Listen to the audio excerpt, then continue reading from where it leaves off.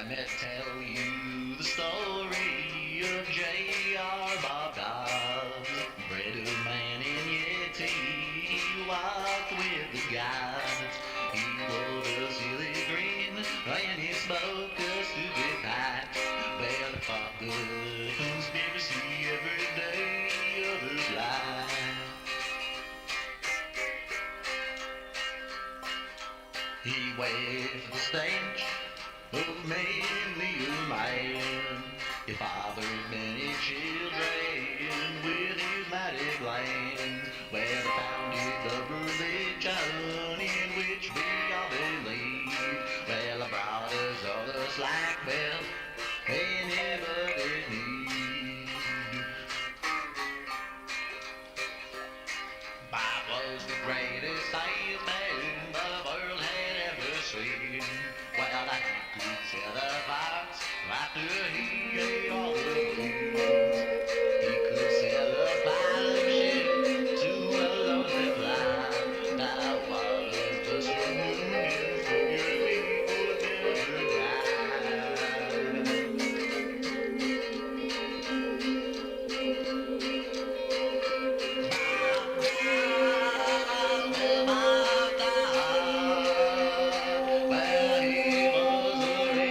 never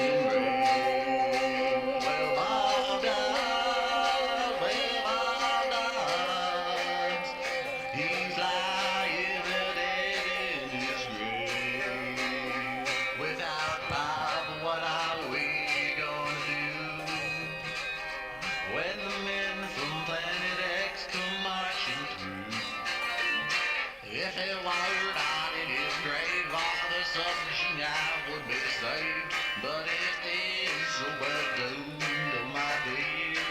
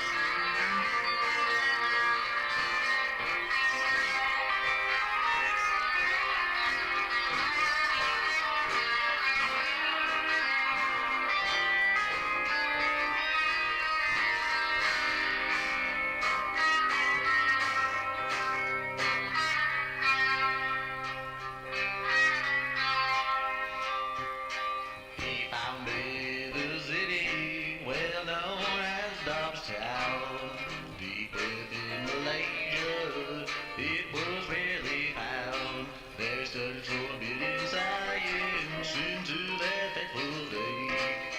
When he came unto his flock in the city by the bay.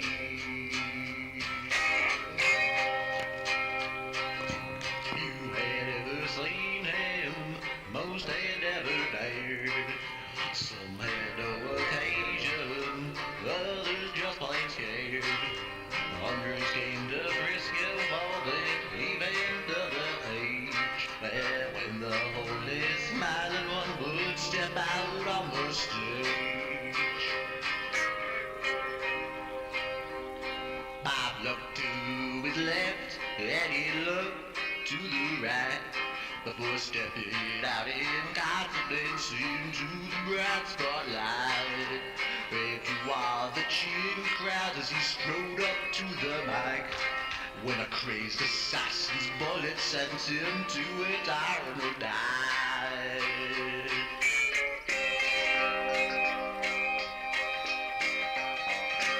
Bob Dobbs, Bob Dobbs, the crowd saw their savior had come.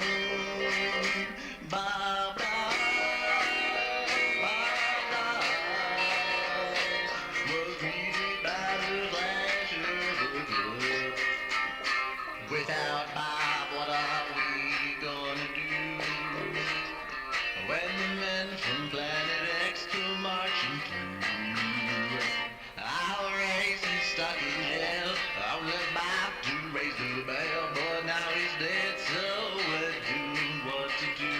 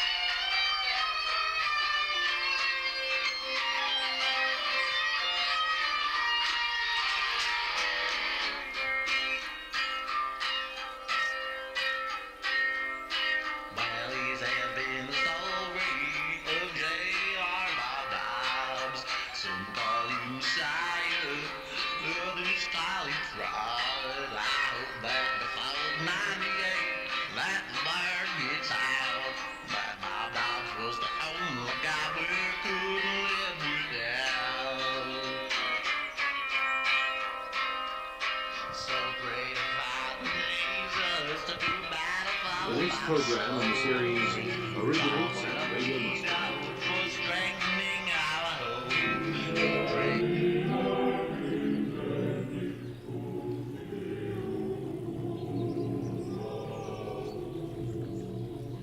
The main thrust of our work is not to contact the space intellect, but to understand how the universe works.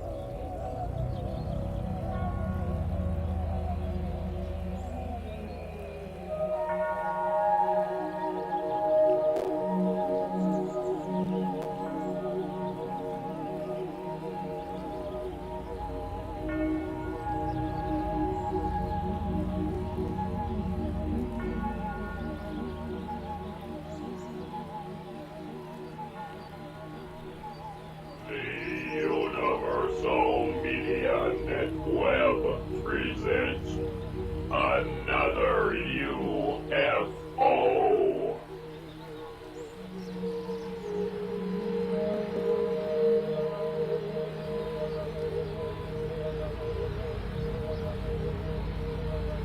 Good. Hello, this is Over the Edge, and this is KPFA in Berkeley. Over Russia on another UFO tonight, and we'll be here until 3. with this particular subject.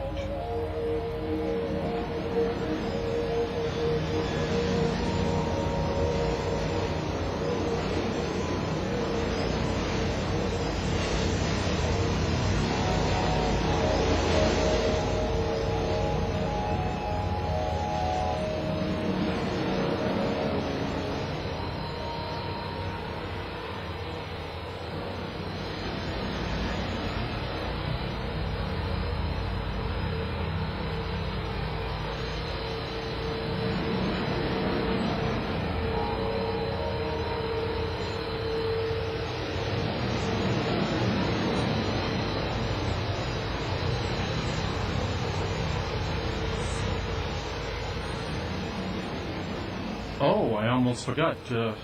There's a new release out by Negative Land called These Guys Are From England and Who Gives a Shh? And we could start by getting up in the air with this.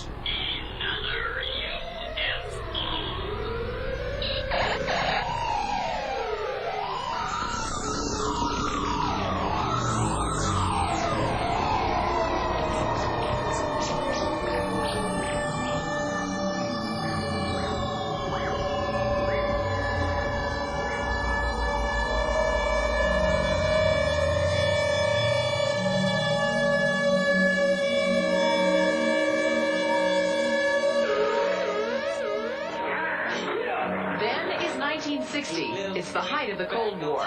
It's the height of the Cold War. Gunsmoke is #1 on TV. Back in California, the Lockheed Aircraft Corporation had set up a secret factory. New Rambler wagons are selling for $1,850, including tax and license. It was known as the Skunk Works. Eisenhower and Nixon are still at Tucson. There, in less than a year, it had designed and built a revolutionary new reconnaissance aircraft. Lockheed Aircraft builds a special spy plane, the U-2. Even the Russians are marching to a pleasant beat. The U-2 took off on its first test flight.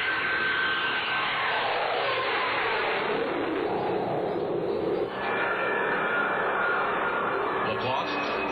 The CIA is overflying the Iron Curtain with secret aerial reconnaissance, dubbed the Black Lady of Espionage. It can reach altitudes never before touched.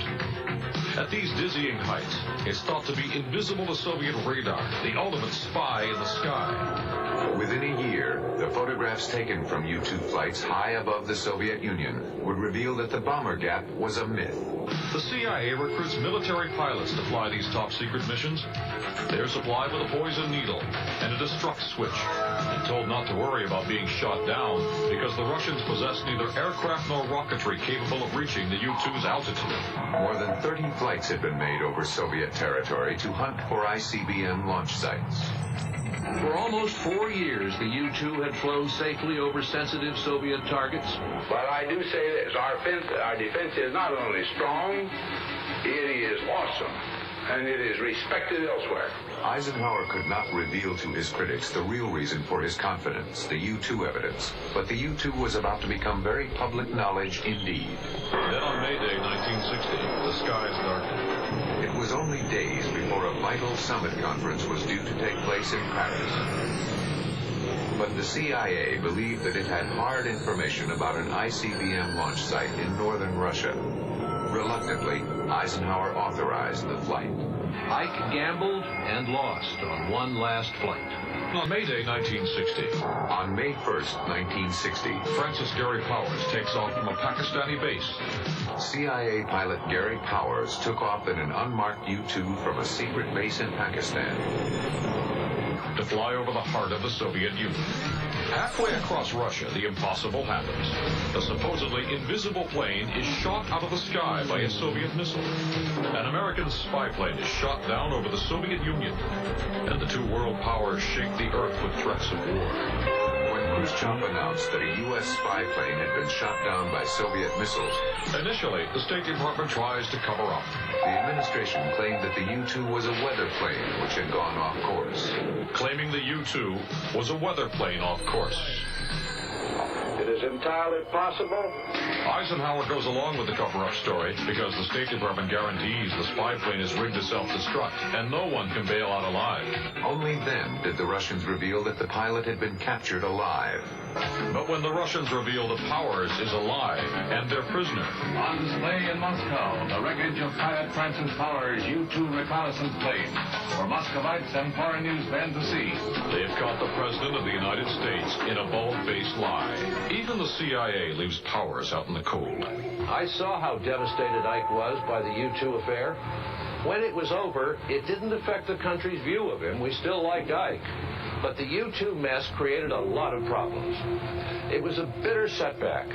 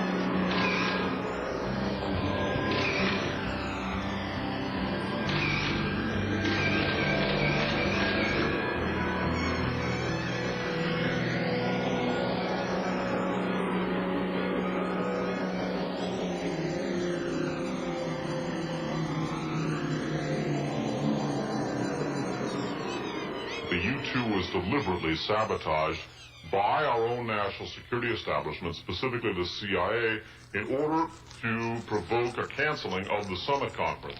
The CIA and the national security establishment did not want a rapprochement. They did not want détente between the Soviet Union and the United States. This mission, that is to say the U-2, flown by Francis Gary Powers, was sabotaged from the inside.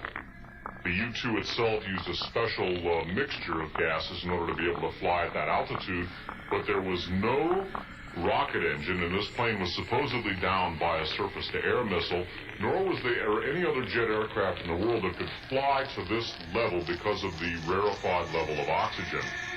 In all probability, the mixture of gases for the engine of the U-2 was tampered with, and this starved the engine, forcing it to a lower level in order to get oxygen, and at this point the plane may have been hit.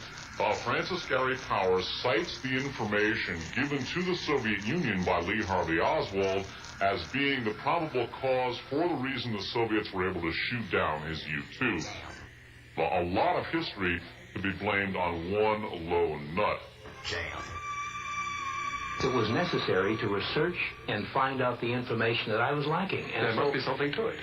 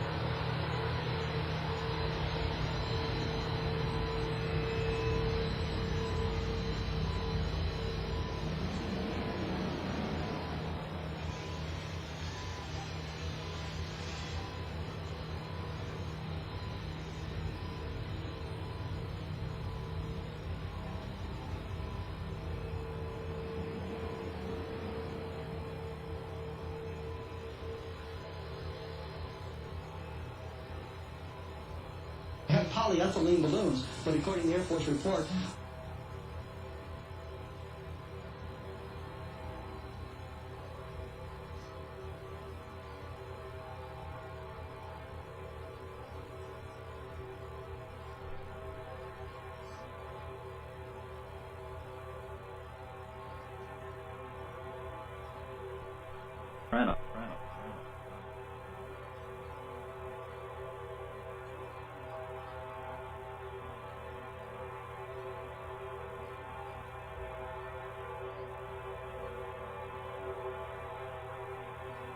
I had a chance meeting with a Russian physicist, Nikolai Kapranov, a PhD physicist who had been a national security advisor to the Russian parliament. He was here in the U.S. to give a lecture on disarmament issues.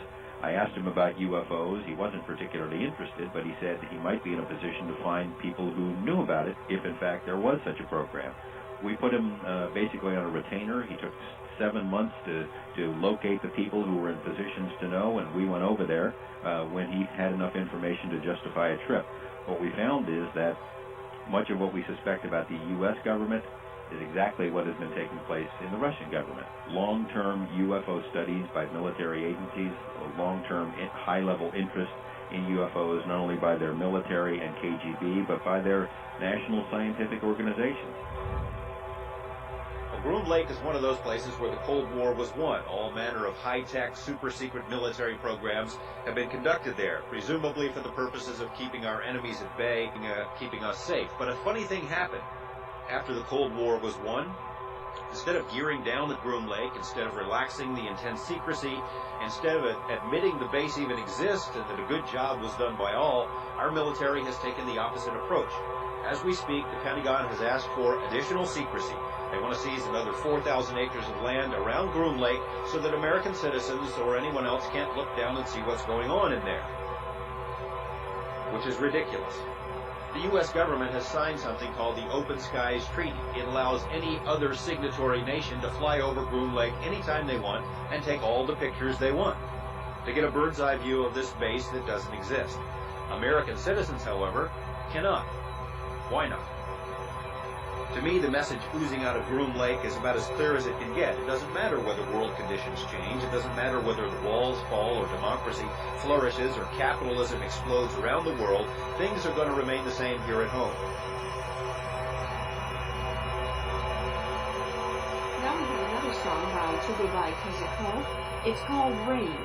You'll hear the lattice vocal and instrumental group.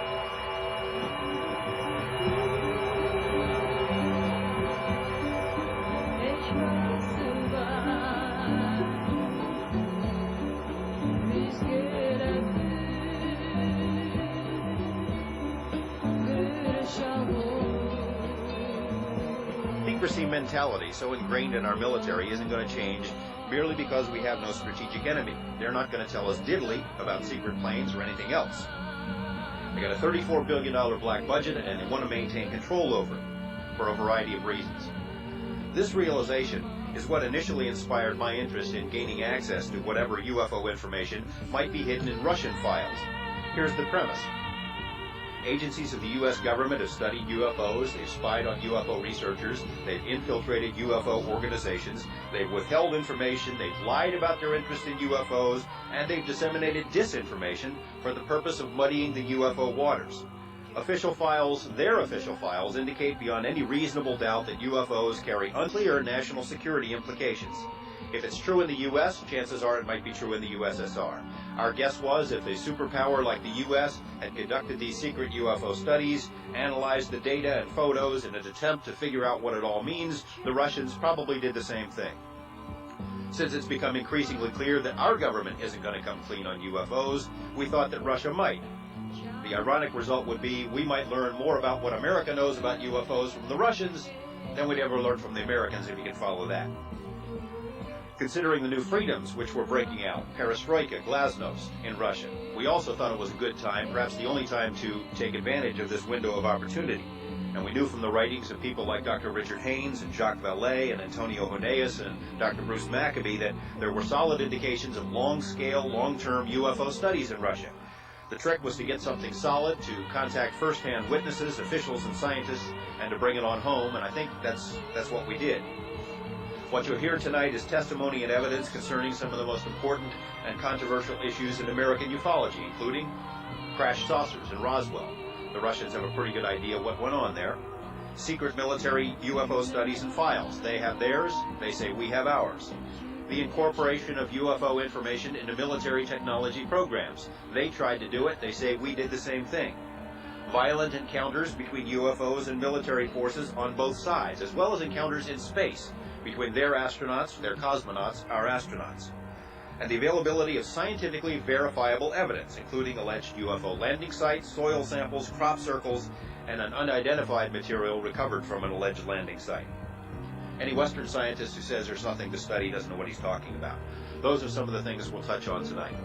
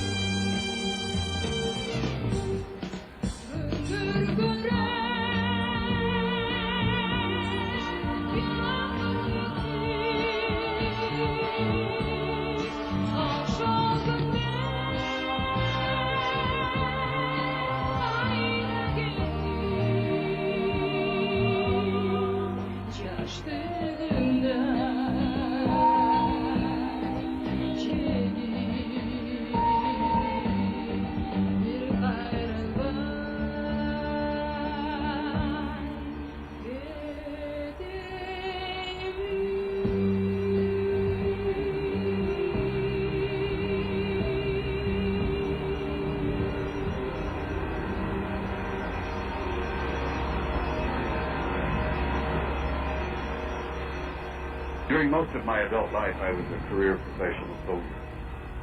I joined the Army in 1950, just in time for the Korean War. And I served a total of 27 years on active duty, and I retired as a Command Sergeant Major, which is the highest enlisted rank you can have in military service. And I'd always been kind of interested in the UFO matter. I'd been a kind of a curious skeptic, I suspect. That's the description. And I was interested in reading a little bit about it, and I had followed some of the information in the 50s. But I had never really been convinced of it. And in 1963, I was assigned to Supreme Headquarters Allied Powers in Europe. And while I was at SHAPE, I was there for almost 5 years. I learned of a study that had been initiated in 1961. And this study was brought about by the fact that during the 50s and early 60s, large circular metallic aircraft with strange design and shape and all began to appear over Central Europe, coming out of the Soviet zone, flying over the Warsaw Pact, flying over the NATO area. Usually these objects would fly over toward England, and generally they would turn north over the English Channel, and they would disappear off of NATO radar over the Norwegian Sea. Well, these flyovers were getting to be rather a nuisance to both the military in the Soviet bloc area and in the NATO area.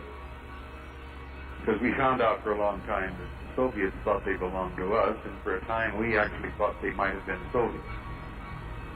But after a while, it became apparent to both sides that these objects were not either one. That they demonstrated technology that was so far beyond anything we had, or the Soviets had, that it became quite apparent that they belonged to someone else. These circular objects would fly over Central Europe at a very high rate of speed, at a very high altitude, in formation, and they were almost always in a formation that was very clear that this was intelligent control. And we'd send fighters up, and the Soviets would too. They made fools out of both of them. 61 was basically designed to determine what these objects were, who they belonged to, why they were there, what they were doing there, what it was all about. Well, the study was completed in 1964 while I was there. I served in shape from 1963 to 1967. And I was fortunate enough to have the highest military security classification you could have in NATO at that time, and that was cosmic top secret. As such, I was assigned to the war room, an area we called SHOC, Supreme Headquarters Operations Center, and having a cosmic top secret clearance allowed me access to just about every classified document in the file. Well, when this study was completed in '64, it was immediately given a cosmic top secret level. And it was an extremely sensitive document. And when I share with you some of the conclusions of it, you can understand why.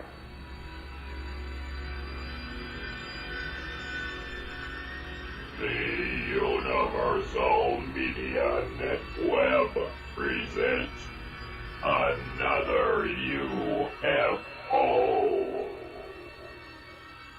It is illustrating how people who have had they've had their hands-on disc craft, they've had face-to-face encounters with non-human entities, and they knew they were non-human.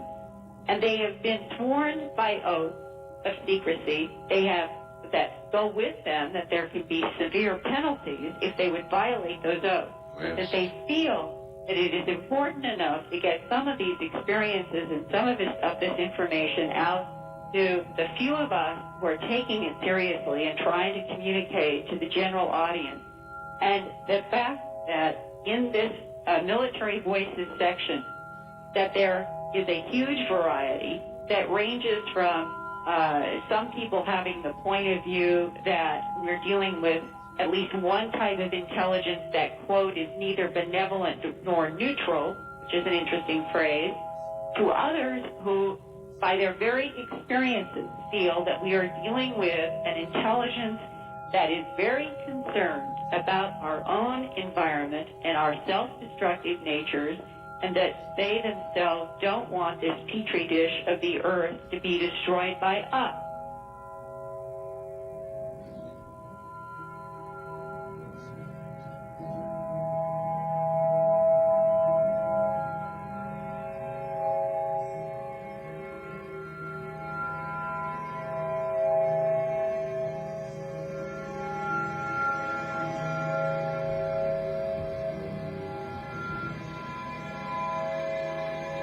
I'd like to tell you about the 28-year-old Moscow musician Mikhail Yermolayev. He was seriously heated as a composer just recently, after his concerto for viola and orchestra resounded at the Moscow Autumn Festival. This recording was made during the festival. The concerto was played by laureate of international competitions Yuri Bashmet and the Leningrad Chamber Music Orchestra.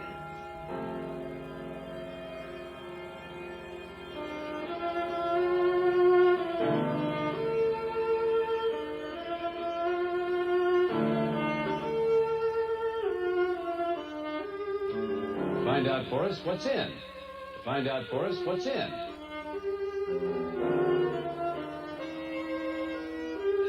Find out for us what's in. Find out for us what's in the KGB UFO files.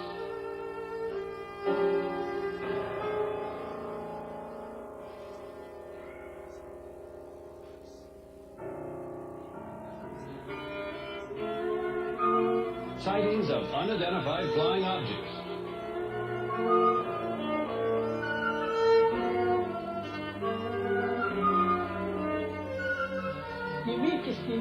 And suddenly the pilots shouted, "Look, film it." We looked and saw a triangle at a tremendous height. It was later estimated to have been flying at 7 miles up. It was apparently enormous. Before a plane could scramble into the air to identify the object, it went behind a cloud and disappeared. They understood after the report to the government that they really took it seriously. I say seriously because the film was taken away. It was declared completely secret. The film was immediately locked up in KGB vaults and never seen by the public. That is, until we got a hold of it.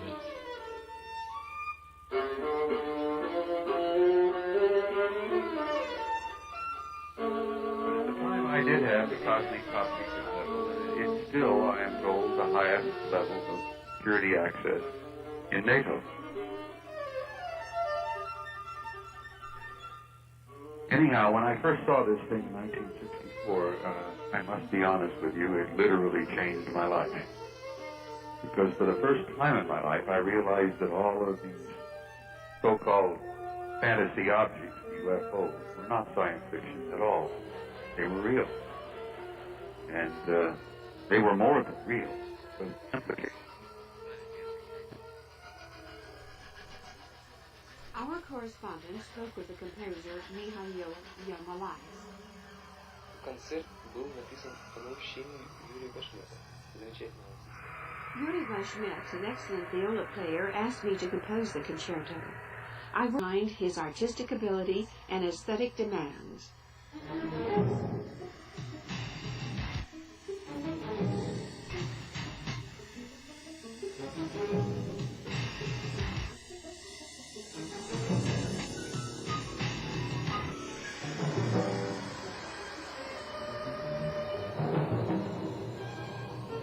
Space was not alone.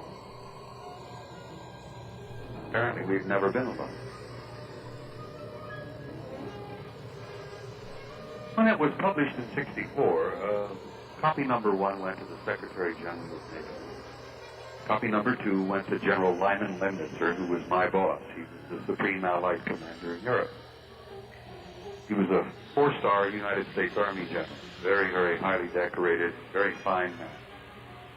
Copy number 3 was put into the shape war room, a place we called shock, and it was placed in the vault.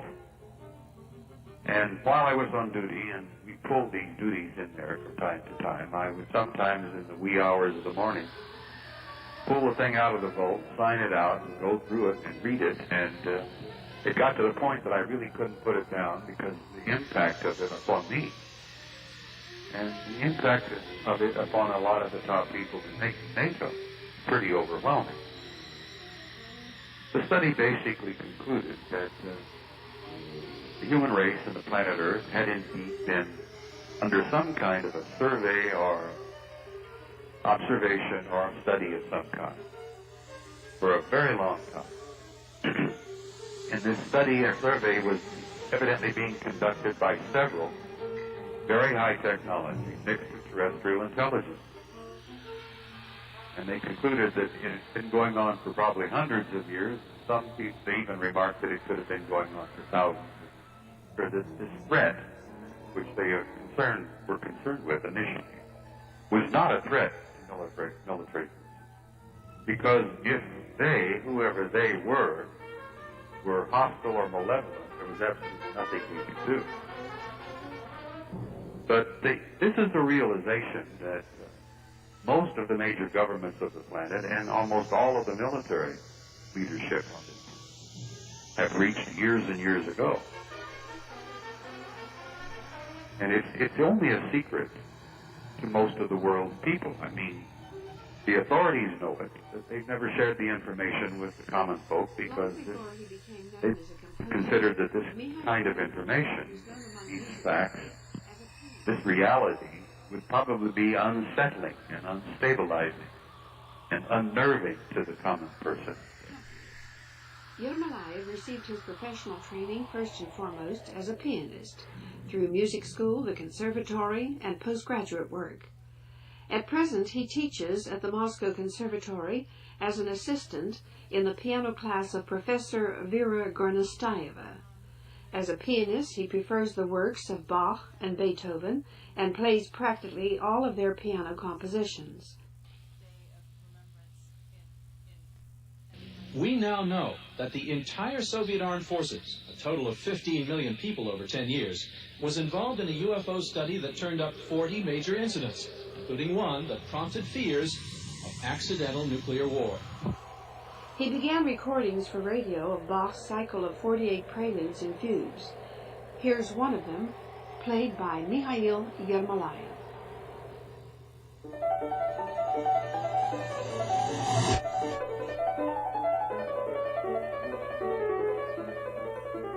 A visit to Russia does not qualify as travel for the timid. There are a lot of stereotypical images that we've turned out that turned out to be more or less accurate. Cold, gray, drab, snowy, slushy, muddy, windy, rainy, nasty, depressing, bad food, bad roads, bad service, worthless currency, rising crime, crooked cops, corrupt officials, spies under every bed, general paranoia, mosquitoes the size of Volvos, where men measure their back hair in bales and women wear napkins on their head, all true more or less.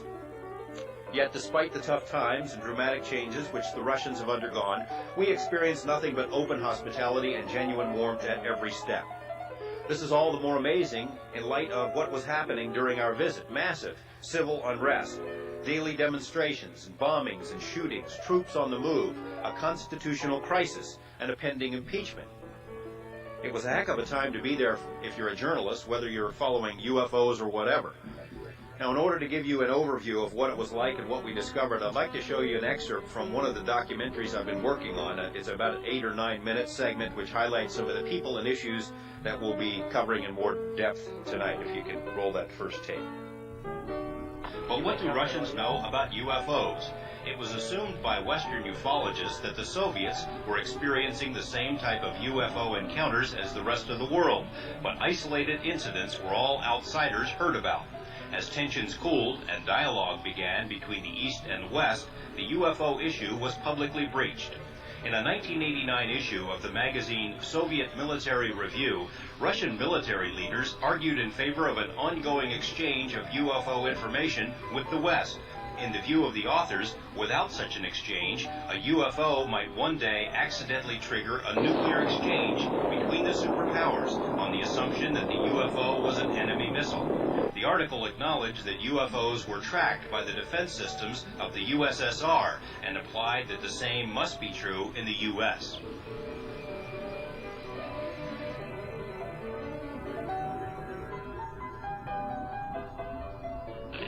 Your work in the military is primarily boredom, interspersed with brief moments of pure terror.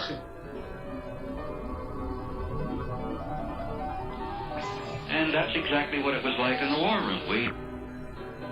The Universal Media Network presents another UFO.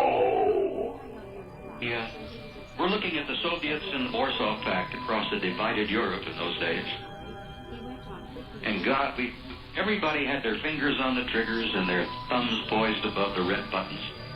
And it's no joke to tell you that World War III was only moments away.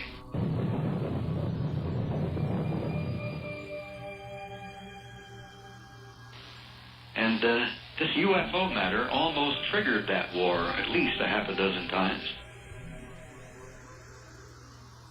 Closed down a complete Minuteman facility up near Minot, North Dakota. And I've gotten the full report because I've talked to some of the guys who were there.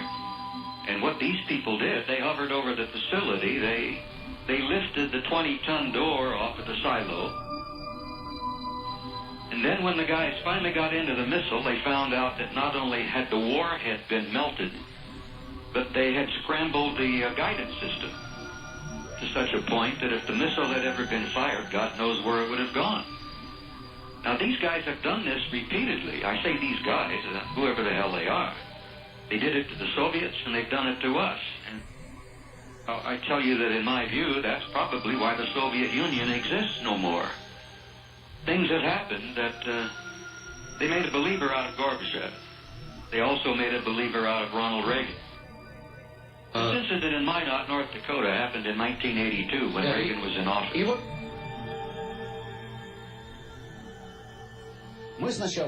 At first, we believed UFOs were something made by the Americans.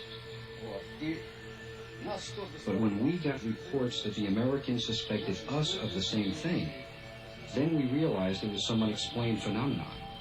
An unexplained phenomenon seen as a possible threat to the Soviet Union. September 20th, 1977, at ʍᴏᴜ. Hundreds of people in the region report seeing a UFO shaped like a giant jellyfish. One artist painted what he saw. Ŭrгенть ဝаРнинգ, a scientist from Russia's top astronomical institute, collected eyewitness reports and used them to estimate the altitude and the trajectory of the UFO. It turned out that it was something like 7 miles above the ground. It could not be a satellite, polar lights, an aircraft, or a meteorite. I don't know what it could have been. The military could not explain ʟɪᴠᴇ. That worried the leaders of the Soviet Union. What were these UFOs? Who sent them here?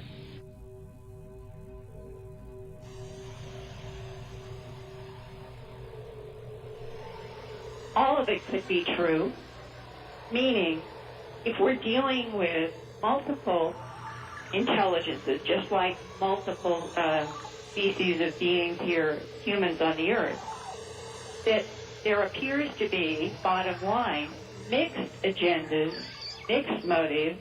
Some seem to be highly supportive of helping us, I believe, as a species, get beyond where we are. Others may not have any, what you would call, evil intent. It may be that they are just the pragmatic farmers of the universe, and that they get and harvest genetic material from this planet, or do a whole host of other things. But that, coming back to the government policy and their own stated interest in this training manual, is that our government, more than anything else, wanted to study the craft and the technology that they were gaining, and that they wanted to apply that information to American military-industrial applications. That there are a strong indication that there are communications between non-humans and our government over issues such as no nuclear war. And I go into that very fascinating experience that Robert Stalin had when he was stationed at Malmstrom Air Force Base, and back in the 1967 period, where they had approximately 10 Minuteman nuclear missiles in Echo flight and November flight, suddenly all go down as if they were linked, and the contractor who had built the Minuteman missile said that what happened was impossible. Well, Robert Stalin, he had decided finally, after he's been retired from military career, that he was so haunted by what had happened at Malmstrom Air Force Base that he decided with some other people to file Freedom of Information Act request about that date, which was the March 16th, I believe it was, in 1967. Where? Yeah, this happened not just at once. This happened multiple times to different people, but Bob Stalin was there underground, about 80 feet below, in the Minuteman launch control facility, when he gets a call from a security guard up above saying there is a red, glowing, disc-shaped object at the gate. They perceived it as a gate around this area at Malmstrom. And I'm reading from a March 17, 1967, dated secret message from the Strategic Air Command, SAC, in Omaha, Nebraska, to Air Material Center at Hill Air Force Base, Utah. They managed the Minuteman missiles back then. It says, quote, this is, and it's classified secret at the top, and then they had to scratch that out when they finally released it this past year to Robert Stalin and the DFOIA request. It says, secret message, all 10 missiles in Echo flight at Malmstrom lost strategic alert within 10 seconds of each other. And that was supposed to be an impossibility. So this was a message from the standpoint of this red glowing pulsing object there, that it had the ability to do that. It had the ability to bring down our nuclear missiles and do it in such a way that the creators of them said it was impossible. And eventually, as we all know now, we ceased above-ground nuclear testing. We ceased doing atmospheric testing, and the world has moved away from what may have been a nuclear missile exchange.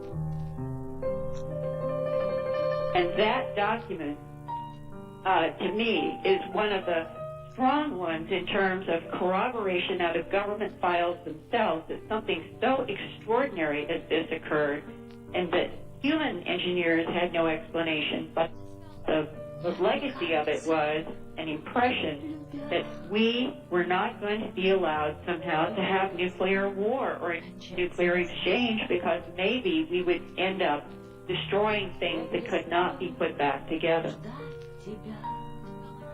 А ты придешь совсем внезапно, не отрекаются, любя.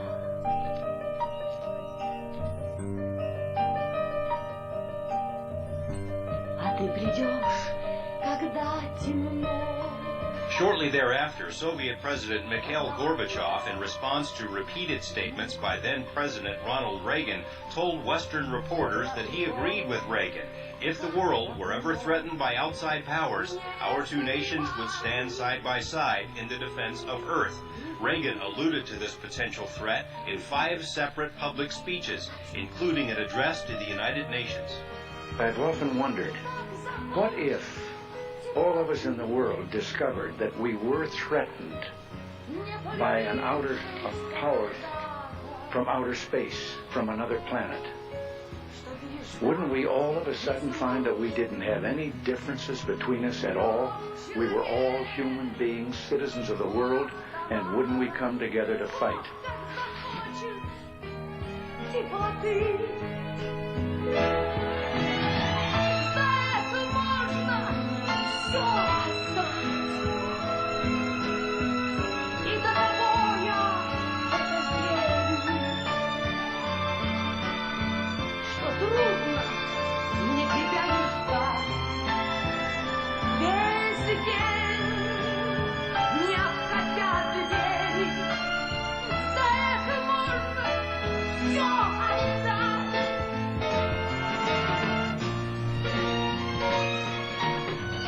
Well, to try to be brief, the document itself was about 1.5 inches thick. It was supported by about 6 inches, perhaps maybe 7 inches of supporting what we call annexes or appendices. And there were 10 of them.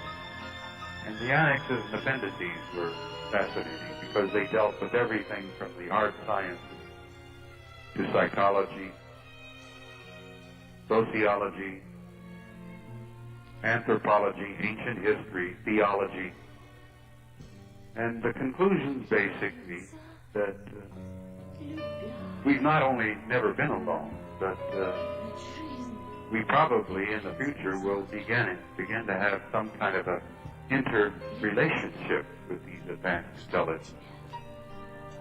А ты придешь совсем внезапно, не отрекаются, любя. Не отрекаются, любя. Не отрекаются, любя.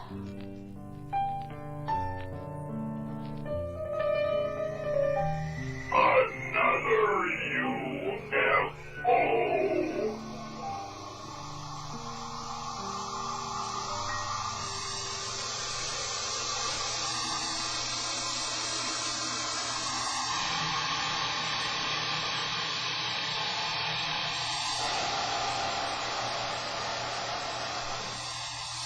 And that was the part of it that I found so exciting.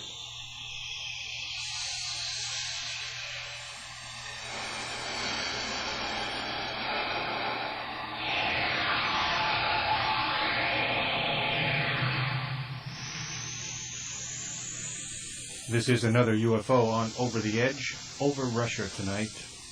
This is KPFA and KPFB in Berkeley, KFCF in Fresno.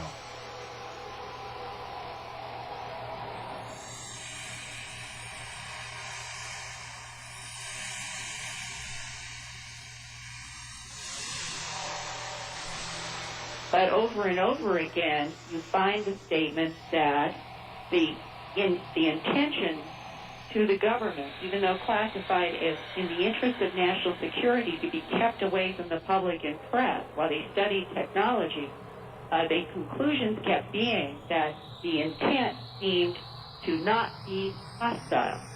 And I think we should keep that in mind. Expeditions made very good arrangements of folk songs and studied ancient Russian music.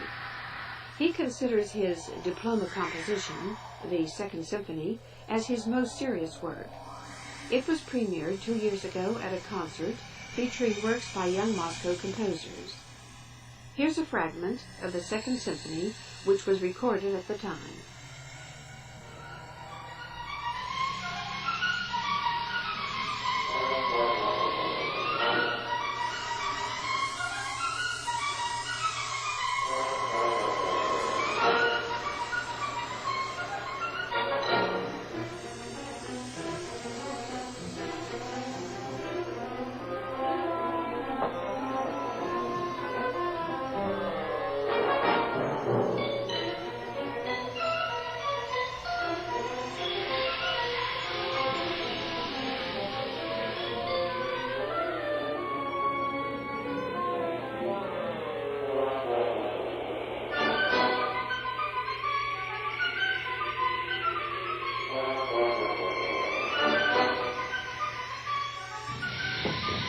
In November 1977, a special meeting was convened at the Kremlin. 35 people were present, top military brass, scientists, and government ministers. Meet the man chosen at that meeting to coordinate the military's research on UFOs, Colonel Boris Sokolov. I was coordinator at the Defense Ministry of research in the field of anomalous phenomena in the atmosphere and in outer space. Sokolov says the military's interest was driven, again, by the Cold War. The Russians had observed that UFOs seemed able to fly at extraordinary speeds and to disappear from radar, even from sight, at will. It was presumed that if we obtained the knowledge of such technologies, we would achieve a considerable advantage in the competition in which we were unfortunately engaged at the time. The decision was made to conduct a gigantic study. All Soviet military personnel were ordered to report in depth about any sightings or contact with UFOs. Over a 10-year period, 15 million people told Moscow about everything unusual that they saw, photographed, or monitored on radar. October 4th, 1982, ʟɪᴠᴇ, Ukraine. Near a sleepy farming village, our search brought us to perhaps the most frightening case of all, an incident that could have started an accidental nuclear war. I was riding a motorcycle not far from here. I saw a large object in the air. It had a perfect geometric shape. Every person we spoke to in ʟɪᴠᴇ said they saw a flying saucer on that day. They told us it was huge, about 900 feet in diameter. For hours, it hovered over the nearby ballistic missile base, where Lieutenant Colonel Vladimir Platunov worked as a missile engineer. It looked just like a flying saucer, the way they showed them in the movies. No portholes, nothing. The surface was absolutely even. The disc made a beautiful turn like this, on the edge, just like a plane. There was no sound. I had never seen anything like that before. Lieutenant Colonel Platunov took me to the ruins of what was then a missile silo, with a nuclear warhead pointed at the United States. It was dismantled 3 years ago under an arms reduction treaty. Platunov was in the bunker on that day 12 years ago. In this room were dual control panels for the missile, each hooked up to Moscow. What happened next so alarmed the Soviet military leadership that a 4-man commission was sent the next day to investigate, including Colonel Sokolov. During this period, for a short time, signal lights on both the control panels suddenly turned on. The lights showing that missiles were preparing for launching, as could normally only happen if an order was transmitted from Moscow. No one had touched any buttons. No one had entered any codes. And yet, as the UFO hovered over the base, the control panel showed the missiles were preparing to launch. For 15 agonizing seconds, the base lost control of its nuclear weapons. What happened here on that day has never been explained. There were military exercises going on at the time of the incident involving the use of explosives in the air, but they were over 200 miles away. The weather conditions were normal, and when the Commission ordered the control panels of the missile base taken apart, piece by piece, nothing was found to be out of order. February 23rd, 1988, 6 years later, Kapustin Yar near the Caspian Sea in southern Russia. It is Soviet Army and Navy Day, a national holiday. An unidentified flying object appears on the radar screen protecting the military base. As the UFO moves towards central Russia, the entire Soviet anti-ballistic missile radar grid goes on alert. Several times, fighter pilots are ordered to fire on the object. Each time, the pilot would report that as he prepared to fire, the target had disappeared. Finally, the UFO went away for good. Then Colonel Andrei Varfolomeev, who was on duty that day, says the top brass decided not to file a report. Who needs to become notorious as the cuckoo commander? Some believe there are UFOs, others don't. But a commander does not need the headache.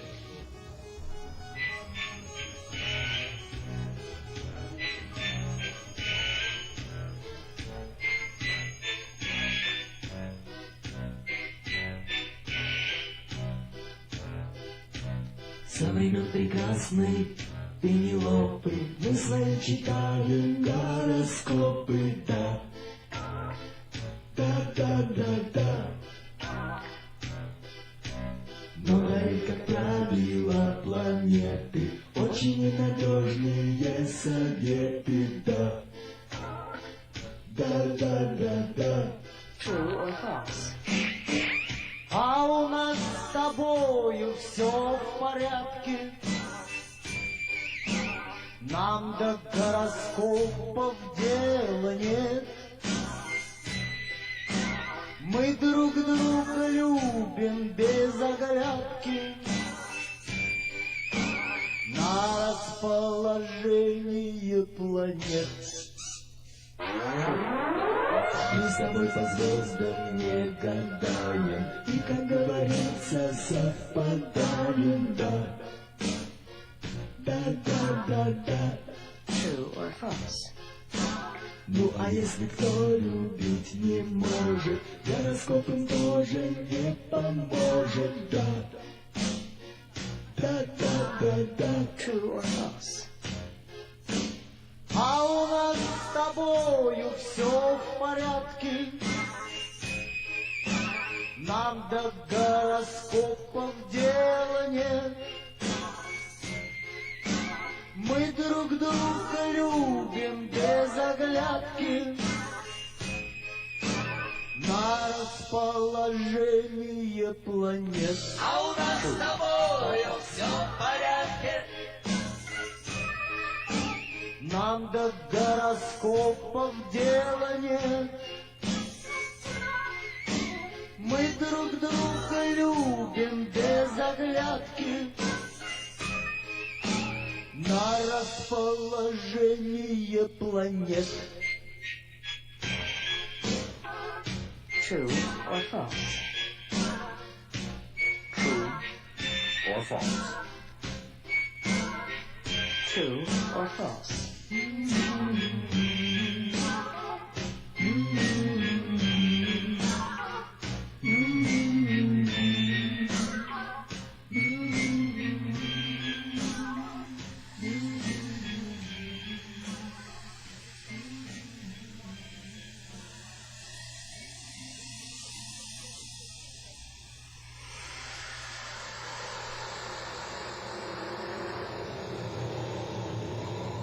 Mikhail Yermolayev became a member of the Union of Soviet Composers, a voluntary creative organization.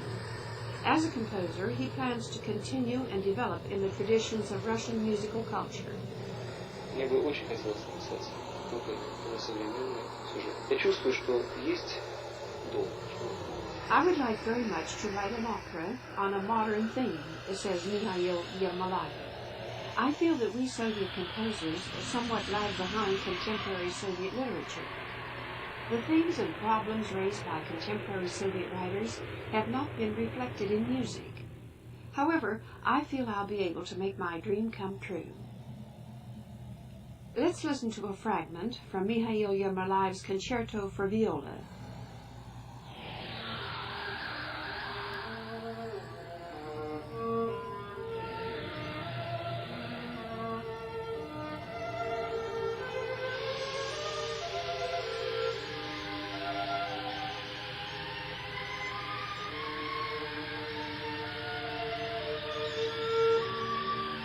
Particular threat. In November 1989, Soviet attitudes on UFOs became abundantly clear. The official news agency TASS reported on the alleged landing of an alien ship in the city of Voronezh. According to TASS, tall aliens and a robot exited the spaceship, walked around the park, and then left. The story was reported in the New York Times, Wall Street Journal, and on network news. None of these major media outlets had their own reporters on the scene, so most chose the approach they normally take with UFO stories. Earlier tonight, the CBS Evening News with Dan Rather included a report about the alleged alien landing at Voronezh. Rather, Riley commented on the Soviet claims about 10-foot tall aliens walking around a Russian park. The CBS newsman added, "Don't believe everything you read in TASS." Within days, the Voronezh story assumed almost surreal proportions. American headlines chortled about pinhead aliens. Follow-up stories claimed that the only witnesses to the landing were young children. And because the tall aliens described were different from the usual short, bug-eyed variety Americans hear about, it was smugly assumed the Russians must be wrong. So much superfluous information was added to media accounts that it took only a few days to generally discredit the entire event. Prominent astrophysicist Jacques Vallée was one of few Westerners to personally investigate the case by meeting with Russian sources firsthand. In Voronezh, there were many cases, not just the case that made the newspapers, not just the case that was reported by TASS with the school students. The witnesses were not just kids, they were 18, 19-year-old kids, very articulate, and obviously they had seen something. There were physical traces there, but there were many other cases. There are over 1,000 witnesses in all in the city of Voronezh. Voronezh is a large city, it's over 1 million people. What they showed me was the film, the physical evidence.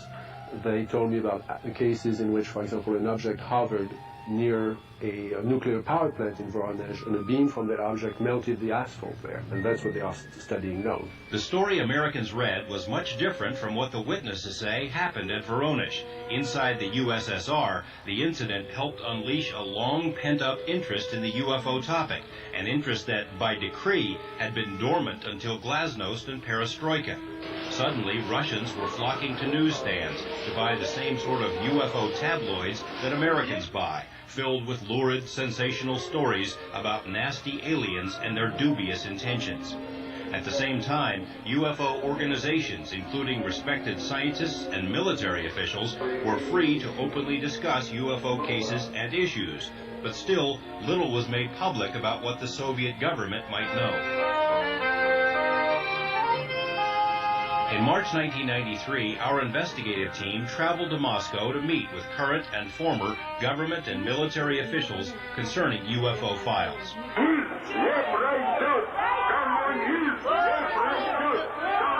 The journey was undertaken during a period of dramatic political and social upheaval in Russia, but few events could be as dramatic or as important as what was uncovered about UFOs and human knowledge of the alien presence.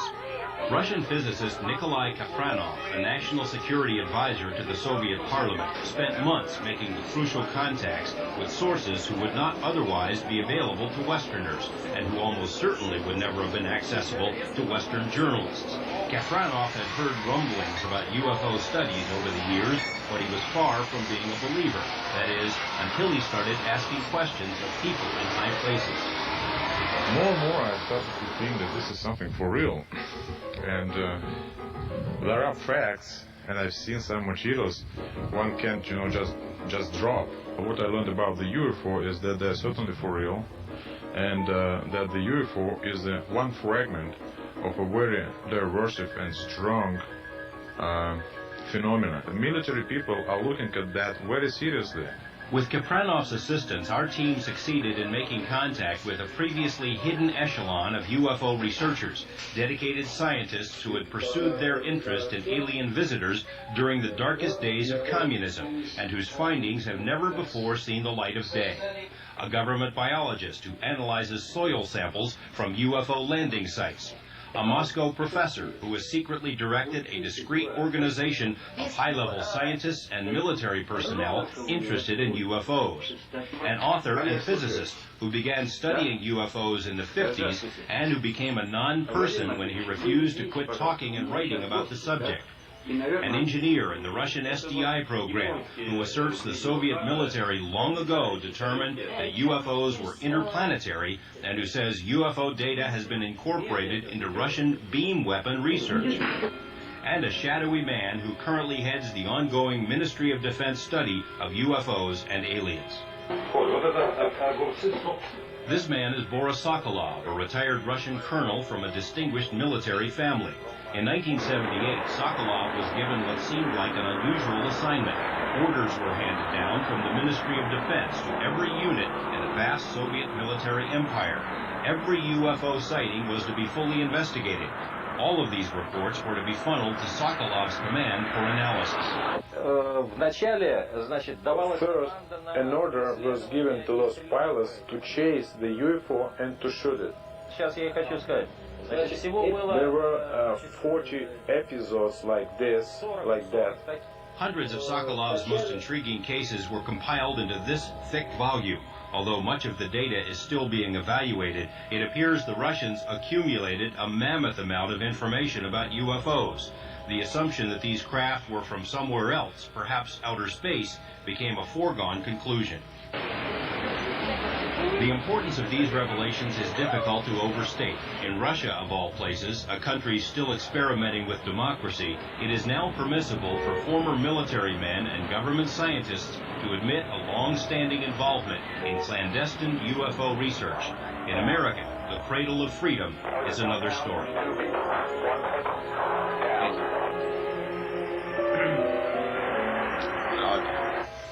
Thanks for the tape.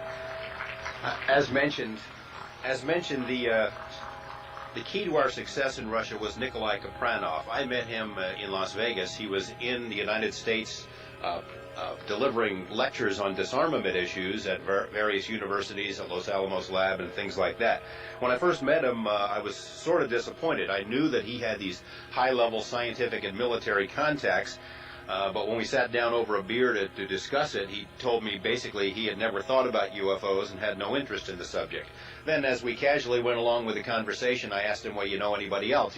He starts dropping these names like, well, yeah, I do know this guy in the KGB who told me about UFOs one time, and I do know this high-ranking military guy who's talked about it. And I said, basically, let's go for it. I mean, do you think you can get these people to talk about it? And he said, yeah, I can give it a try.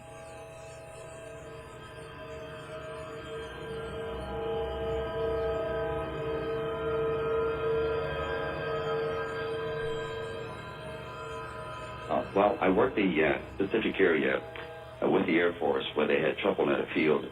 And as engineers, we'll be handled trouble reports and try to work out the problems that the Air Force ran into. We're a team that worked at Boeing. However, in this particular case, we got contacted by our representative in the Ugrgen Air Materiel area. Told us that give us heads up that we had a project coming in, need to be looked at, and I got the project. And it was that 10 missiles went down. There was no explanation. At the time, there was no mention of a UFO. We gathered a team together and sent them out there.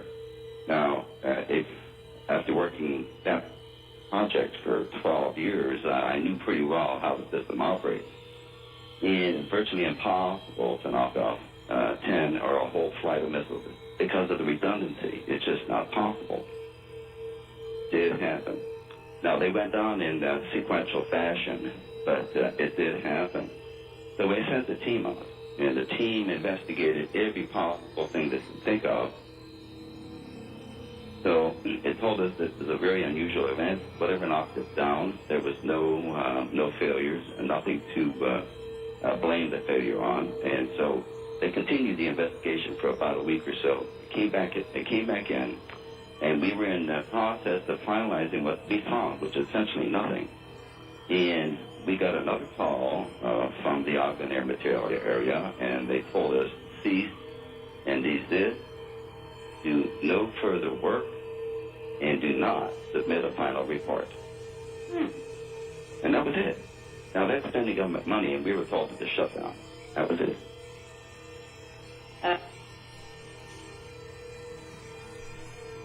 Over the edge to another UFO.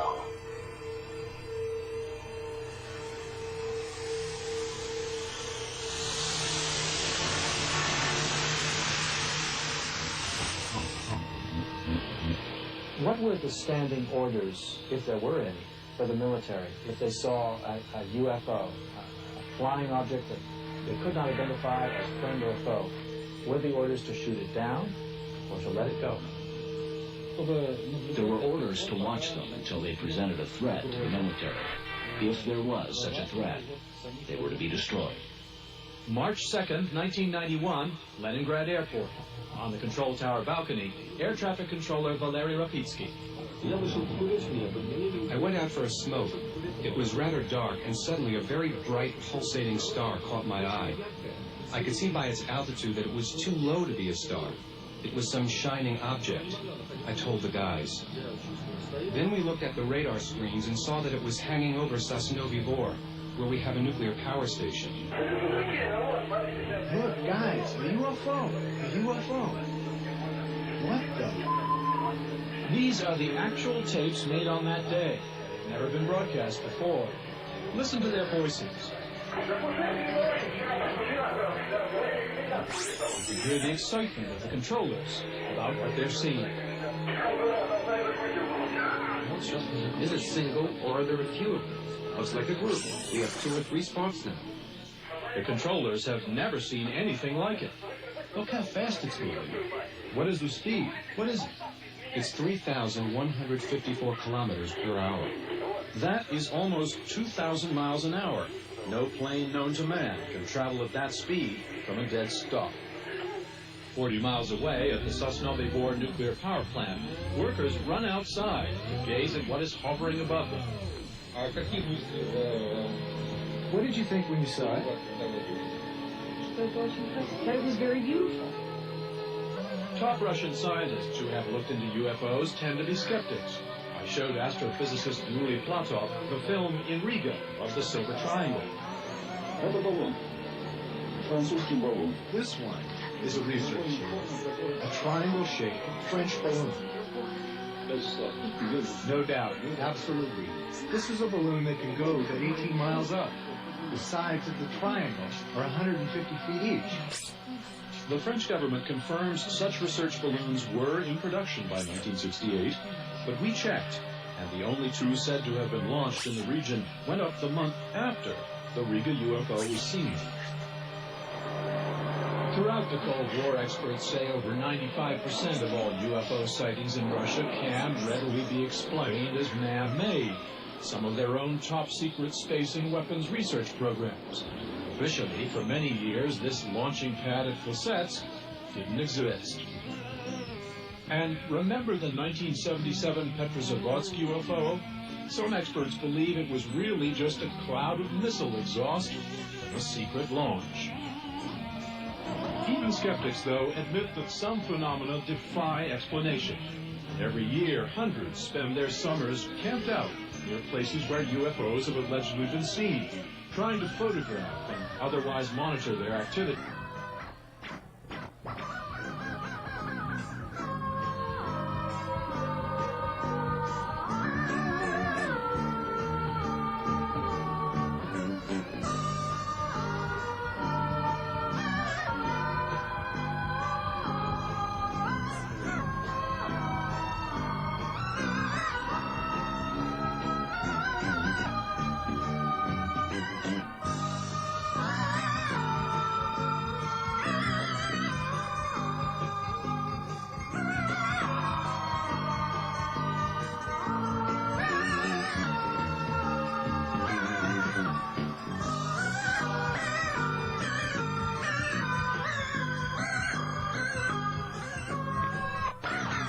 Over the Edge. KPFA, KPFD in Berkeley, KFCF in Fresno. Over the Edge brings you another UFO.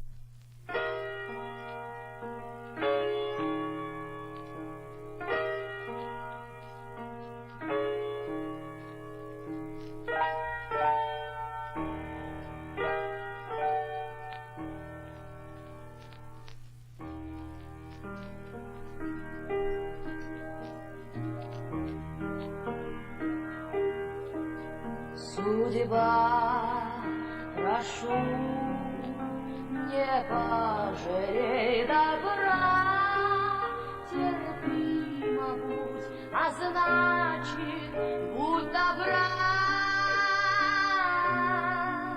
Храни меня и под своей рукою дай счастье мне, значит, дай покоя,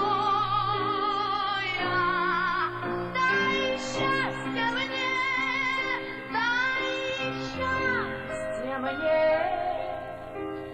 той женщине, которая поет.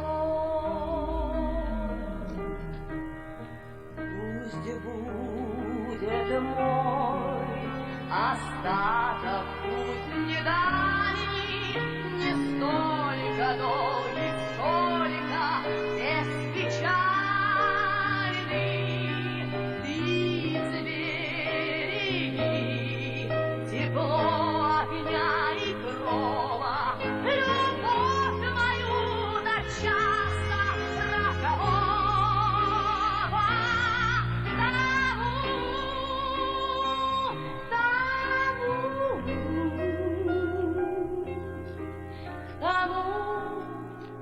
Кто, к сожалению, не поет.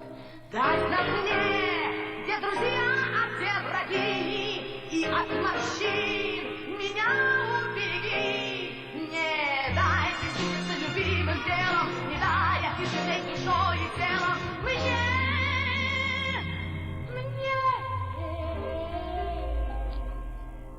Той женщине, которая поет.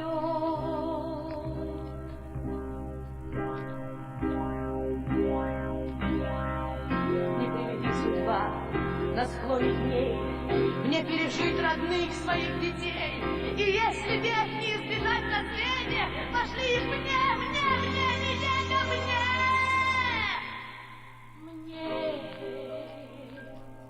Той женщине, которая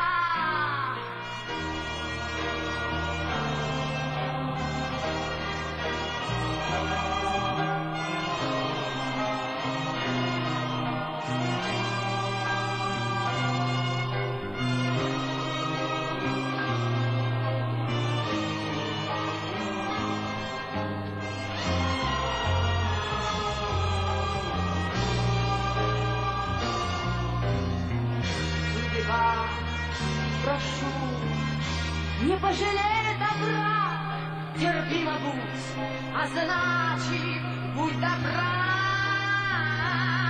Храни меня и под своей рукою дай счастье мне, а значит, дай покоя, дай счастье мне, дай счастье мне. Женщине, которая поет.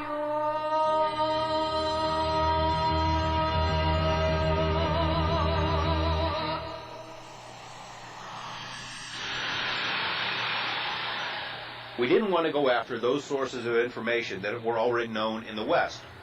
No professional ufologists.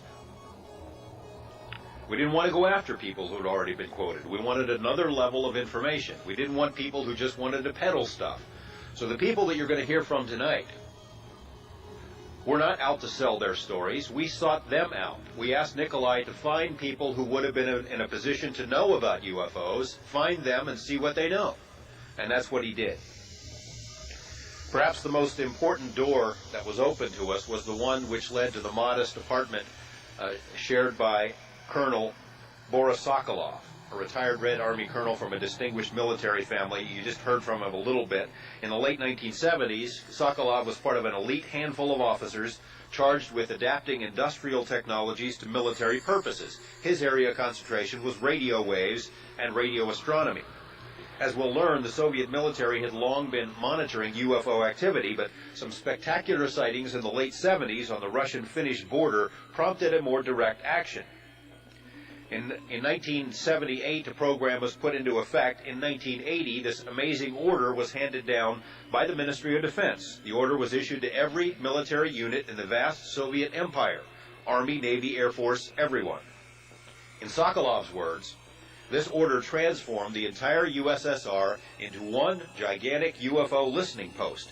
Simply put, the order stated that every UFO sighting, every UFO encounter, every unexplained aerial phenomena incident had to be fully investigated, witnesses interrogated, evidence assembled, and a complete report was to be funneled at once to Sokolov's office.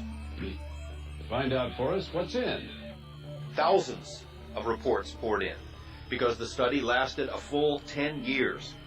Sokolov is undoubtedly correct when he says that a collection effort of this magnitude can probably never be duplicated. The Soviet Union doesn't exist anymore. No more Soviet military empire. We can cue up the second tape here. Here is Colonel Sokolov speaking about some of the highlights from those reports and why this vast study was undertaken in the first place. The military was interested for three reasons.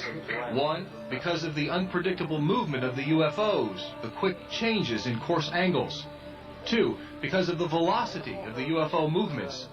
And three, because UFOs observed visually could not be seen on radar, and those seen on radar could not always be seen visually.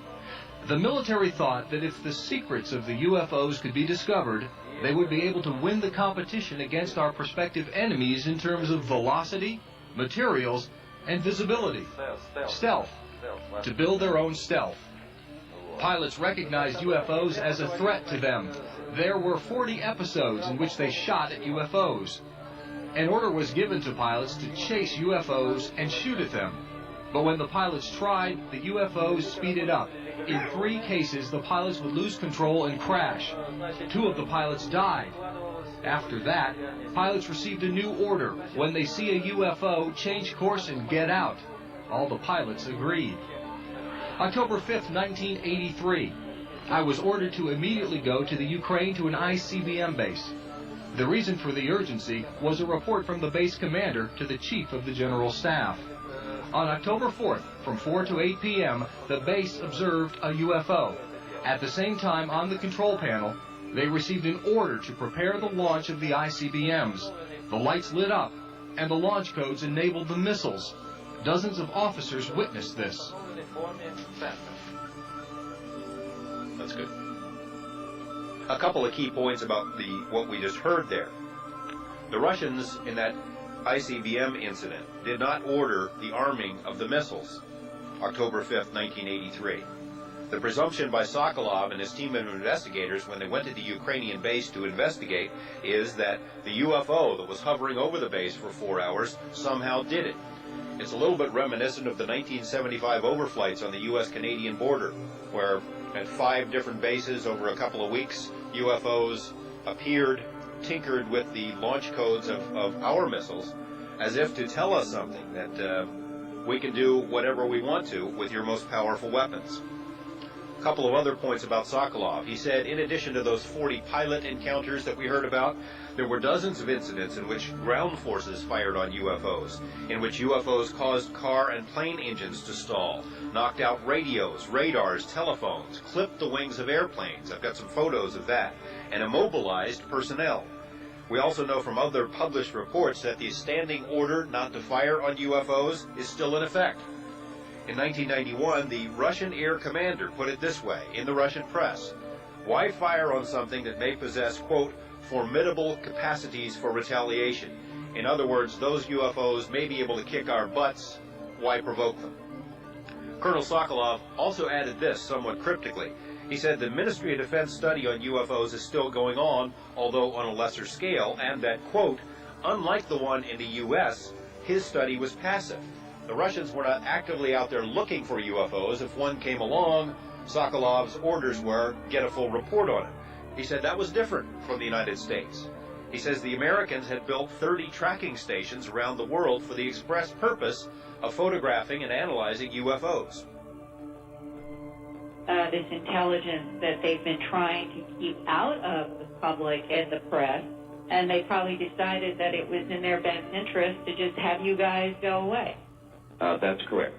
Now, there were some other investigations done later on, but they were not UFO related.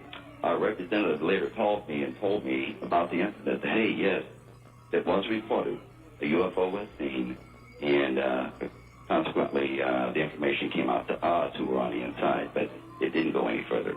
Reminds me of my own brother's experience at Malmstrom 10 years later in October of 1975. He was so excited by what happened that he called me in Boston, where I was doing medical programming for Dr. Timothy Johnson at the ABC station there. And I remember the first excited words out of his mouth were, Linda, a UFO set down on the base. And then he proceeded to tell me that he and his fellow colleagues had been at a wing party and beepers started going off all over the place. And he had orders to get into a helicopter to take certain people out, going toward what was known as a Kilo 7 missile place. It would be like one of these missiles in the Echo and November flight, but now this is in 1975, not 1967. And as my brother was flying some people toward this location, he was listening to the radio chatter and hearing the sabotage alert team was actually arguing with the command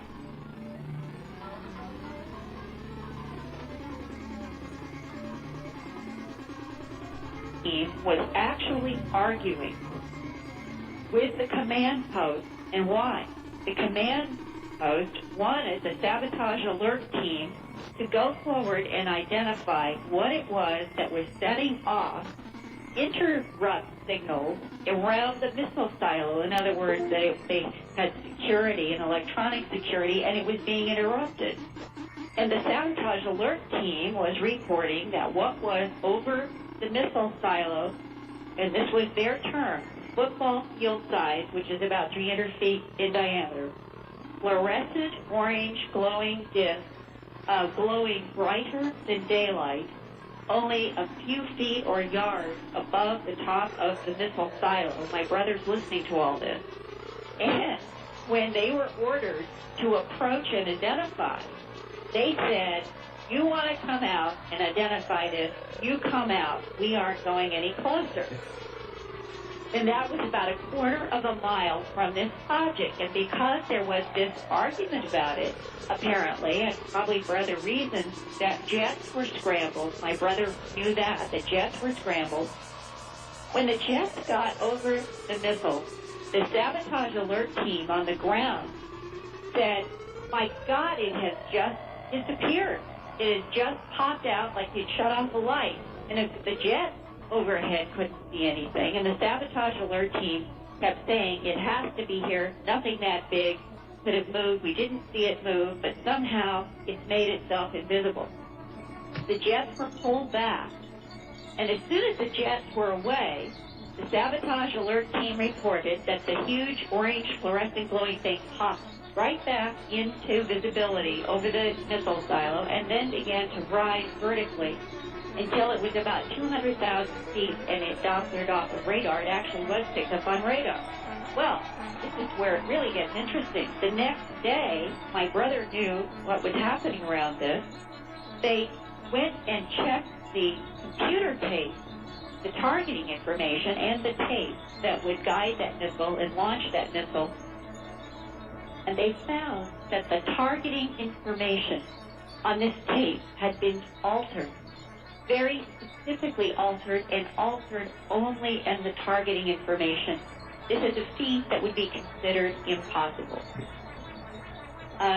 I thought it would be almost like a joke from another intelligence trying to get us to stop this nuclear arsenal buildup if in fact the target had been changed to Washington, D.C. But I have not any idea. And then my brother said further that after they found that the targeting information had selectively been altered, they took the entire missile out and they put a brand new one back in. So these were the things that were actually happening behind the scenes that never made headlines and were all associated with these large glowing disks.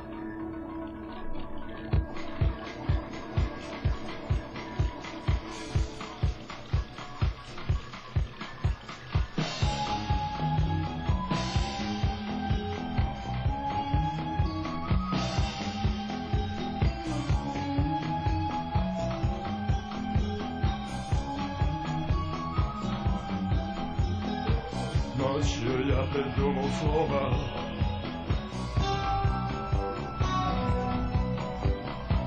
совсем коротенькое слово.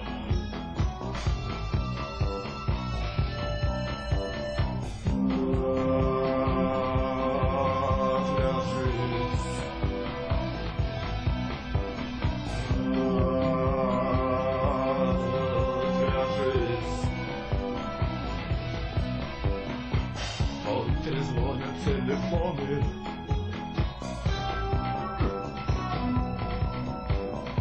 в душу лезут телефоны.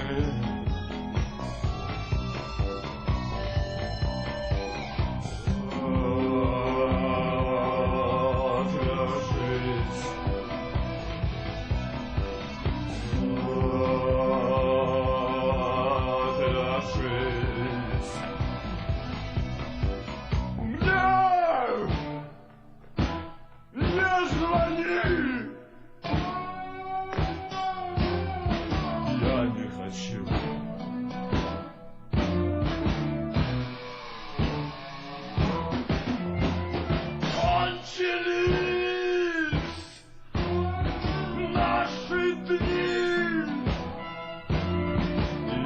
Тебя не люблю.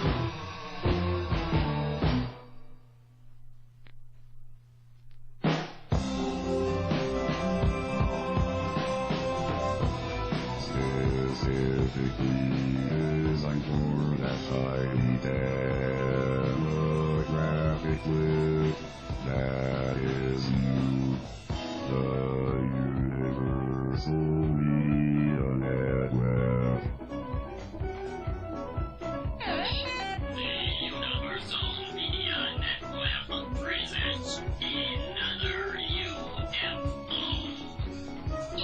The main thrust of our work is not to contact the space intellect, but to understand how the universe works.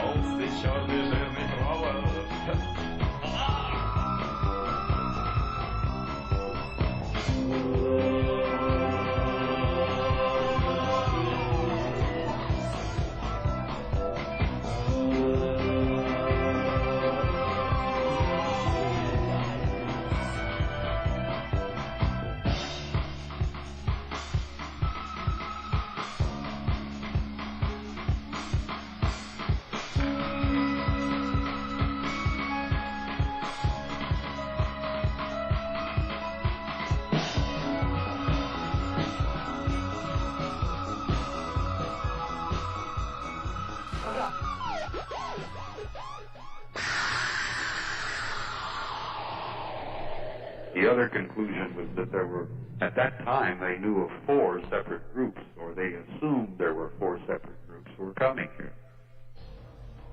There was a crash. There was one crash that took place during the time the study was underway. A large 30-meter metallic circular disc crashed in northern Germany right near the Baltic Sea. And at the time, a British engineer battalion was the first military organization on the scene. And when the British got there, they found this 30-meter disc had kind of, well, sunk into the soil. It had not exploded or come apart. It kind of halfway buried itself in the soft sandy soil up there in that area. And when they got inside of the thing, they found 12 small bodies. And that was all in one of the annexes on autopsies. Photographs of the little bodies, photographs of them being taken out of the ship on stretchers, loaded upon ambulances. But the photographs were kind of sobering because the little bodies were bodies. And that was all in one of the annexes on autopsies. Photographs of the little bodies, photographs of them being taken out of the ship on stretchers, loaded upon ambulances. But the photographs were kind of sobering because the little bodies were rather small. They were about 3.5, 4 feet tall. And they were all absolutely identical. And some of the autopsy remarks that had been made by the medical examiners indicated that they didn't think they were a species or a race necessarily, because they were all absolutely identical, and they could not find any kind of reproductive capability, or at least no kind of reproductive capability that we could recognize.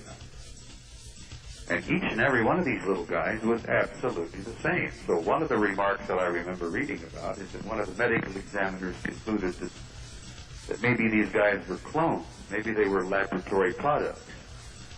Perhaps they were biological androids. Well, that was pretty heavy stuff back in 1964. Now, over the years since, it's not quite that amazing. I guess we've come to a point in our own science where we can practically do the same thing.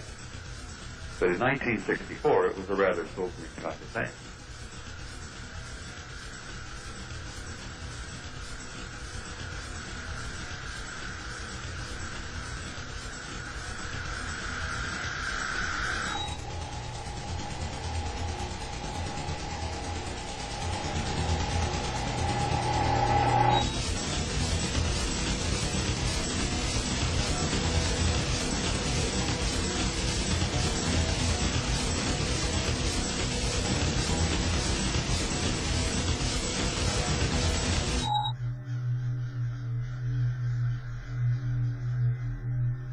He also admits that all of his UFO reports, the ones that went to his command, first had to go through the KGB attachments. There's a KGB attachment virtually in every military unit, at least there was, in the Soviet Empire. So he says that some of the more sensitive UFO reports that may have been compiled may not have ever made it to his desk. But the bottom line, he says, is that he saw probably more UFO information than anyone else in his country. I am indeed violating an oath that I took when I retired from the military. I'm violating an oath I took when I left SHAPE headquarters. I'm violating an oath I took when I left SHAPE headquarters in 1967. If you're familiar with military traditions, we have to swear that we will never divulge at any time, at any place, ever, some of the classified material we have access to during our military assignments. On this particular subject, I have indeed decided to violate that oath, and I've done it intentionally, on purpose, knowing full well that I'm taking a risk. This subject, with the implications for the planet and the human race, is so important. The people need to know, they've got to know, they have a right to know. Governments, I think, have a responsibility to share this. So yes, I am indeed taking a risk, and I'm willing to do that. I'm 65 years old. I'm not going to be around that much longer. And I'm damned frustrated at it, because over the years I had kept thinking and hoping that governments around the planet would finally decide that they could trust their people enough to share this kind of information. And so far they haven't done it, although there are rumors that they're going to.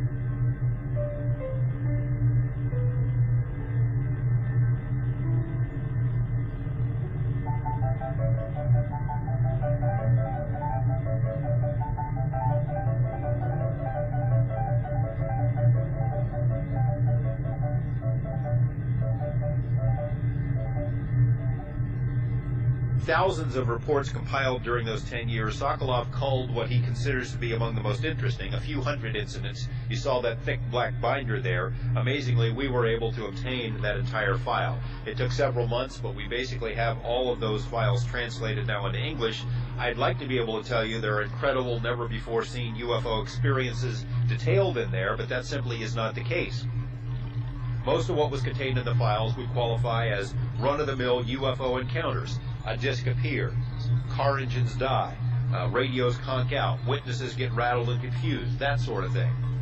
There are at least a few unusual reports, though, in the files. One was from a Russian Army colonel who encountered a UFO while he was walking across a Moscow bridge. When the colonel tried to approach this disc, he says he was frozen by a beam of light. He blacked out. He woke up 2 hours later with no memory of what had occurred. Another incident during the summer of 1990 involved a mystery helicopter similar to what's been reported here. This mystery helicopter flew very low, made no noise, was piloted by two beings who appeared to be wearing masks and left behind a smell like fusing iron. A third document referred cryptically to some unusual material recovered from a crash site. According to the document, the material was analyzed by 4 different scientific institutes. They concluded this combination of alloys could not be made on Earth. Few other details, though, were available in the report we got. The real significance of the Ministry of Defense files is not in the specifics of the individual UFO incidents, but rather in the scope of the overall study. This was Russia's Pentagon, which had ordered this long-term, comprehensive UFO study for the express purpose of exploiting alien technology. They wanted to kick our butt on stealth. Pretty serious stuff. The idea that the Russians were studying UFOs in order to learn stealth technology was all more intriguing to me because of allegations concerning our own stealth program, allegations which have a direct bearing on some of the work I've done about things that may or may not be going on at Groom Lake in Nevada, claims that people like Bob Lazar and other researchers have made about alien technology being incorporated into our own military programs. Tough stuff to prove that. But as Sokolov indicates, that was exactly why the Russians initiated this study in the first place. And he says that was their intention to accomplish. Various sources say there may be a connection between UFOs and the American Star Wars program. We were fortunate enough to find someone in Russia who makes that connection for their program. Through our contacts in the Russian Academy of Natural Science, we interviewed a man named Dr. Rimily Avraменko. He's the guy with the bushy eyebrows that you saw there briefly. He was, and perhaps still is, one of the chief scientists on Russia's anti-satellite weapons program, their SDI. He had the highest possible security clearances, so high that for much of his life, he hasn't even been able to use his real name. If he wanted to publish something in a scientific journal, he had to use an alias. Dr. Avraменko told us in no uncertain terms, UFOs are real. We and the Russians have known they're real for decades, and the information has been incorporated into SDI research. He even demonstrated, and if you'll roll this tape here, he even demonstrated a tabletop model of a plasma beam weapon for us. I think you saw a little glimpse of it in the earlier excerpt. It doesn't really come across all that great on tape as something really dramatic, but it was kind of impressive when we saw it in person.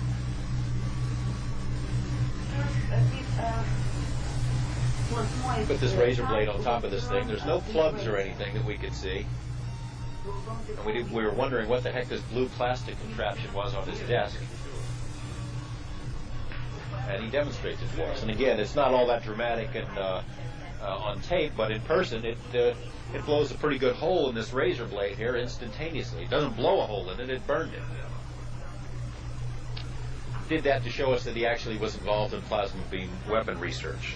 And then he told us about his UFO experiences. The first time I saw UFOs was in 1959. I saw it with radar as it was orbiting Earth. In 1959, the first good radars were made. We could see several thousand kilometers. We could see what was happening around the Earth. At the time, satellites were easily countable, but we also saw vehicles whose technical characteristics we can't match even now. We saw tens of these in 1959, entering and leaving Earth's atmosphere. Surely the existence of these UFOs caused problems for the U.S. defense system. You were faced with separating aggressive vehicles from the unknowns. Are aliens and UFOs real? For me and my colleagues, that isn't even a question. I know this government has many programs on this. The information about UFOs helps us manufacture plasma beams for use in our Star Wars. The weapons of the aliens, we call them. That's good. Dr. Avraменko did make a couple of other startling pronouncements. He told us that about a massive UFO over Hanoi during the Vietnam War. Every weapon in that city was trained on it, and it did nothing. He says that defense computers on both sides, the Russians and ours, have now been programmed to weed out UFOs or anomalous objects. They don't even register on these computers, and they separate the unknowns from man-made objects, which might help now explain how our government can say our satellites don't detect UFOs, and they can say it with a straight face. He also made something of a slip, and he said the only thing which can approach the speed of UFOs is the American Aurora, which is being flown in Nevada. I pressed him about this. Hey, what? Whoa, what did you just say? Aurora? And then he backs up in hems and haws and goes, well, I only know about that from the popular press. Both Sokolov and Avraменko told us that military studies of UFOs are still underway in Russia. And with the help of Nikolai Kapranov, our guide, the physicist, we met the man who's currently in charge of the ongoing study. By agreement, we're not able to give you his name. We had several meetings with him, and in addition to the files we obtained from Colonel Sokolov, we managed to get copies of these still classified documents about the ongoing UFO studies from this man. What the documents reveal is this ongoing, high-level, dead serious interest in UFOs by the Russian military. In the documents, there are numerous references to American ufology, and it's clear that they are monitoring developments around the world. Things such as MJ-12 are mentioned prominently in these documents. Now, this does not mean that MJ-12 is real or that the Russians believe it to be real. It merely means they're keeping up with the things that we're debating about on the subject of ufology.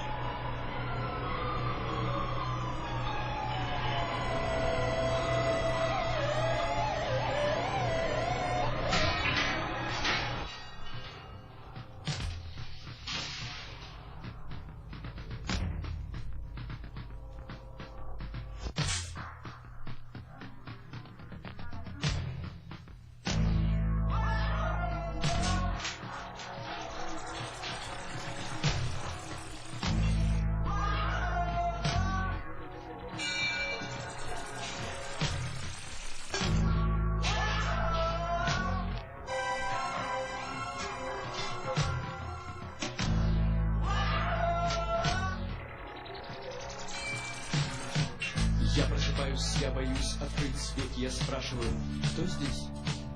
Кто здесь? Они отвечают, но как-то крайне невнятно. Все часы ушли в сторону, это новое время. Трубы, я слышу трубы. Кто зовет вас? Я въехал в дом, но в нем снова нет места.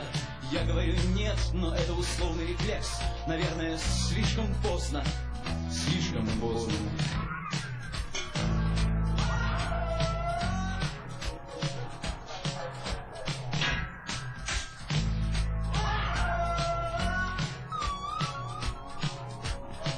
Ты можешь спросить себя, где мой новый красивый дом. Ты можешь цитировать Брайана Ина с Дэвидом Бирном, но в любой коммунальной квартире есть свой собственный цирк. Шаги в сапогах в абсолютно пустом коридоре. И ты вел им все дальше и дальше ночью. Дальше в лес тем легче целиться в спину. И ты приходил домой с сердцем полным любви. И мы распевали его вместе, каждый последний раз вместе. Наши руки привыкли к пластмассе. Наши руки боятся держать серебро. Но кто сказал, что мы не можем стать чище? Кто сказал, что мы не можем стать чище?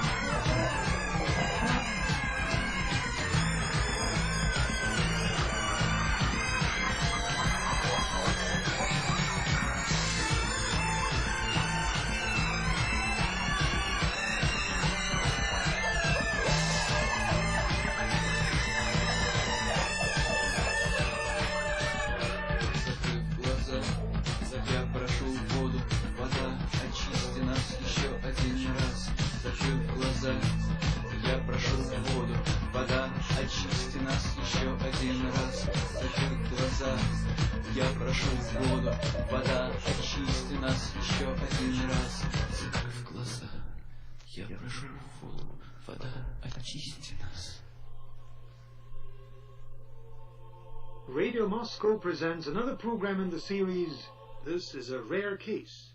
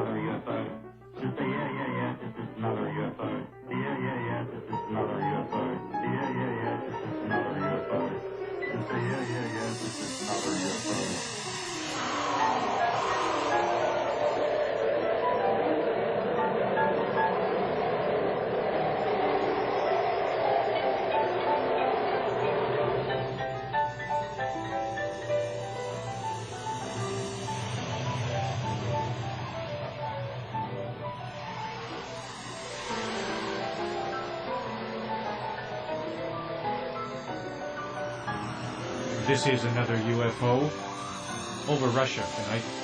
KPFA and KPFE in Berkeley, KFCF in Fresno.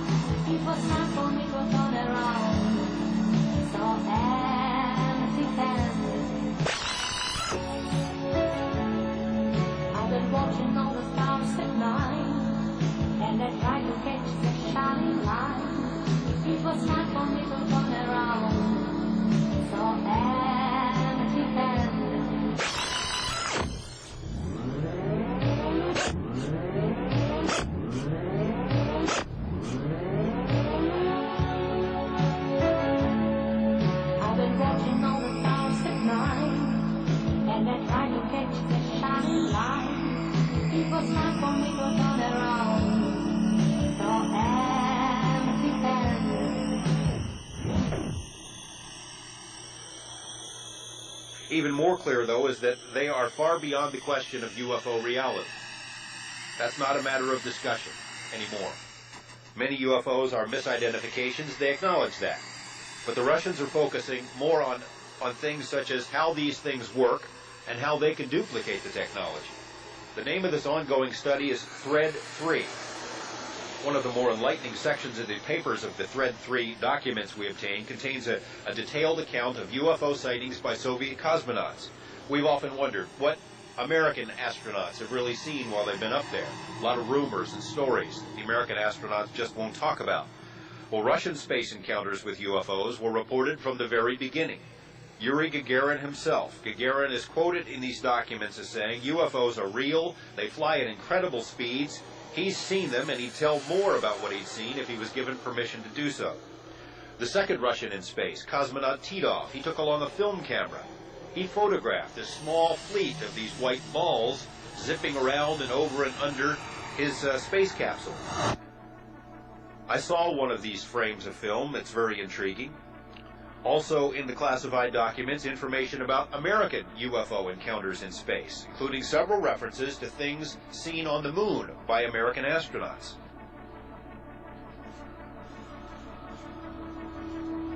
Then took place during this stay, and I can find out exactly when it was. I can give you the date. It was in March 1991. March 1991. And they filmed a Soviet spaceship coming up and docking at the Mir space station, when in the distance they saw a cigar-shaped thing hovering there. And of course, Musa Manarov, who originally had the mission to film the docking, concentrated on this cigar-shaped thing and filmed it for several minutes. And in the film, you even see something like a rotating light going around this cigar-shaped craft. And Musa Manarov, in an interview he gave us, confirmed that he took the film, but for him the object is still unexplainable, and that at least it was bigger than the docking Soviet craft. Of course, in space you can't see distances because you don't have an atmosphere. You don't know if an object is a couple of meters away or a couple of miles away. Yes. But he believes it was rather a bigger object, and he was very confused by what he filmed. And the film was released already in 1995 at the UFO conference in Germany.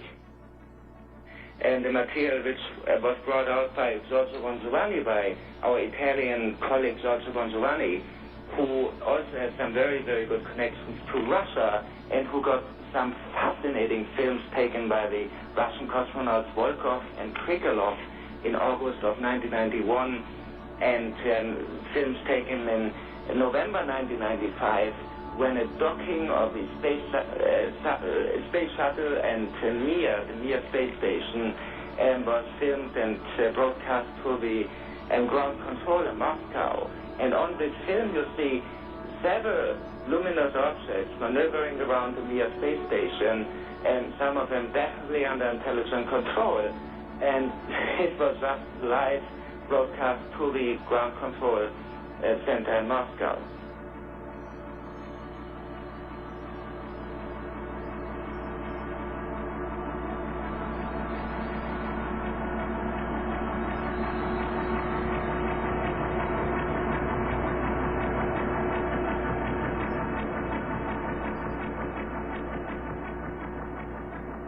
Several years ago, I broke personally two very large stories. Wrote them on CNN and on NBC. Those two stories were the Soviet Phobos 1 and 2, the Phobos 2 encounter in Mars orbit with a 15.5-mile long object that apparently destroyed it.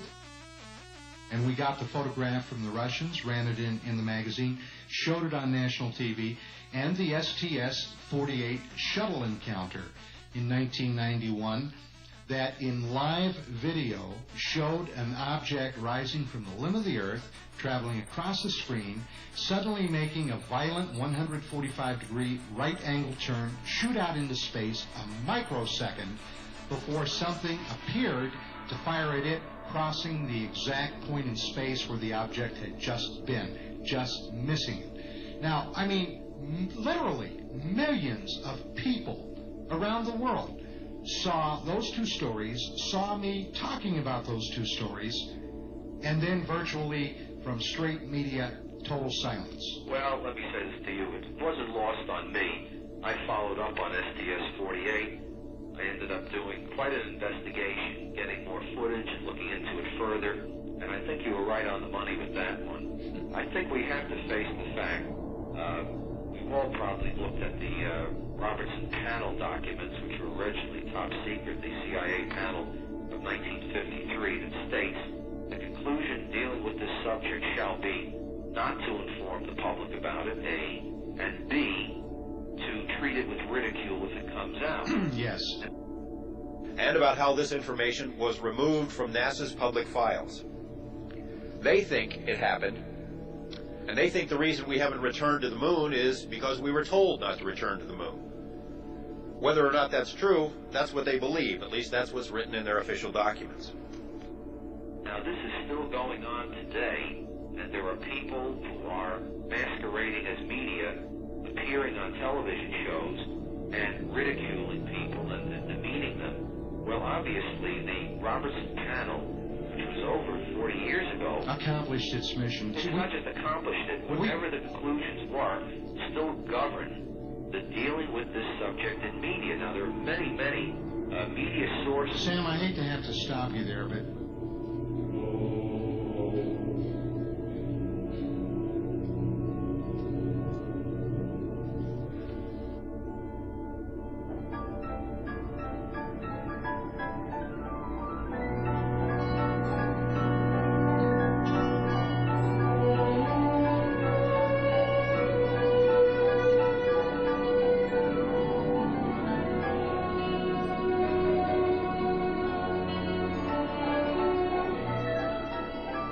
Alexander Zeppelin wrote this music for the joint. He said, "What beautiful music. Just the thing for our picture."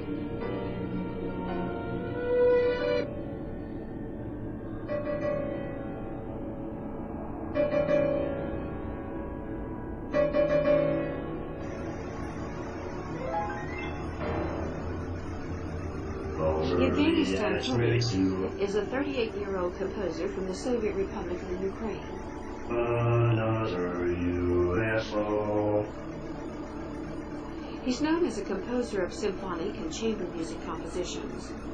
The largest form among them are his second and third symphonies. These works are devoted to historical events in the Ukraine and the Soviet Union as a whole, the Socialist Revolution of 1917, the war against Hitlerite fascism.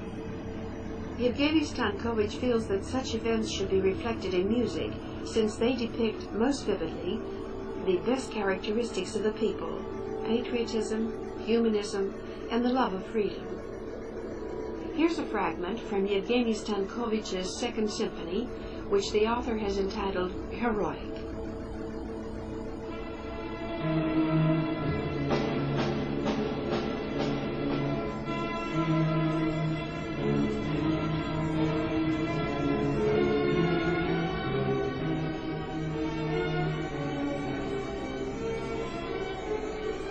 We know the Russians are studying UFOs now. We know they've studied the subject at least since the late 70s, but how far back does it go? One man could answer these questions. We were able to find him. His name is Dr. Valery Budakov. Dr. Budakov has been mentioned in a few articles here in the West. Most of those references have been based on a single interview he gave to a Russian newspaper, but to our knowledge, no Western journalist had ever talked to him before we did, at least not on tape. We can roll this now. I'm pleased to share with you some of what he had to say about some of the biggest questions, specifically Roswell. Budakov worked for a man named Sergei Korolev, the father of Russian rocketry. Korolev told me that in 1948 he was invited to the Kremlin to see Stalin. This was after the events in New Mexico and after the death of Captain Mantell. Stalin brought Korolev into a room where all the materials were spread on a table: Western periodicals, books, articles, UFO reports from the Soviet Union, information from special channels in the U.S. Stalin wanted to know, what did Korolev think about the material concerning Roswell and UFOs? Korolev asked to take the materials home to study them and was told no. He had to work there. When Korolev finished the work, Stalin asked him again his opinion. Korolev said the phenomenon is real. They do not appear to be dangerous to our country. They are not manufactured in the States or any other country. And the time will come when it must be further studied. Stalin thanked him and said the same opinion was shared by other specialists. We know that the U.S. Air Force possesses plenty of material about UFOs. We know the U.S. Navy also has plenty of material. We know about special orders given to keep all of the material secret. When curious people ask for the materials, they are told they're not there. For the near future, the most interesting materials will be kept secret.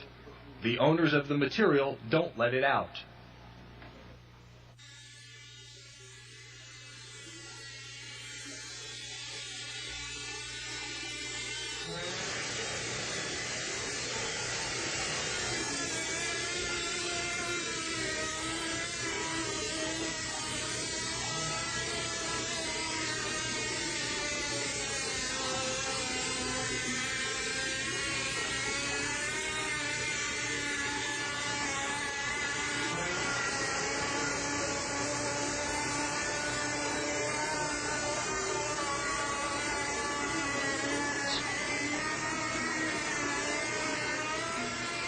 Sorting fable from fact.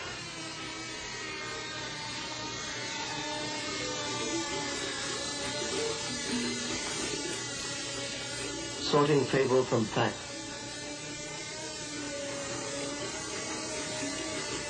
Sorting fable from fact has undoubtedly been a problem to man since he first began to speak. It's almost like an intelligence playing a game with us to make points that for some reason can't be done in some kind of straightforward dialogue that we all want. Everything seems to be symbolic and metaphorical. I have a quote from a retired U.S. military officer that was said to me in 1991, and this person wanted to remain anonymous, but his quote is so germane to everything we've been talking about. He said, quote, "The alien technology is so advanced, and the beings are so strange that no one would believe it. Keeping the public and media away from what's really happening is not difficult. It's a story that no one wants to tell, that no one knows how to tell. The truth is stranger than fiction," unquote.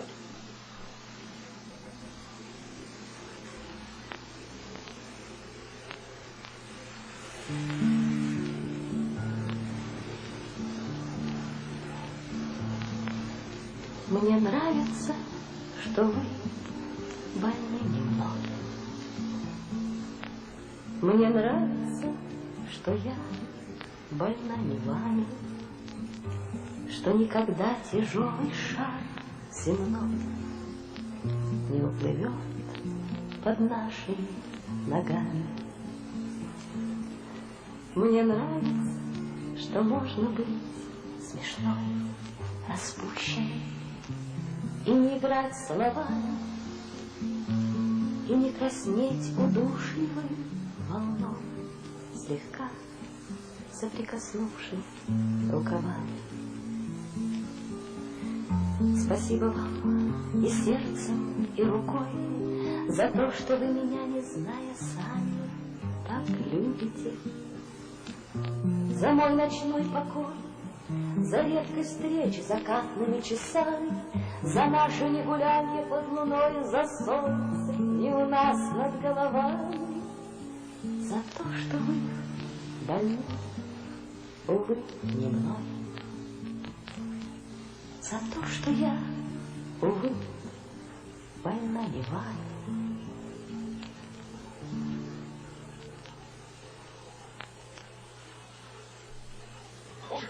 Racing with other UFO.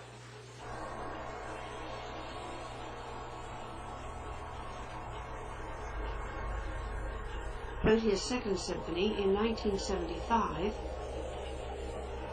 when the Soviet Union was festively marking the 30th anniversary of victory over Hitlerite fascism. This was not the first time the composer used this theme. It's evident in the music he wrote to the film Fiery Path, which is about the liberation of the Ukraine from the Hitlerite invaders. The film depicts the heroism and bravery of the Soviet soldiers, scenes of cruel destruction throughout the Republic, including the Transcarpathians, the mountainous region in western Ukraine where Uvgeny Stankovich was born. The film was hailed by Soviet audiences, and the expressive music was noted. Uvgeny Stankovich's Second Symphony is a continuation of the theme depicting the struggle against fascism. Here's a fragment from the symphony, A Glorious Requiem, in memory of the fallen.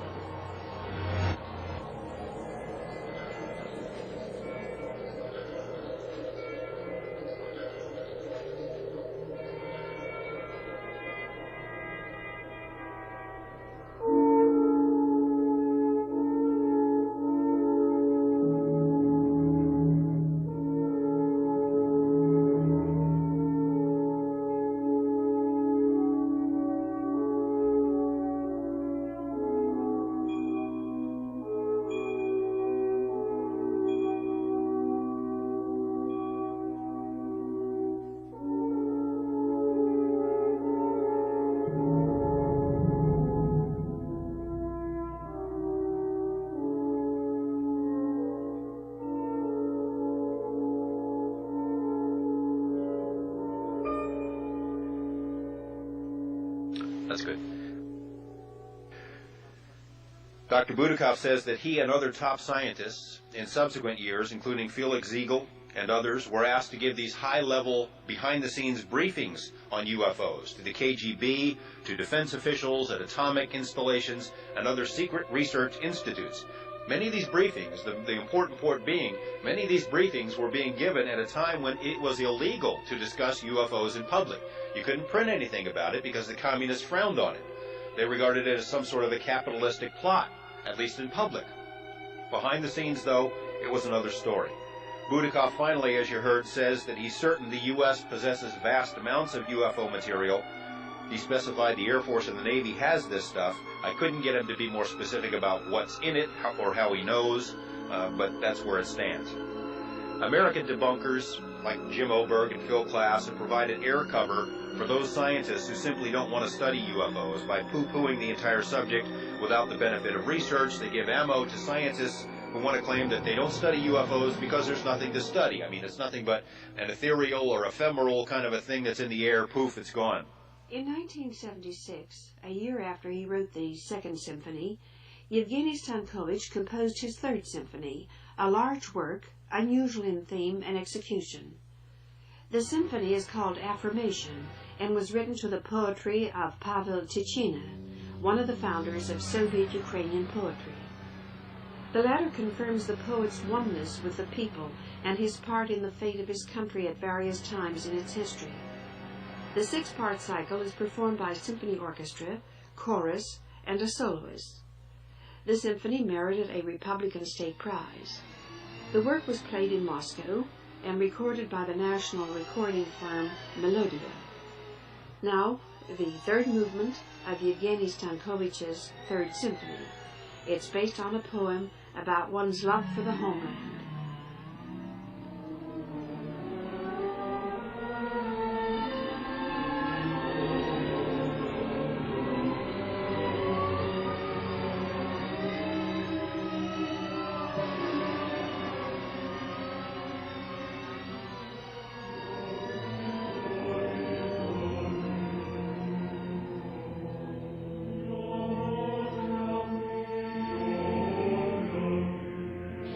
Millions in this country believe in the power of faith healers, signs of the zodiac, ghosts. During 3 years of living in Moscow, I've learned that people here are more willing than Americans to suspend disbelief.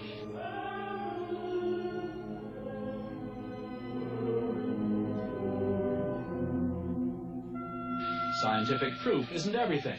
There is a mystical side to the Russian soul.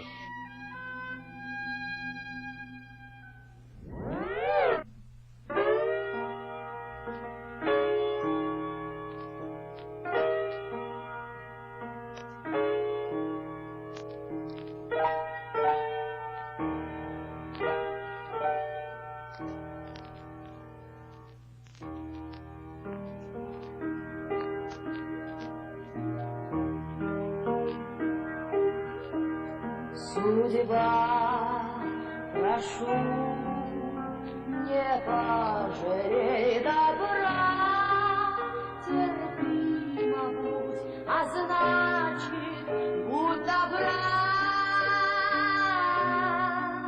Храни меня и под своей рукою дай счастье мне, значит, дай покоя, дай счастье мне, дай счастье мне, той женщине, которая поет. Пусть будет мой остаток путь недальний, не столько долгий, сколько беспечальный. Ты сбереги тепло огня и крова, любовь мою до часа рокового.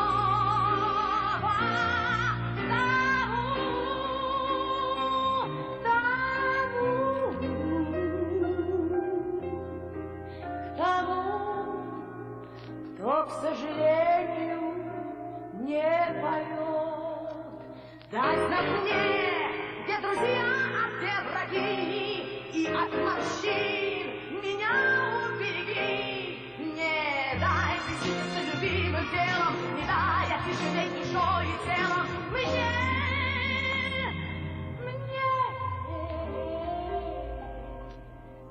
Той женщине, которая поет.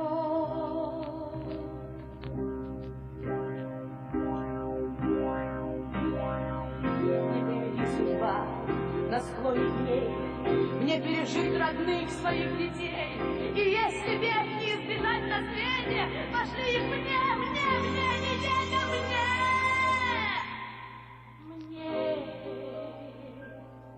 Той женщине, которая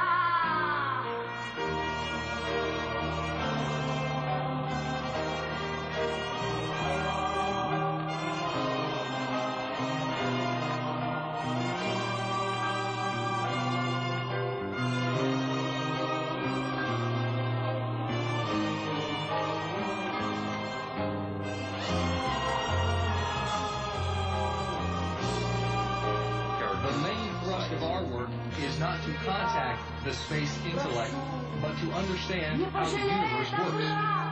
Терпимо будь, а значит, будь добра, храни меня и под своей рукою дай счастье мне, а значит, дай покоя, дай счастье мне, той женщине, которая поет.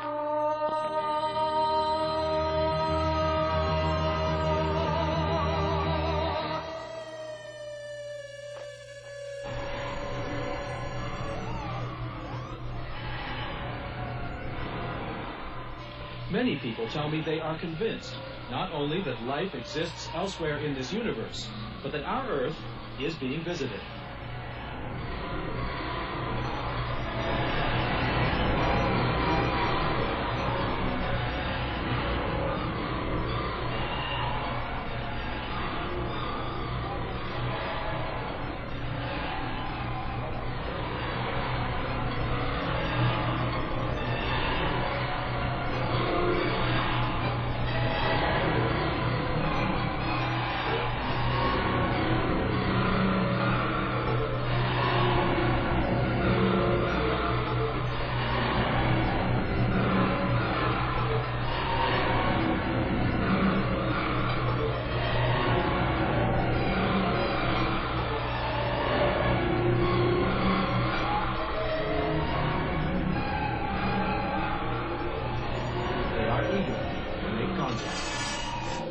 At the end of all this work, are you a skeptic, or do you believe that there are flying objects from some other place that come here? When I started working on this in 1978, I was a 100% skeptic. Now I'm 90%. I mean, there are some phenomena that just cannot be explained.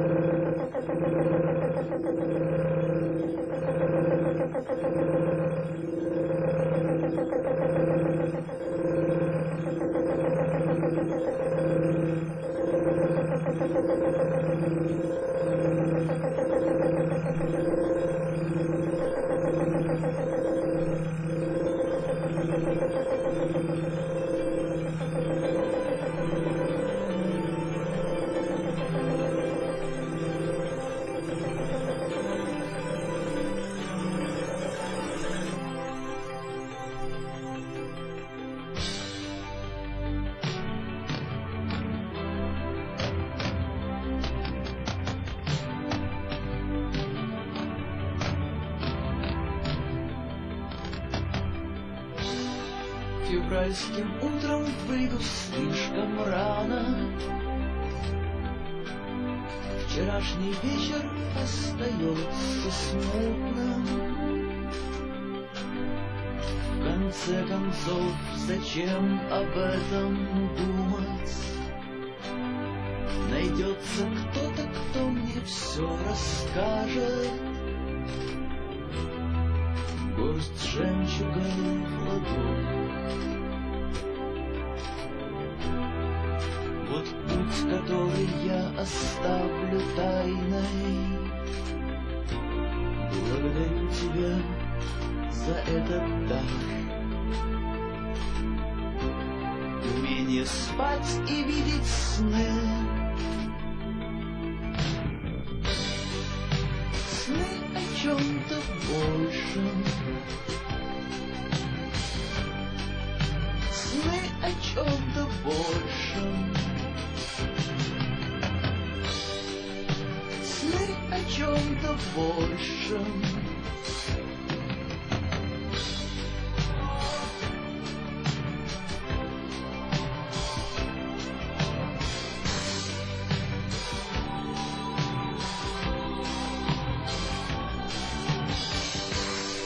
Когда наступит время оправданий, что я скажу тебе? Что я не видел смысла делать плохо, и я не видел шансов сделать лучше. Видимо, что-то прошло мимо, и я не знаю, как мне сказать об этом. Недаром в доме все зеркала из глины, чтобы с утра не разглядеть в глазах снов о чем-то большем, снов о чем-то большем, снов о чем-то большем.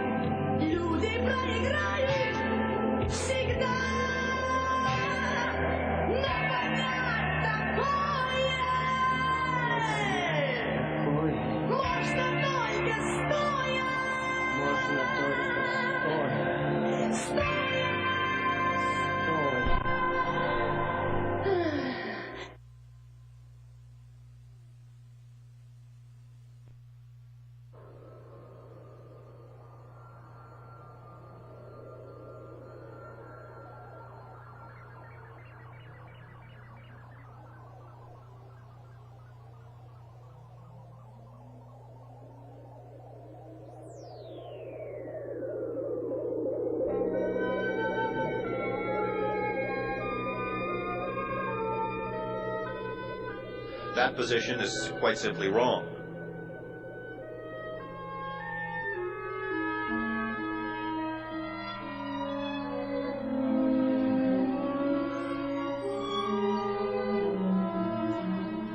And I had the opportunity to meet with Russia's premier UFO skeptic, a scientist named Yuri Platov. He works at something called the Institute for Terrestrial Magnetism, part of their Academy of Sciences. Dr. Platov, who is a friend, or at least a colleague of Jim Oberg, by the way, informed us of the official history of UFO studies in Russia. He said their National Academy of Sciences, the premier scientific body in Russia, had began formal studies of UFOs back in the 1970s, that 10 different scientific institutions are involved, that thousands of case files have been compiled, along with photos and drawings. If we could roll the tape here, I'll show you a couple of those photos. And he says there is general agreement among Russian scientists that the topic is worthy of study.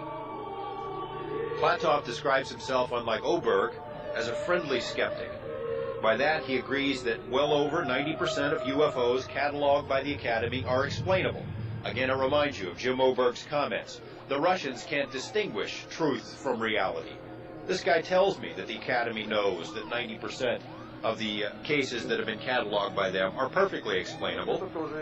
However, he says in order to identify a new phenomenon, You have to proceed with identifying that which is not new. He fully admits that many cases are not explainable, and he does not rule out the possibility of extraterrestrial visitations. Some of the photos that we were able to bring back are quite good. This is a drawing of one that he says is explainable as a missile test.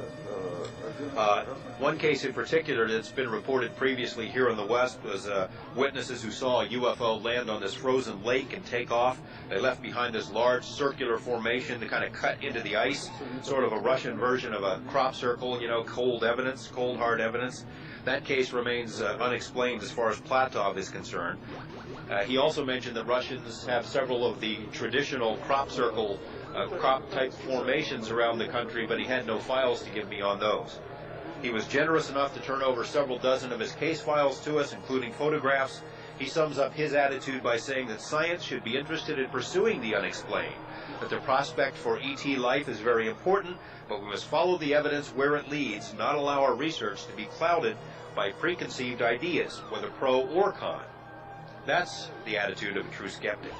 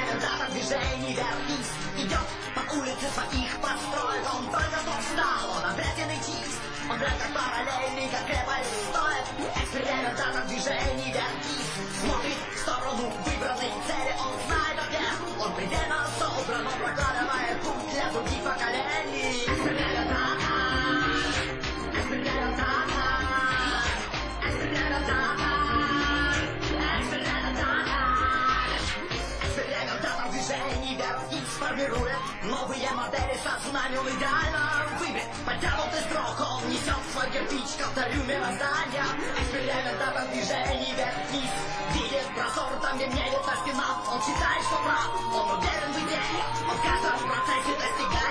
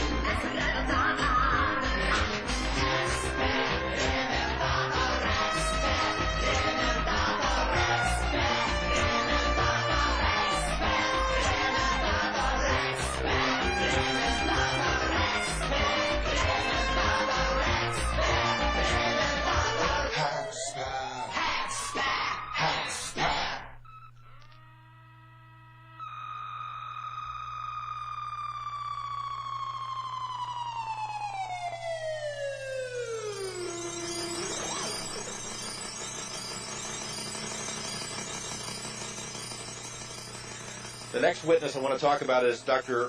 Rem Varlamov. He's one of the founders of Russian ufology. He's currently teaching at the Moscow Institute of Technology. He's also the president of a ufologist union, very low-key group. Like Dr. Budakov, Dr. Varlamov agreed to talk to us only because we had skipped talking to all those other people, like Ajaja and Popovich. I have nothing against those folks, but they do get their names in the paper, and people like Varlamov and Budakov think they're just out to make some money. In fact, we didn't talk to them, allowed us to talk to him. Varlamov has specialized, go ahead and roll the tape, he specialized for nearly 30 years in the study of alleged UFO landing sites in Russia, including 10 that are in the direct vicinity of Moscow, and he's documented numerous impressive physical characteristics. The main thrust of our work is not to contact the space intellect, but to understand how the universe works. We wanted to answer 3 questions. 1, do other worlds and dimensions exist? We have measured 22 physical constants to suggest the answer is yes. 2, do our laws of physics exist in those worlds? No, they don't, and the differences can be documented. 3, can we contact this other intelligence? The answer is yes, but we must be careful. We discovered many measurable characteristics within the landing sites. The plants inside these circles, or impressions, were greatly changed. Plants which were inside the circles contained 20 to 30% more phosphorus and carbon, and they grew at a slower rate.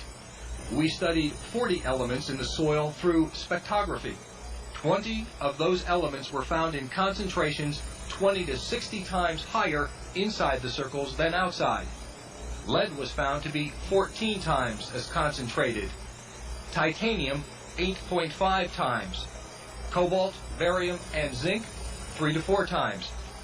We also documented physical and psychological effects. Inside the circle, heart rates and blood flow were 60% higher. Our testing equipment also was affected at times. We conducted an experiment to see if the measurement of time might be affected by the energy inside the landing sites. We used both mechanical and crystal timepieces, which were synchronized, then placed both inside and outside of the sites. What we found were that after 2 hours inside the landing sites, time speeded up. The timepieces were no longer synchronized. Varlamov, though, Dr. Varlamov is not alone in his study of these UFO landing sites. He says he and other scientists say the effects that he claims to have measured can be detected even years after the alleged landings take place, so that you can go back and test it again and again and again. One of his most trusted colleagues, a man who is not known at all outside of Russia, is Dr. Yuri Simakov. I know it's kind of hard to keep all these names straight. It's hard for me, but this is the last one I think you'll have to deal with. Dr. Simakov is a government biologist employed at one of these long-winded, titled government research institutes. He has recognized some really amazing phenomenon inside these alleged UFO landing sites. Dr. Simakov specializes in measuring single-cell organisms in the soil. What he's found at these landing sites is this: there are none. No bugs in the dirt where UFOs set down.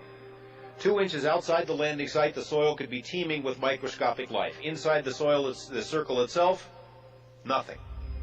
Go ahead and roll this tape. The soil is simply barren, and by carefully sampling the soil at these sites, Simakov is able to determine the shape of whatever it was that sets down. He can see that at this point there's microscopic life, at this point there isn't, so he's able to come up with these patterns of what these things look like that set down. An even more intriguing discovery was made by Dr. Simakov at these 2 alleged landing sites, hundreds of miles apart and years removed from each other. What he found in the soil were these tiny, colorful balls of unknown origin. Neither Simakov nor any of his colleagues could figure out what they were. He says they contained all the necessary building blocks of life, that when placed in water they opened up like seed pods, and he joked that they might be some sort of cosmic sperm. Here's him discussing his findings. The single-cell organisms simply leave the sites. They disappear. They don't die. It's as if they were forced to leave the sites. We also experimented with insects. Insects have different receptors than we do. I suspect insects can feel fields not known to us, or fields that are slightly varied. When we placed flies in a dish and put the dish over the landing site, the flies went wild, buzzing and flying around. The balls, I can't find any evidence of their existence in any printed material. They may be formed as a result of transmutation, when oxygen was transformed into sodium under the influence of the UFO. Or maybe they are containers to carry life from one planet to another. Still, the objects are not known. One more thing, at the spots where I found the balls, the flies we used in our experiments not only went wild, but were killed. And mosquitoes could be found outside the landing site, but not inside. Although Dr. Cymakov didn't have much of this material, he gave us a sample of it in hopes that American scientists that we might contact might be able to figure out what it is.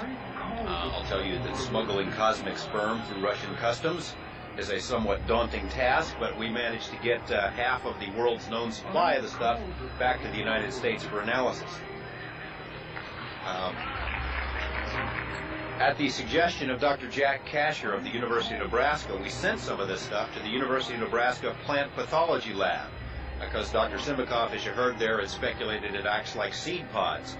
According to Dr. Ann Vitever of that lab, an interdisciplinary team examined and tested the material. The bottom line is, they don't know what it is either. They guessed at first that it might be some sort of an excretion or residue from plants or animals, but they ruled that out. They say it doesn't appear to be microbial at all, or it does not appear to act as a seed pod would. They further stated that it seems to have glass-like qualities, that it's very unusual, but the bottom line again, they can't identify it. A few weeks ago, I submitted a sample of this stuff to a physicist, Dr. Harry Fechter. He's a former chairman of the physics department at UNLV in Las Vegas. He's worked at Los Alamos Lab, summa cum laude graduate of Stanford University in physics. He took a look at it under a microscope, examined it, speculated that he thought it looked like a byproduct of some sort of an industrial process that used high heat. However, he would not venture a guess about how such a material might end up in the dirt in soil samples separated by hundreds of miles out in the middle of nowhere, separated by years of time. The bottom line again, he didn't know what it was either. At his suggestion, we are now submitting a sample of this to an analysis firm in California. It's called activation analysis. It basically will tell you every atom that's in this stuff. I'm not sure that they say they cannot measure compounds, so I'm not sure that that's going to get to the bottom of it either. But at least it's the next step we're going to take, and I'll let you know what the results of when I get them. CBS, by the way, is interested in going along when this testing takes place. A few other points about what Dr. Cymakov has been working on. He has no explanation for why single-cell organisms leave the soil when these UFOs or alleged UFOs land down. They have no natural enemies to speak of. He doesn't understand it. A second finding, a final finding that he had, at these two UFO landing sites in Siberia, he found these microscopic worms in the soil around these alleged landing sites. The odd thing is these particular worms are native to Central America, Mexico.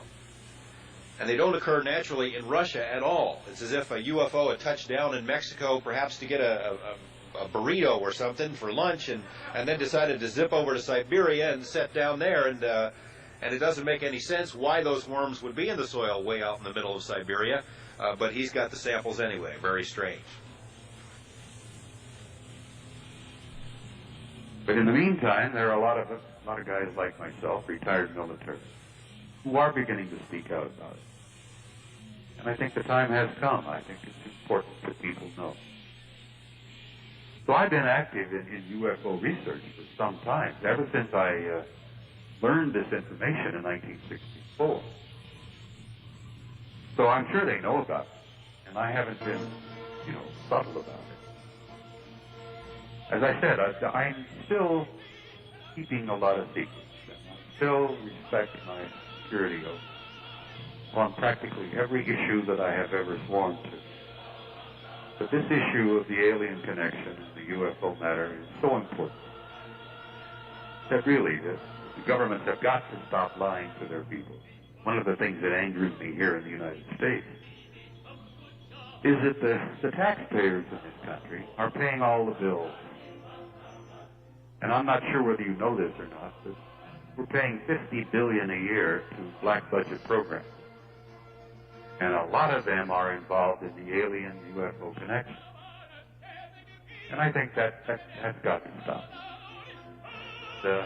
You see what you have happening here is that you have people making national policy with $50 billion a year at their disposal. What we've got here, whether we like it or not, is a government within a government. And I think the American people need to know that kind of thing. You know, the average person hasn't the slightest idea what's been going on in Washington. We have policy being made by people who were never elected. They're not responsible. They're not accountable. There's no oversight. Congress doesn't know where the money is going. And the decisions are being made on this particular subject that are affecting the future of every man, woman, and child in this country. And damn it, that's too important to keep these people. I'm under the impression, or I have always believed, that this was supposed to be a republic. This is a democratic system. We have a constitution. Well, with this UFO matter, we've got a whole bunch of guys back there who are absolutely ignoring the Constitution.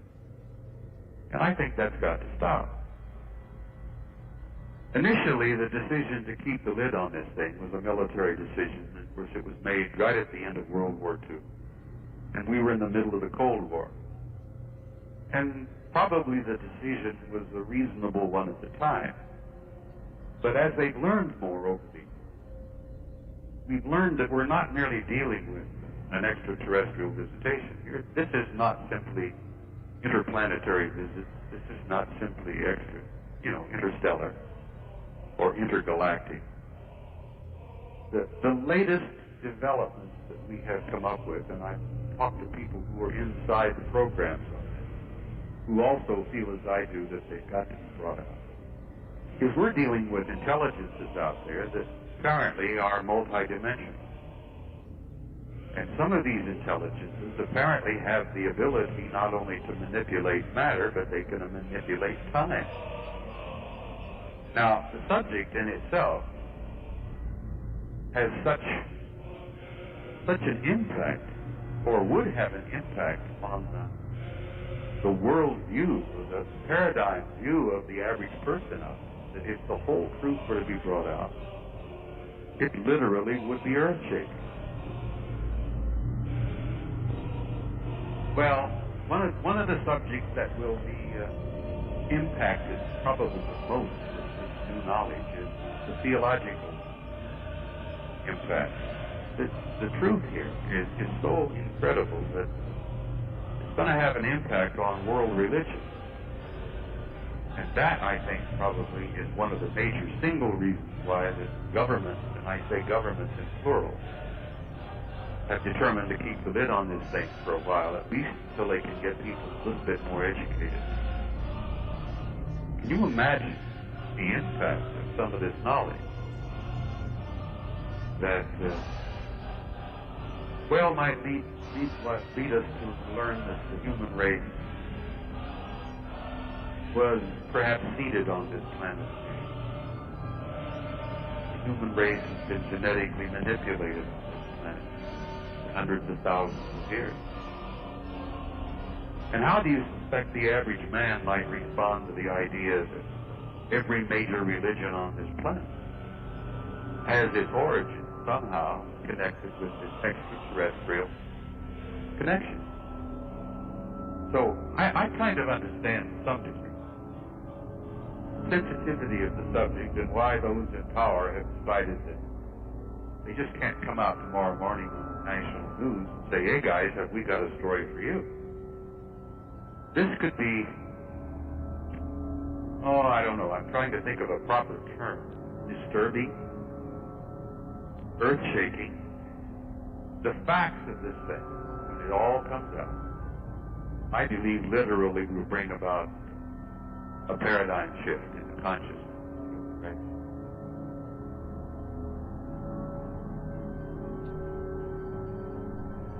Over the X-rays to another UFO.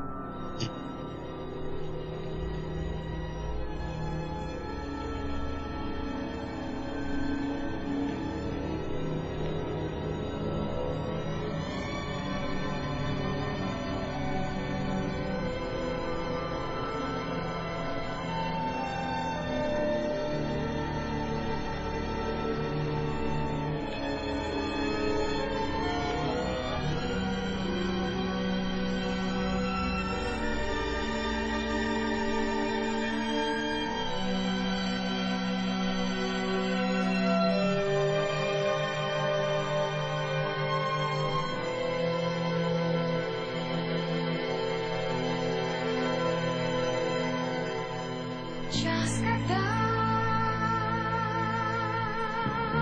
горькая беда вдруг в ночи двери постучит,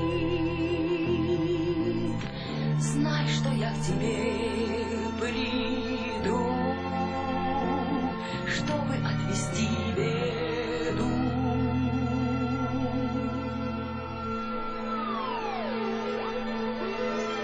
А мечту, ставшую судьбой, я приду праздновать с тобой, если буду знать, что ждешь, если только сам позовешь. Не без тебя весна, тягость не принесет она радость. Ночь без тебя темней, трижды год без тебя длинней, но грустя и любя без тебя я.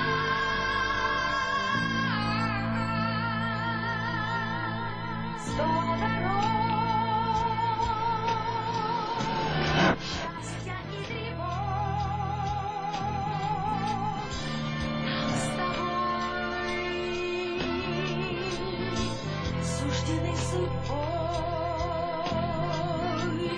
Помни, что весной и крах я не поверну назад.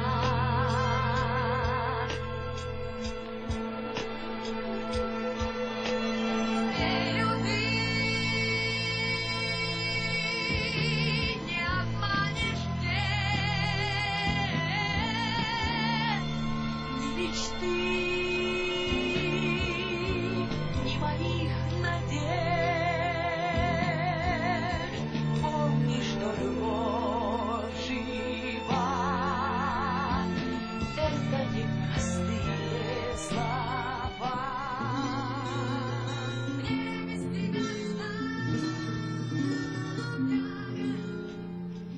Снова птицы в стае собираются. That's it for Over the Edge. Another UFO over Russia tonight. За моря. This is KPFA and KPFB in Berkeley, KFCF in Fresno. Over the Edge will return next Thursday at midnight with, I believe, the Weatherman. And stay tuned for puzzling evidence. До свидания, лето, до свидания. До свидания, лето, до свидания. To create is divine, to reproduce is human. Man Ray. Bye-bye. Bye.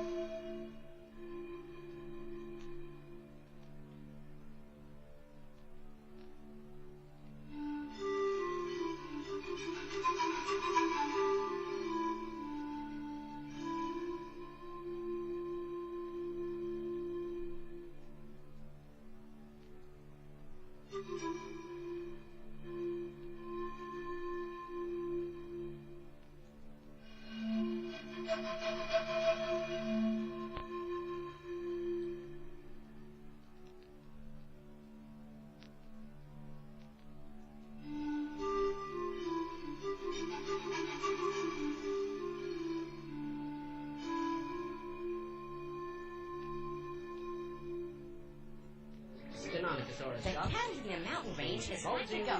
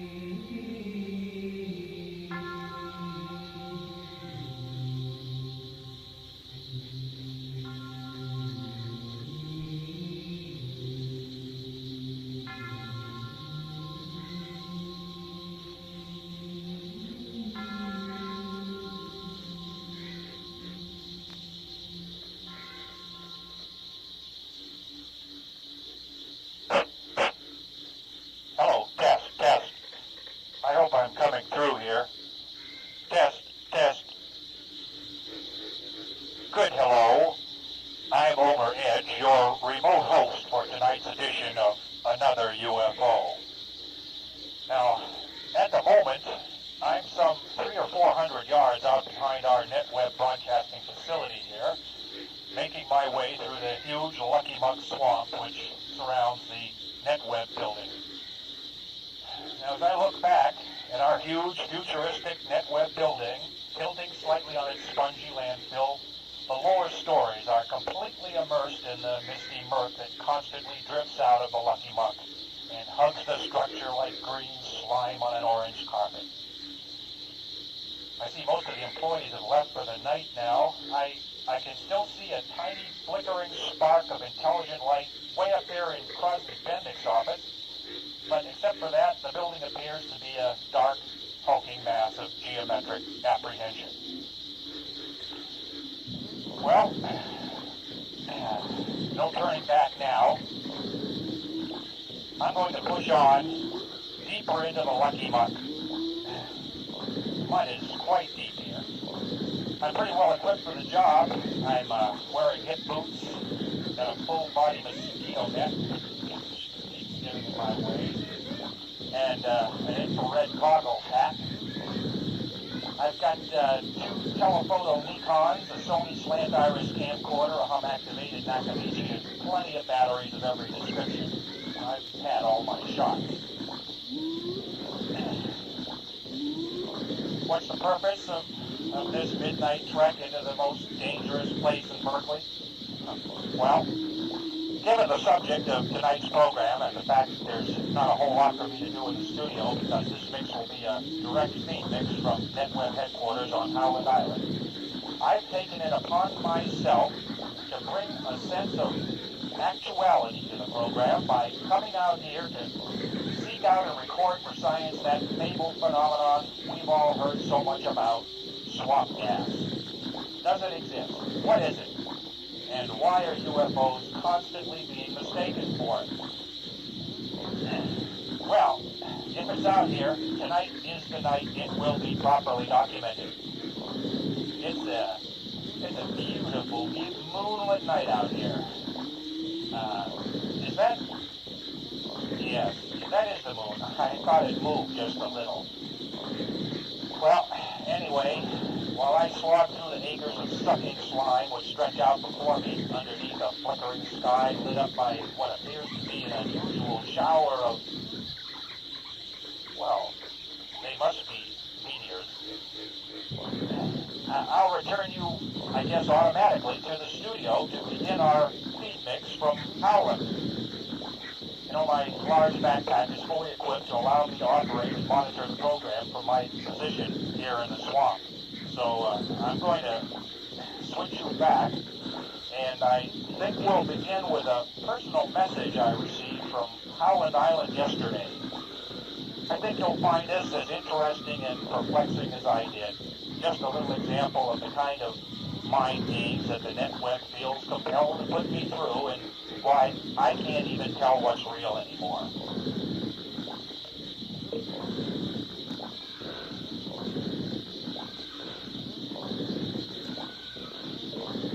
All right, switching you back now.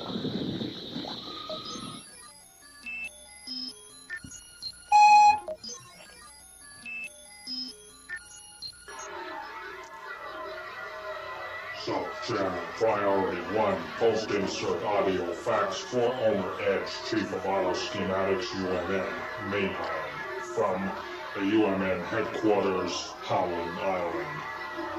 Good hello, Mr. Edge. This is Mark Fain. I'm now Brigadier General Coordinator for Mr. Friday's Director of Cultural Adjustment Program here in Howland.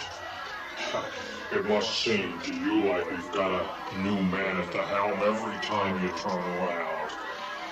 Well, let's see. According to my Rolla E record mate here, we accessed your show just a few months ago. But I know it wasn't me, so we must assume we were accessing you from some other point in the past or future of this theoretically endless operation. But don't worry, Mr. Friday is still doing the hiring and firing. I can assure you he's just the same as he always was, and will be. Now, as you know from your past experiences with our transinfiltrations, I'm not allowed to indicate the future point in time I'm speaking from. There's stuff going on here you wouldn't believe, of course, but I'll stop teasing you with all the terrible unknowns which if our insertions in your program are effective, we will never have to deal with after all. Good Friday, this transinfiltration business is pretty confusing, but I must admit it seems to work. You know, Mr. Edge, you wouldn't even be there tonight if we hadn't... Well, forget that.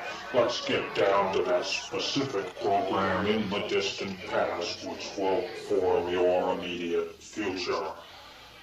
Now, the auto-schematic format we will be feeding you for the next program will contain an informational matrix which Mr. Friday deems crucial to the retrocultural adjustment master plan. The subject is what you are still referring to as UFOs. I know you're groaning in your microphone right now, Mr. Edge, but bear with us on this one, please. See, we now know that the last few years of the 20th century are the crucial years for us to get in there and insert certain carefully tooled information in order to create the correct mental climate for what is to come. Believe me, Mr. Edge, the material we have selected will have the desired effect, even though I can't reveal that effect to you. Now, you just play it for laughs as usual and leave the actual results to us. But surely you'll figure out by now that the best way to introduce cultural shock is by first presenting it as fiction. Of course, I'm not exactly telling you it's real. It's a lot more complicated than that. Anyway, the auto-schematic process of your program guarantees that certain ideas will be correctly implanted in your listening population precisely because they're under the impression that it's not to be taken seriously. Why do you think we invented science fiction in the first place? You know, people easily leap all kinds of mental hurdles in fiction, which would thoroughly traumatize them if they were forced to believe they were real. In an absurd, ridiculous context, ideas seep in very deep indeed because they're harmless. And, of course, once you set up the absurd context, you can even tell the shocking truth, and that everyone will safely disbelieve it, while becoming aware of and acclimated to the concept itself. So, actually, you can treat this material any way you like, Mr. Edge. You can even expose our whole operation here, even play this tape on the show. Who's going to actually believe it's real? See what I mean? Auto-schematics are beautiful. The desired effect is inevitable. You can't screw it up. And even this logic will not actually make anyone believe that this is really happening. You see? Round and round it goes, back and forth. Friday is a genius. It's perfect cultural implant surgery. We can't lose. Even though this is real, its entire design and execution makes actual belief impossible. Yet, what if it really is real, even though you know it can't be? But what if it's something real, designed on purpose to seem unreal so that reality will never be believed? You see, reality can be described like this, in an unbelievable way, in order to tell the truth without anyone having to suffer the dangerous consequences of actually believing it. Until, of course, they are psychologically prepared by actual nonsense to accept reality as real. Then we just stick it on the TV news and everyone believes it. It's fail-safe. You know, 9 out of 10 people can't even keep the concept I'm describing clear in their heads for more than 3 minutes after I stop describing it. And of course, there's no need to. It's just entertainment, isn't it? I'm sorry, Edge, but I had to throw all that in just in case you do play this tape on the show. I wouldn't put it past you. Now, please, Mr. Edge, don't transmit your usual request for explanations. When you took the NetWeb oath, you agreed to obey these orders from the future without question. It's very busy where we are, Mr. Edge, very hectic. We hardly have time to revamp the past as it is, and we certainly don't have the time to explain what we're doing to someone who's going to be dead long before we're born. And if that's not blunt enough, remember, Mr. Friday's ice mines in the rings of Saturn would be a very lonely place for a great broadcaster like you to end up washing gravitational tiles. And don't think we can't get you there. However, threats aside, we are not oblivious to your natural curiosity. So Mr. Friday has assigned you a limited access code to our retrocultural historical archives. It's being transferred to your UMN employee card now. This code allows you to access our historical files, which may answer some of your questions. Of course, some of our material is restricted, and there is a time barrier block on your code to prevent you from accessing future history, but for the general array of information we are asserting, you may find our archives informative. Well, Mr. Edge, I've got to run. Very busy. We're accessing Egypt today. Napoleon is spending the night in the Great Pyramid, and we must make sure he gets the right message. Well, good luck, Mr. Edge. Keep your eyes on the skies.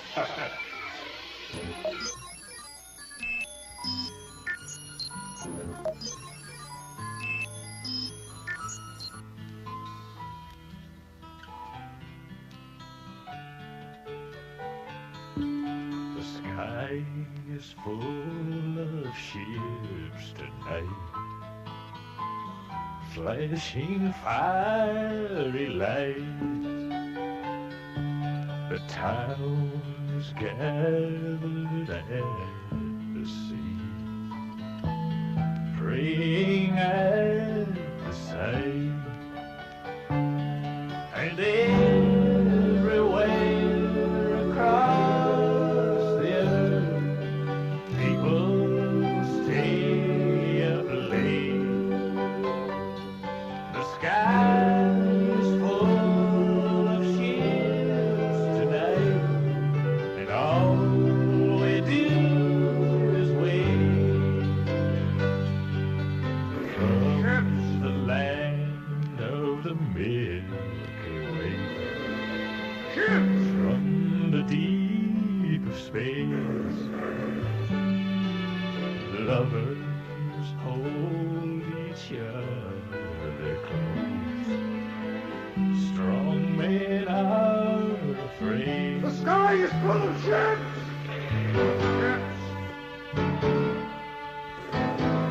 Ships. The sky is full of ships.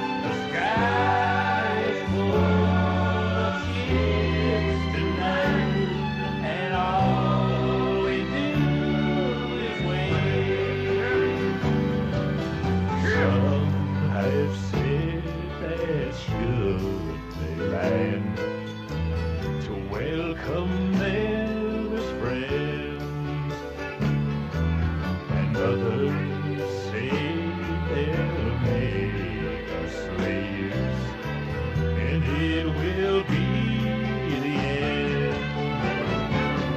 And everywhere across the earth, people stay up late. The sky is full of tears tonight, and all we do is wait. The sky is full of tears.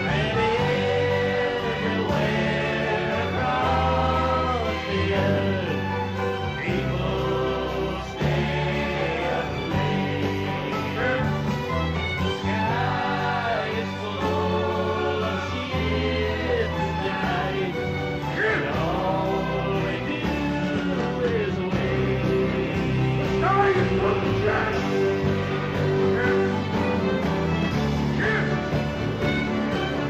sky is full of ships. As we sail through the starlight, as we climb by the sun, like our fathers before us, there's work to be done. All the families are gathered as the earth starts to dim, and we fly through the ages like seeds in the wind. As we sail through the starlight, as we fly by the sun, like our fathers before us, there's work to be done. All the families are gathered as the earth starts to dim, and we fly through the ages like seeds in the wind. La la la la la la la la la.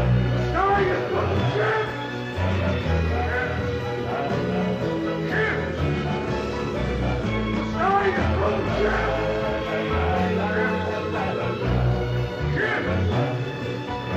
The sky is full of ships. The sky is full of ships. The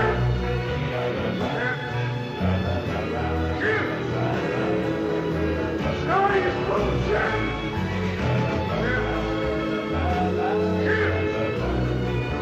ships. The sky is full of ships.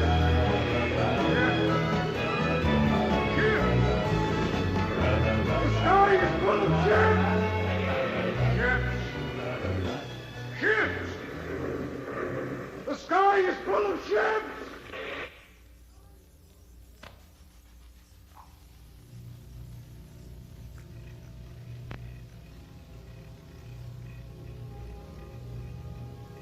The Universal Media Netweb presents another UFO.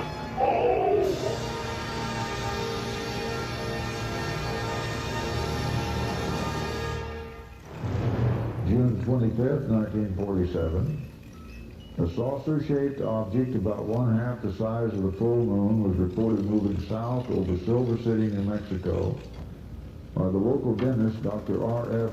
Sessenberger. June 26th, the next day, 1947, Leon Oettinger, M.D., of Lexington, Kentucky, and 3 other witnesses reported a large silver ball-shaped object, clearly not a balloon or dirigible, traveling at high speed near the edge of the Grand Canyon. June 27, 1947, John A. Pesci, an electrician at Phelps Dodge Corporation, and other witnesses reported a disc-shaped object overhead and apparently coming to Earth about 10:30 a.m. near Tin Town in the vicinity of Bisbee in southeastern Arizona near the New Mexico border.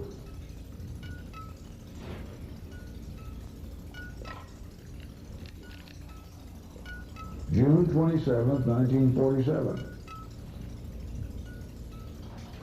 Major George B. Wilcox of Warren, Arizona, reported a series of 8 or 9 perfectly spaced discs traveling at high speed with a wobbling motion. He said the discs passed over his house at 3-second intervals heading east and estimated them to be at a height of about 1,000 feet above the mountaintop. June 27th, same day, 1947, a, quote, white disc glowing like an electric light bulb, end quote, was reported to have passed over Polk, New Mexico by local resident W.C. Dobbs at 9:50 a.m. Minutes later, the same or a similar object was sighted traveling southwest over the White Sands missile range by Captain E.B. Dexmendy, who reported it to his commanding officer, Lieutenant Colonel Harold R. Turner. At 10 a.m., Mrs. David Applezoller of San Miguel, New Mexico, reported that a similar object had passed over that city, again heading southwest. Colonel Turner of White Sands initially reacted by announcing that no rockets had been launched from that base since June 12th. Later, fearing hysteria, he officially, quote, identified the object as a, quote, daytime meteorite.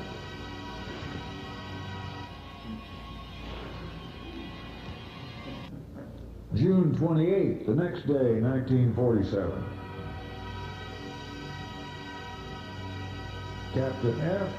Devine, a pilot flying in the vicinity of Alamogordo, New Mexico, witnessed, quote, a ball of fire with a fiery blue trail behind it, end quote, passed beneath his aircraft and appeared to disintegrate while he watched. June 29th, 1947, next day. Army Air Force pilots conducted a search for an object reported to have fallen near Cliff, New Mexico, sometime in the forenoon, but find nothing but a curious odor in the air. Same day, June 29, 1947, the day after Captain Devine saw the ball of fire disintegrate, a team of naval rocket test experts headed by Dr. C.J. Zone, on duty at the White Sands Proving Grounds, watched a silvery-colored disc do a series of maneuvers at high altitude over the secret rocket test range. June 30, 1947, next day. 13 silvery disc-shaped objects were observed by a railroad worker named Price, traveling one after another over Albuquerque, New Mexico. Initially heading south, they changed course abruptly to east and then reversed dramatically to west before disappearing. Price alerted his neighbors, and the entire neighborhood rushed out of their houses to lie on their lawns and observe the maneuvers in the sky above them. Same day, June 30, 1947, is reported from the ʟɪᴠᴇ, New Mexico Daily News on July 9. Quote, Mrs. Helen Hardeen, employee of Quay County Abstract Company, reported Tuesday, July 8, that she saw a flying saucer from her front porch about 11 p.m. June 30th, traveling from east to west at high speed. She said it looked to be about half the size of the full moon with a slight yellow cast.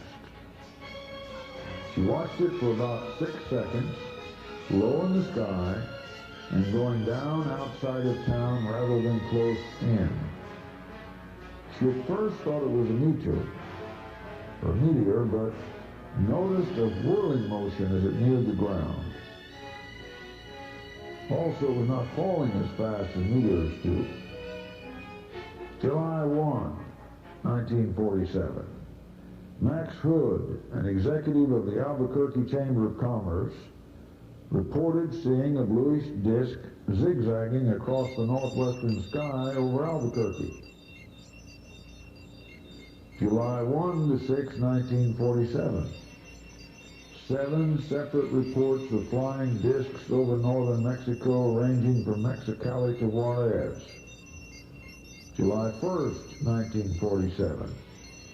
Mr. and Mrs. Frank Munn reported witnessing a large object moving east over Phoenix about 9 p.m. Radar and FM radio get through the ionosphere of the Earth, and they travel out into space, carrying the message that there's life on this planet.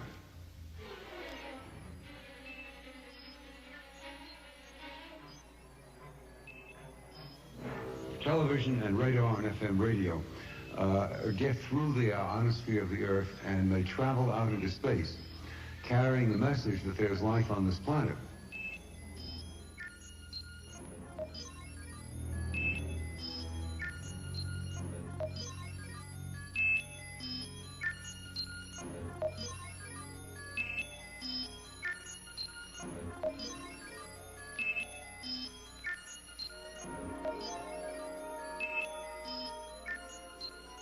Flying saucers seen in most states now.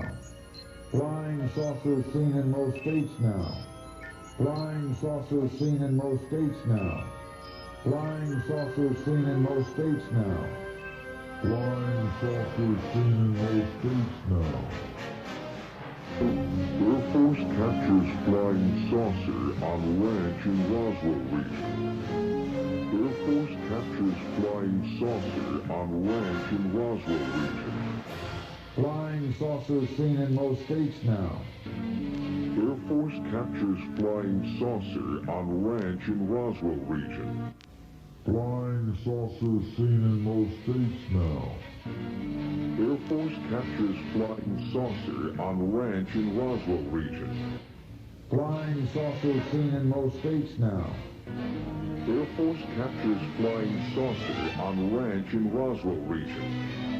Air Force captures flying saucer on ranch in Roswell region. Air Force captures flying saucer on ranch in Roswell region. Big, glowing object zoomed out of the sky from the southeast. It was going northwest towards Corona, New Mexico at a high rate of speed. Somewhat startled, Wilmot and his wife ran out into their yard to watch as an oval object shaped, quote, like two inverted saucers faced mouth to mouth, and glowing as if lit from the inside, passed over their house and out of sight to the northwest in 40 to 50 seconds. Roswell Army Air Base, Roswell, New Mexico, 8 July 1947 a.m. The many rumors regarding the flying disc became a reality yesterday when the intelligent officer of the 509th Bomb Group of the 8th Air Force Roswell Army Airfield was fortunate enough to gain possession of a disc through the cooperation of one of the local ranchers and the sheriff's office of Chavez County. The flying object landed on a ranch near Roswell sometime last week. Not having phone facilities, the rancher stored the disc until such time as he was able to contact the sheriff's office, who in turn notified Major Jesse A. Marcel of the 509th Bomb Group Intelligence Office.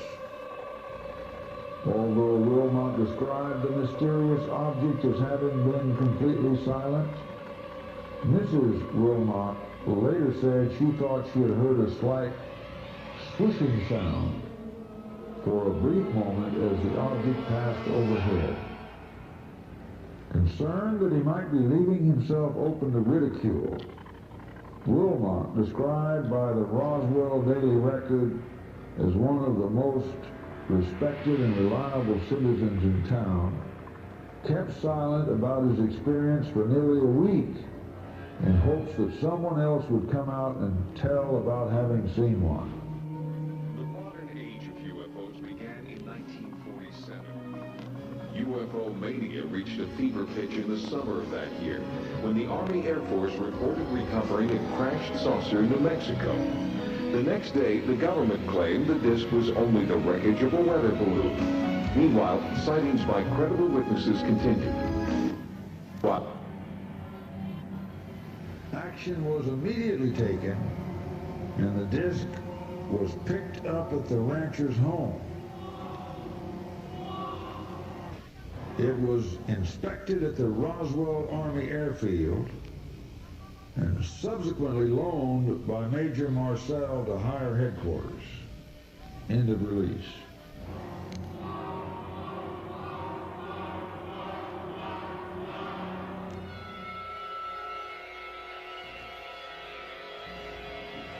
Lieutenant Walter Haupt, Public Information Officer at the Roswell Army Air Base, acting on information beginning to filter into the Roswell Air Base, jumped the gun in a burst of excitement and enthusiastically issued the following release to members of the press. Sightings by credible witnesses to obtain the authorization of his base commander, Colonel William Blanchard, an oversight he was to be made painfully aware of later. Continued. Meanwhile, sightings by credible witnesses continued. It gets more interesting, too. This release, which was enthusiastically picked up by the Associated Press and the New York Times Wire Service and others, managed to appear in numerous newspapers across the United States, as well as a number of foreign journals, including the prestigious London Times.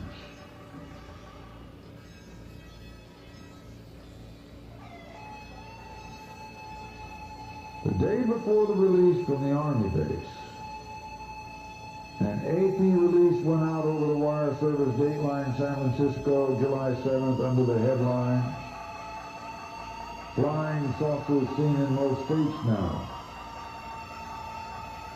dealing with the phenomenal increase in UFO sightings in the United States during the previous 2 weeks. It almost served as an introduction to the incident which would attain worldwide preeminence the next day.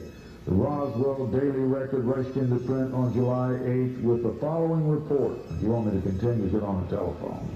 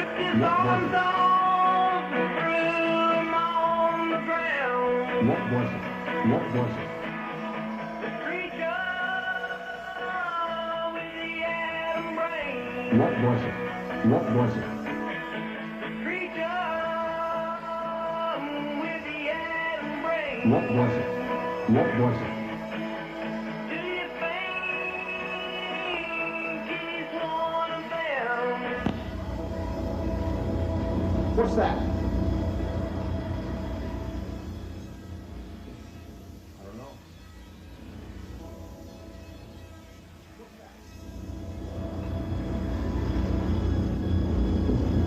I don't know. What's that?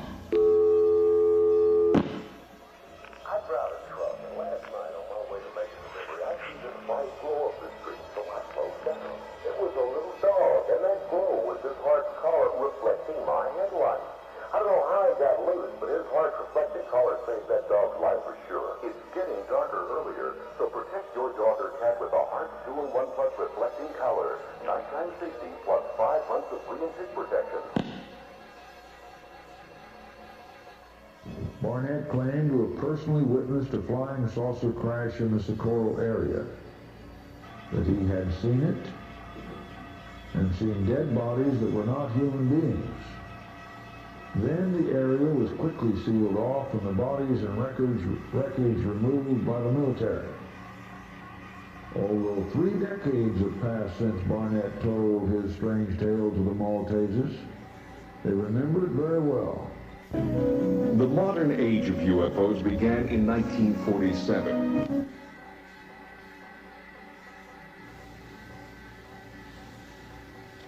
So hear more? UFO mania reached a fever pitch in the summer of that year when the Army Air Force reported recovering a crashed saucer in New Mexico. The most thoroughly documented incident in UFO history led to an encounter of this kind. It occurred on a desolate stretch of New Mexico desert in 1947. That year, hundreds of UFOs were reported across the West. UFO researchers theorized that perhaps because the Army was testing nuclear weapons, aliens were interested in how advanced our technology had become. And on July the 2nd, one of those hundreds of flying objects supposedly crashed, setting the stage for a close encounter of the third kind.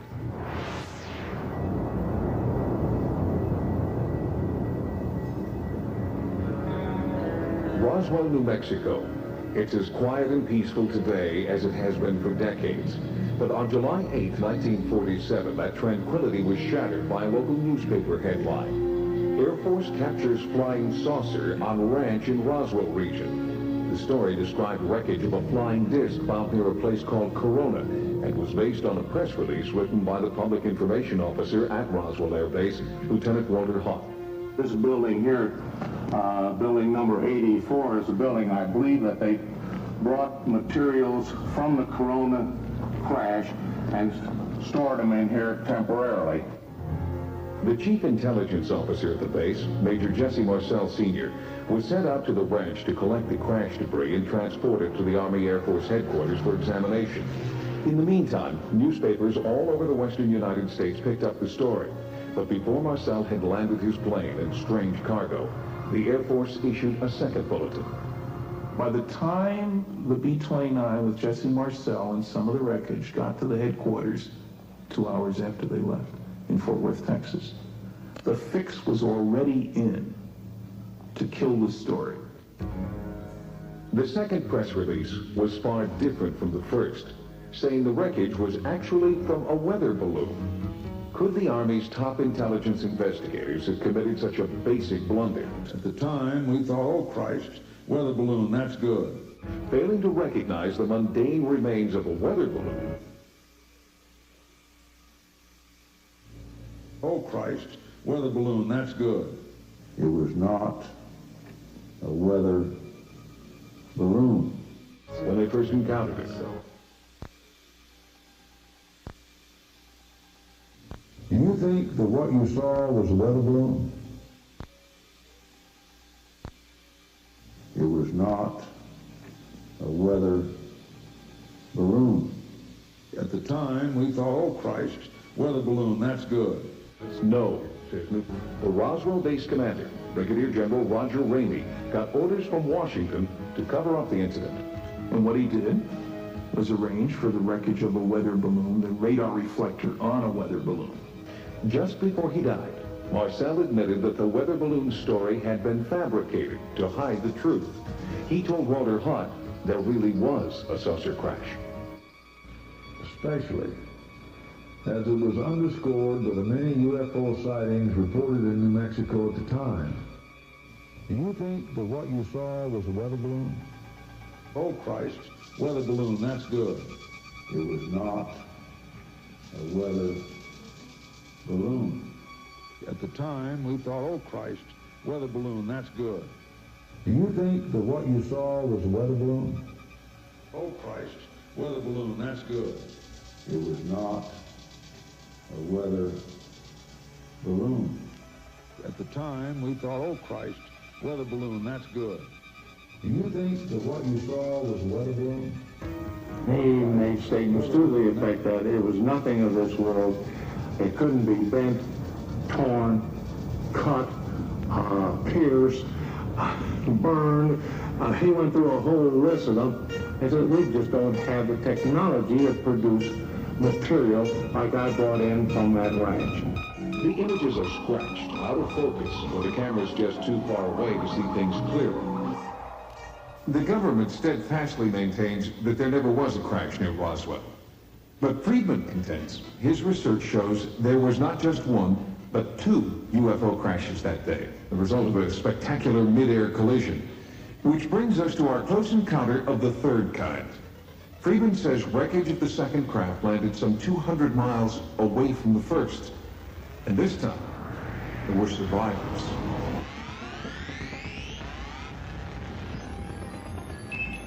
Both the Maltesers spoke highly of Barnett's case. He was older than they were, very conservative, quite sure of himself. Definitely not the type to go about spreading wild rumors. But the Maltesers recall Barnett definitely said he had seen the thing on the ground.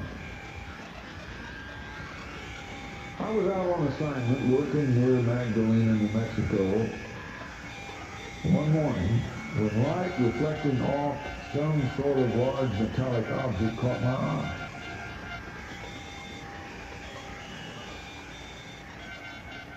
Thinking that a plane may have crashed during the night, I went over to where it was, about a mile, perhaps a mile and a quarter.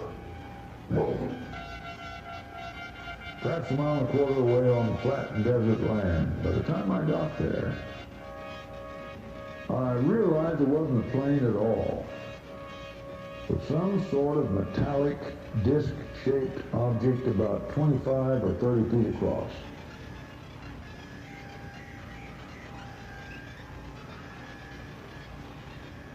While I was looking at it and trying to decide what it was, some other people came up from the other direction and began looking around it too.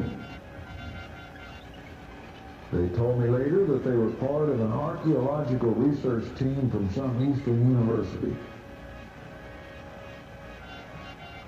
Later determined, because they're part of the witnesses too, in the record to follow, from the University of Pennsylvania. And that they too had first thought a plane had crashed. They were all over the place looking at the wreck.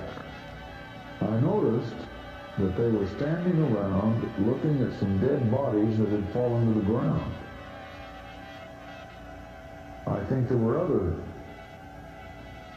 dead bodies in the machine, which was a kind of metallic instrument of some sort, a kind of disc. It was not all that big. It seemed to be made of metal that looked like dirty stainless steel. The machine had been split open by explosion or impact.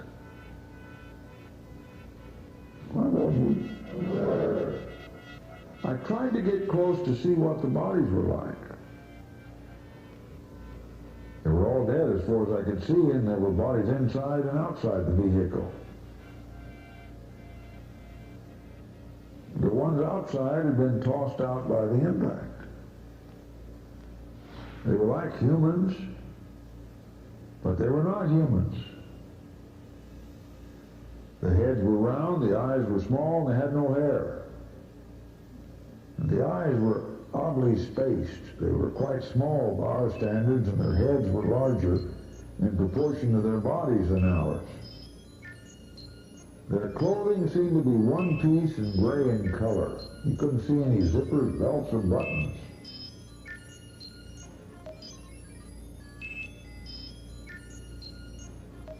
They seemed to be all males, and there were a number of them. I was close enough to touch them, but I didn't. I was escorted away before I could look at them anymore. While we were looking at them, a military officer drove up in a truck with a driver and took control. He told everybody that the Army was taking over and to get out of the way. Other military personnel came up and cordoned off the area. We were told to leave the area and not to talk to anyone, whatever, about what we had seen. That it was our patriotic duty to remain silent. Barnett said that he was out in the field when he saw this thing and that there were other individuals there with him. I think he said the individuals he talked to there were from the University of Pennsylvania. They were doing some digs in the New Mexico area and were involved with this thing only because they were in the area when it crashed. The object was a metallic-like instrument of some sort. The individuals were quite small by our standards. Their heads were larger in proportion to their bodies compared to our human standards, and he says, I remember vividly that Barnett had been told to say absolutely nothing, and he had not done so for several years until he shared his experience with us in 1950. We were very close friends, perhaps the closest he had. Barnett called the creatures males. There was no mention of females. There were a number of them. I can't remember how many he said there were. He repeated several times that their eyes were small and oddly spaced. The object was soon moved away from the crash site. They brought in a large truck. Whoever was involved with it asked the spectators to leave. This included the University of Pennsylvania people. Everyone was told to leave the area. When I first came off the craft, the creatures were laying like this in a line, side by side. And the lively was over here. Gerald Anderson says he was 5 years old when he and his family came across the unearthly wreckage and bodies. And my dad was kind of right about here, and he was sitting like this. My Uncle Ted was standing more over here, kind of leaned over like this, and we're talking to this creature. Anderson's story matches that of others who were in the area at the time. With the help of hypnotherapy, he's been able to remember the encounter with startling detail. His description matches those from people who claim to have seen aliens. 4 feet tall, grayish skin, large eyes, long skinny arms and fingers. Anderson recalls 2 aliens were dead, a 3rd dying, and a 4th alien survivor seemed to be trying to communicate. Convince you, you are not capable of being convinced of anything. You'll stay home. You're not sure you exist. And that, by the way, cannot be proven either. If it doesn't convince you, you are not capable of being convinced of anything. And just suddenly he turned and he looked at me. And when that happened, all kinds of things just started happening inside my head. I started getting sensations of tumbling and falling and an awful loneliness, like there was no way he could possibly get back to where he came from. Anderson says that within a matter of minutes, the military arrived, sealing off the area. The civilians at the site were threatened with bodily harm if they talked. Nevertheless, in the past 20 years, hundreds of witnesses have come forward, some daring to speak only on their deathbeds. Out in the New Mexico desert, there's no longer any trace of alien craft. Stanton Friedman says the story can't be covered up forever. There were simply too many witnesses. We have testimony from over 200 people. Of the 509th Bomb Group Intelligence Office at the Army Air Force bases at Roswell Field. The next day, the government claimed that this was only the wreckage of a weather balloon. Together with a counterintelligence corps officer.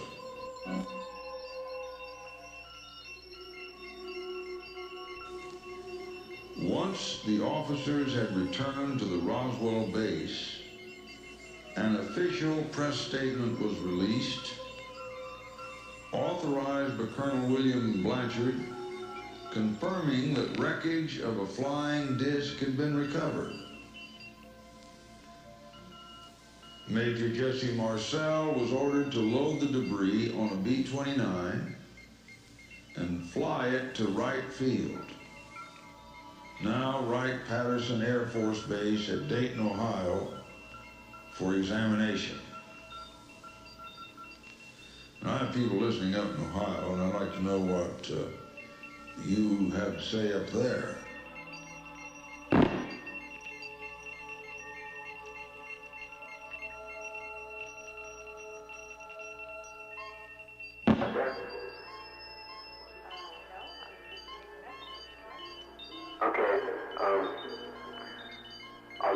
I'll call back tomorrow.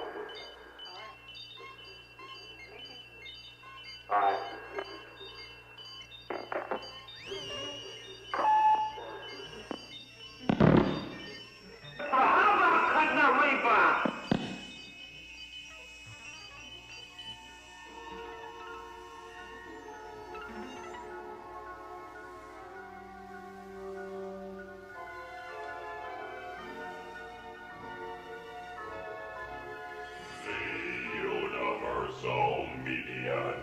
Web presents another UFO. Flying saucers seen in most states now. Flying saucers seen in most states now.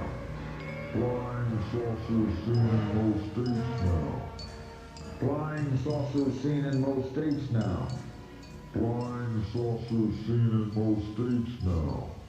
Definitely not in the mountainous area.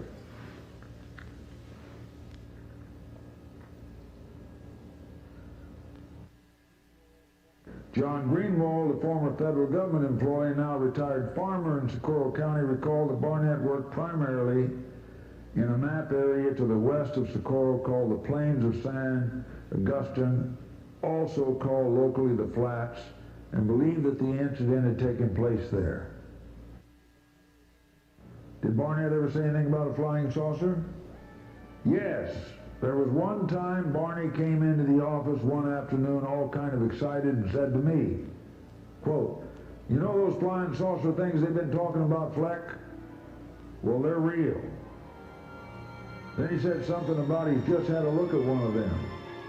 I was real busy at the time and wasn't in any mood to buy a story like that, so I just turned around to him and said, "Bull blank." Went back to work. He didn't say blank though. All he told me was that he saw it. I wasn't prepared to believe it at the time, and after I'd said, "Bull blank," he didn't explain anything else about it.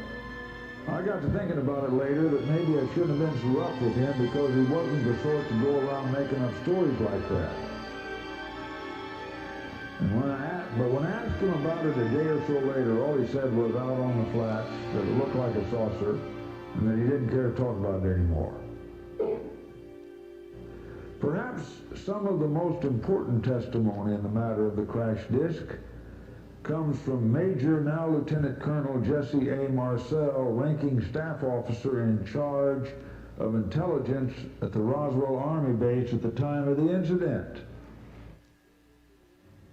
Toward the end of the war, Marcel was chosen to become part of the 509th Bomb Wing of the U.S. Army Air Force, the world's only atomic bomb group at the time and one of the few elite groups in the U.S. military where all officers and enlisted men were literally handpicked for their jobs and required high security clearances. And you monkeyed with my mic upstairs again, won't it? As a part of this group in 1946, he was instrumental in handling security for the 1946 Kwajalein atom bomb tests and was awarded a commendation to the U.S. Navy for his work. In recent interviews, 1979, he remembered some interesting details concerning his own connection with the Roswell incident and the intriguing possibility that either there was a second disk that exploded in the air or that material fell after an explosion from the disk described in Barnett's account before that object apparently crashed to the Earth some distance to the west. Question. Major Marcel, did you personally see a crashed UFO? Answer. I saw a lot of wreckage, but no complete machine. Whatever it was had to have exploded in the air above ground level. It had disintegrated before it hit the ground. The wreckage was scattered over an area of about 3/4 of a mile long and several hundred feet wide. Question. How did the Roswell base know about the crash on Brazel's ranch?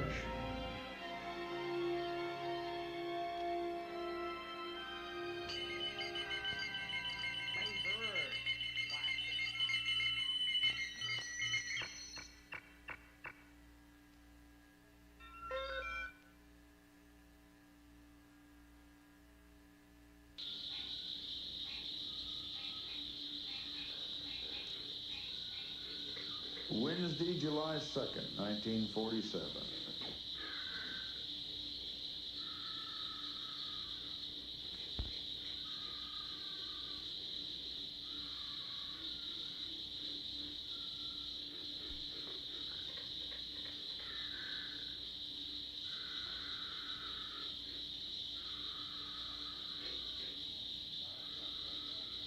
Hello, test. Okay, we're back to me. This is Omer Edge, And this is KPFA and KPFB in Berkeley, KFCF in Fresno. I'm going to Jose. move on now. Much deeper into the Lucky Muck Swamp in search of the legendary glow of that unnatural entity known as swamp gas. I can no longer see the NetWeb building. In fact, I can't see anything since the moon disappeared. But since I can see all the stars up through the heavy undergrowth over my head, it's obviously not hidden in clouds. I don't know, it was there. I looked down a little minute ago and something crawled by me and looked up again and the moon was gone. But I'm not going to be distracted by tangential mysteries. It's swamp gas I'm after. I have my gas detector here. Let's see if the batteries are still working. Ah, yes. So I'm going to move on. Let's see. I'll check my illuminated compass. Oh, that's odd. Huh. It's spinning like a prop on a GB. Well, what good is that? As I toss my compass into the muck, I notice some other bits and pieces of material lying on the surface here. Let's see. There's some, here's some small wood-like beams, about, I'd say about a half-inch square. They look like balsa wood. Let me get out my lighter here. Huh. Well, they look like wood, but they're apparently not. They don't burn at all. Doesn't burn at all. There's some kind of hieroglyphic-like markings on them here. They're hard, but they're flexible. I can bend it. I can't break it though. It's very light. It's just like balsa wood, but it's not balsa wood. And over here, I see some brown parchment-like material. Let's see. It's very strong. I can't rip this. And here's some, got a piece of metallic stuff like tin foil here. Also, very strong. I can't rip it, can't crease it. Weighs practically nothing. And here's some stuff looks like fishing line, little monofilament line here, kind of like a fishing line. Maybe sort of like fiber optics or something. Strange stuff. Must be the remains of somebody's campsite. Well, I'm going to move onward into the dark heart of the Lucky Muck Swamp. I'm going to return you now to programming.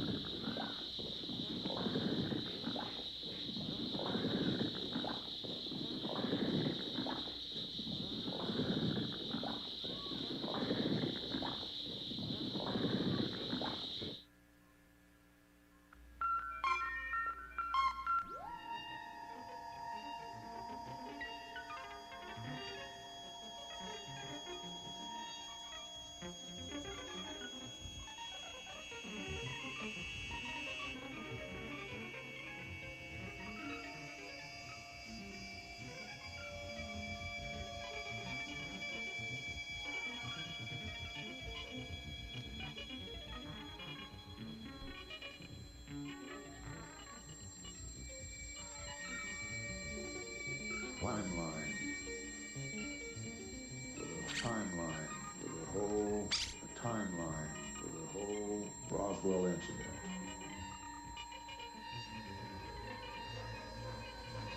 "9:50 p.m., Mr. and Mrs. Dan Wilmot reported an oval-shaped object,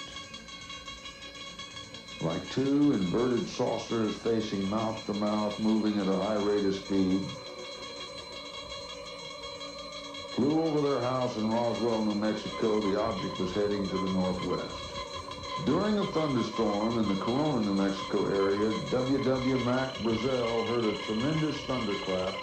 It sounded like an explosion, but that was somehow different than the rest of the thunder.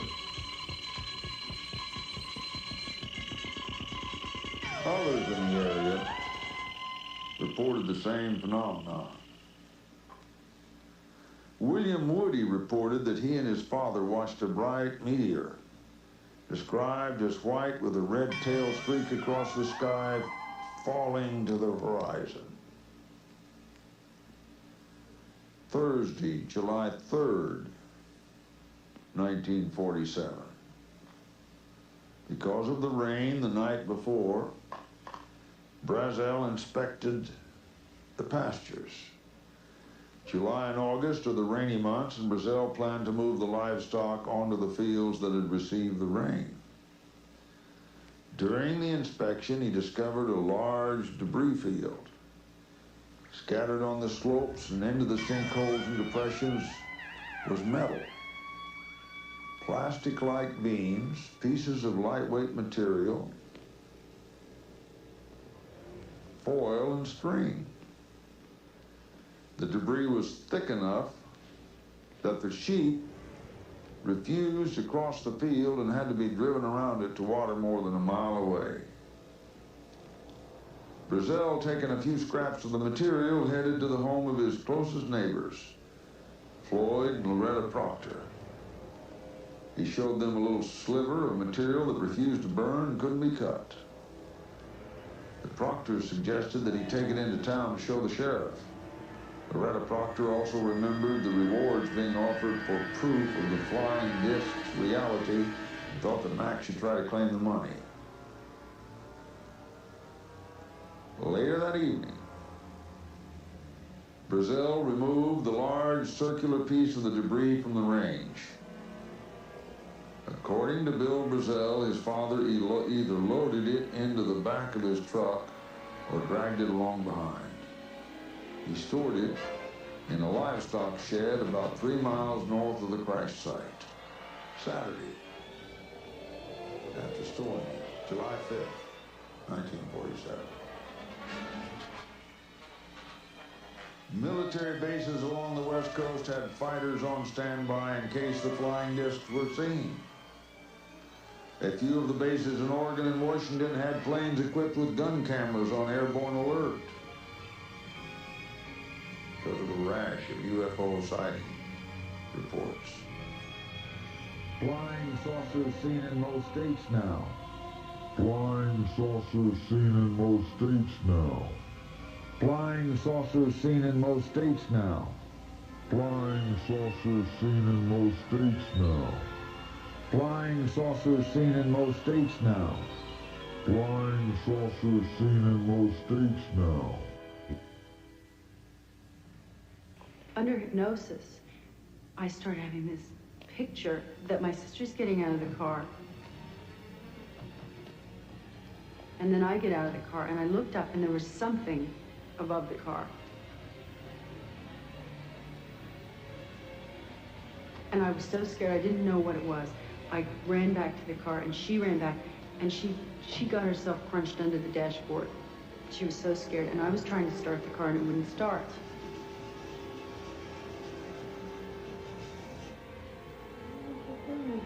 And the next memory that I had under the hypnosis was that I was on a table, and there were some people around. There was this screen. It was about as wide as a large television screen, but it was paper thin, and it was just moving around the table, and it wasn't attached to anything. And I could see three-dimensional shapes of my skull and my, my whole body. It was just taking pictures.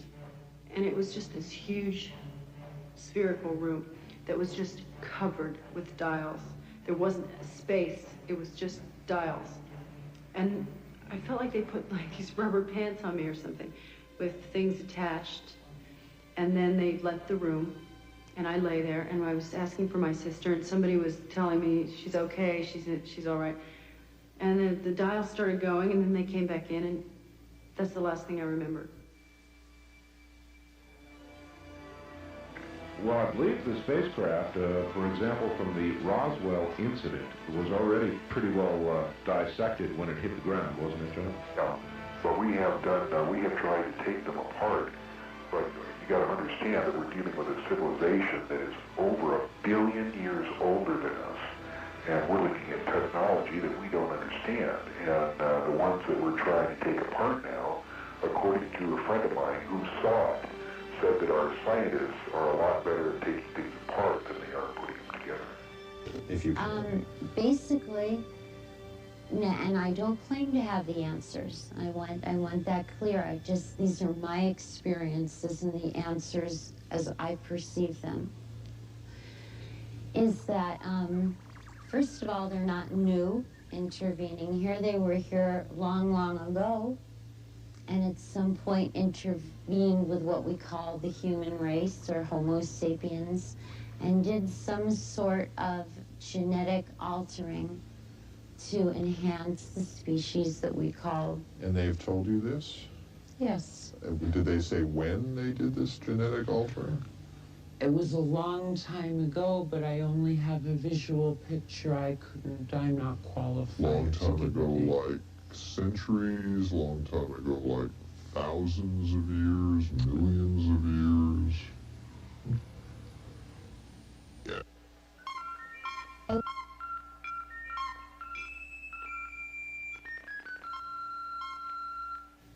Then we were back on the grass.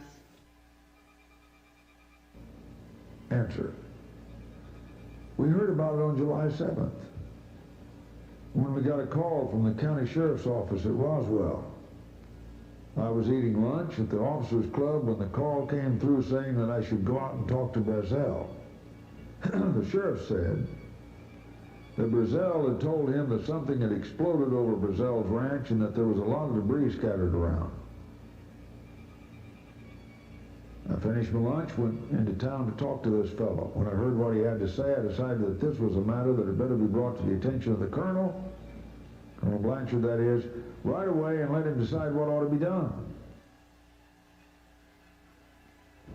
I and a CIC, that is Counterintelligence Corps agent from West Texas by the name of Cavet, followed this man out to his ranch with me driving my staff car and Cavet in a Jeep carryall.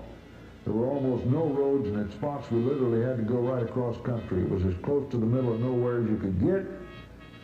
Anyhow, we got there very late in the afternoon and had to spend the night with this fellow. All we had to eat was some cold pork and beans and some crackers.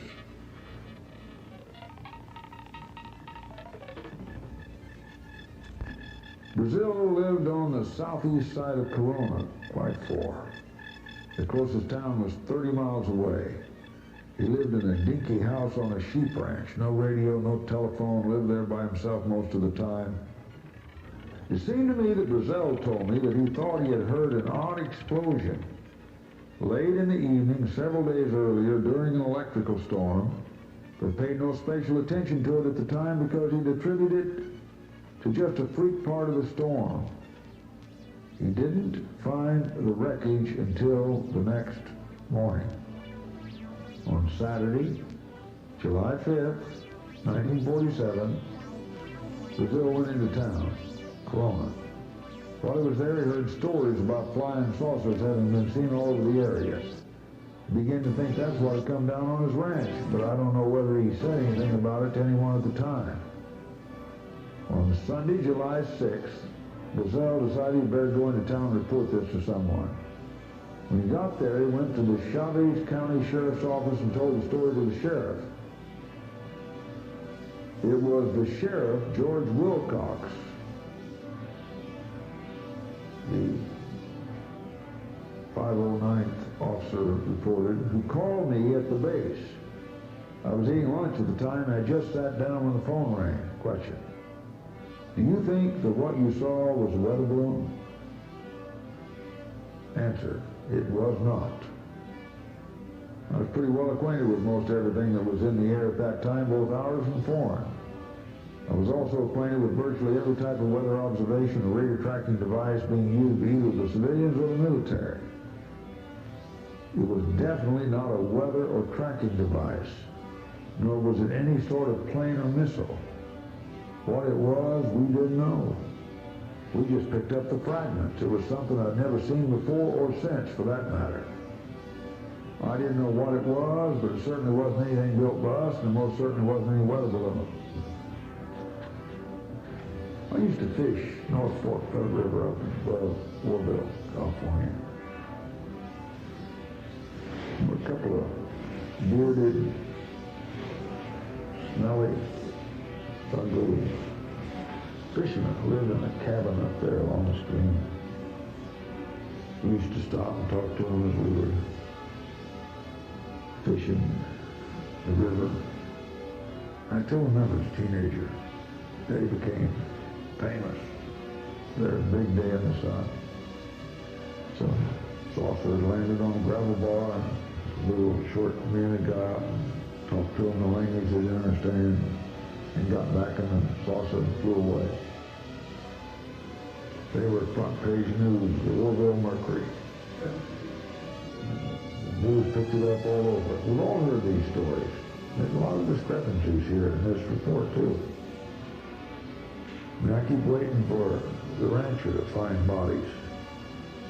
And so far, what does he do what the other report said, which is hook his tractor on it and pull it into a shed? But you should read police reports of people trying to report an accident. Is there truth in the midst of all these varying stories? Do you think it was a weather balloon? No, it wasn't. Can you describe the materials that you found on the site? Answer. There was all kinds of stuff, small beams about 3/8 or ½ inch square with some sort of hieroglyphics on them that nobody could decipher. These looked something like balsa wood and were about the same weight, except that they were not wood at all. They were very hard, although flexible, and would not burn. There was a great deal of unusual parchment-like substance, which was brown in color and extremely strong, and a great number of small pieces of metal like tinfoil, except it wasn't tinfoil. I was interested in electronics and kept looking for something that resembled instruments or electronic equipment, but I didn't find anything. One of the other fellows, Cabot, I think, found a black metallic-looking box several inches square, and there was no apparent way to open this. Since it didn't appear to be an instrument package of any sort, it too was very lightweight, we threw it in with the rest of the stuff. I don't know what eventually happened to the box. This is the Air Force man talking. But it went along with the rest of the material we eventually took to Fort Worth.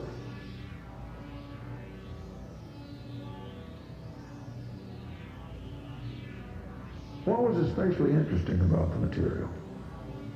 One thing that impressed me about the debris was the fact that a lot of it looked like parchment. It had little numbers with symbols that we had to call hieroglyphics because I couldn't understand them.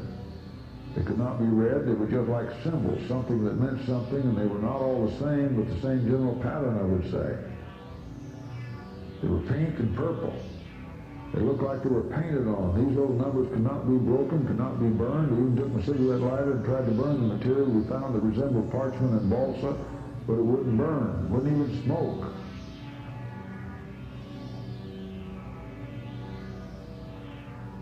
But something that's even more astounding is that the pieces of metal that we brought back were so thin, just like the tin foil in a pack of cigarettes. I didn't pay too much attention to that at first until one of the boys came to me and said, "You know that metal that was in there? I tried to bend the stuff and it won't bend. I even tried it with a sledgehammer. You can't make a dent in it." This particular piece of metal was about 2 feet long, maybe a foot wide. It was so light, it weighed practically nothing. That was true of all the material that was brought up. It weighed practically nothing. It was so thin, so I tried to bend the stuff. We did all we could to bend it. It would not bend. You could not tear it or cut it either. We even tried making a dent in it with a 16-pound sledgehammer, and there was still no dent in it. It's still a mystery to me what the whole thing was. Now, by bend, I mean crease. It was possible to flex this stuff back and forth, even to wrinkle it. But you could not put a crease in it that would stay, nor could you dent it at all.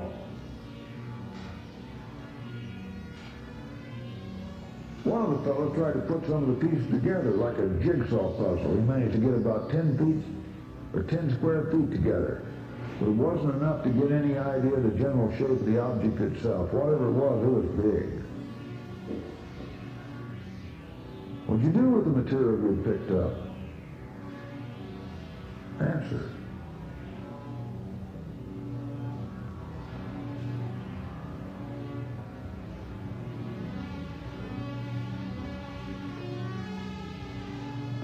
am convinced one crashed in Roswell.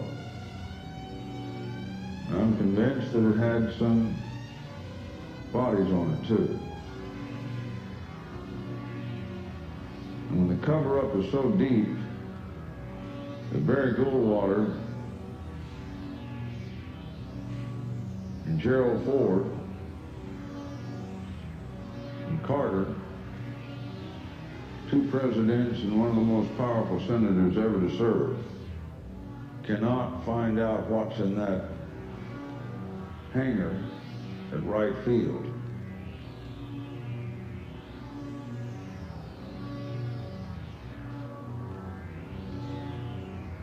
And the control of the bureaucracy prevents even the President of the United States finding out the cover-up. We've got problems.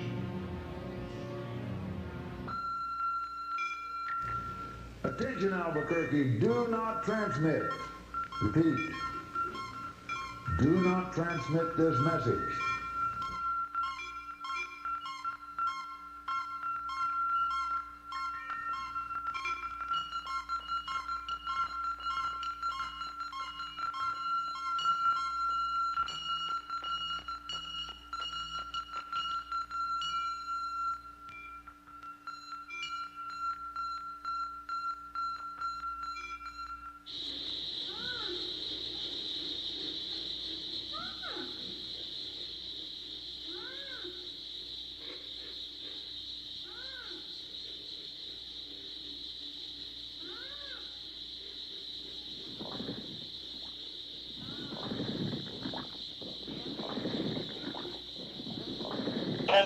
Testing. All right, there I am. I'll tell you, the mud out here is something else. This is Homer Edge, still out in the Lucky Muck Swamp, trying to get a bead on some swamp gas. I have not seen any yet. I'm wondering about my access to the Retro Cultural Archives at UMN headquarters. I thought I would perhaps give you all a kick and see what I can find out here. I'm going to try my new access code in the Retro Cultural Archives, which are ordinarily off limits to UMN personnel, but let me get out my keyboard here. I hope this mud doesn't really hurt anything too much here. All right, let's see, punch this up, let's see. There's put my UMN personnel card into the keyboard. All right, let's see what we can get.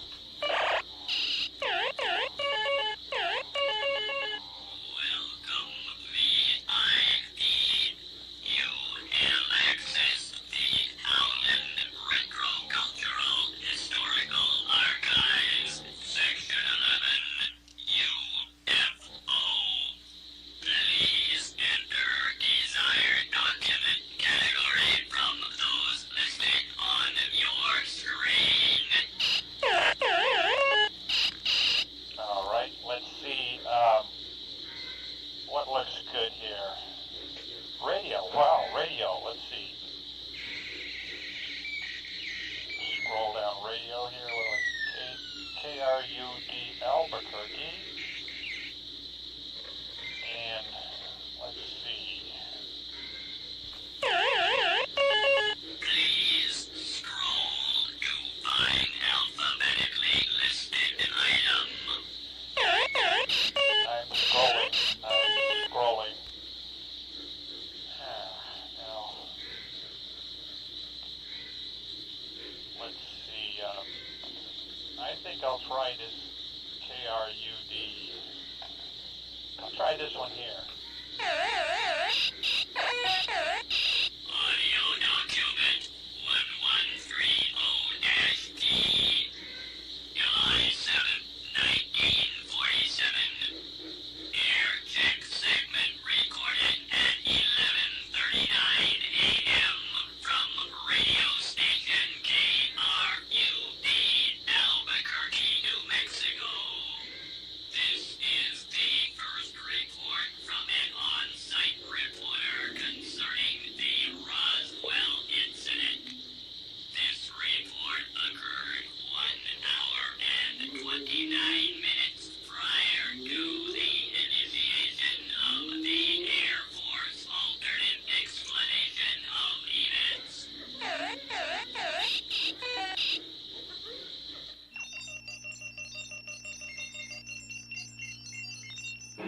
Let me greet each blazing morn on the ranch where I was born. Give me my boots and saddle.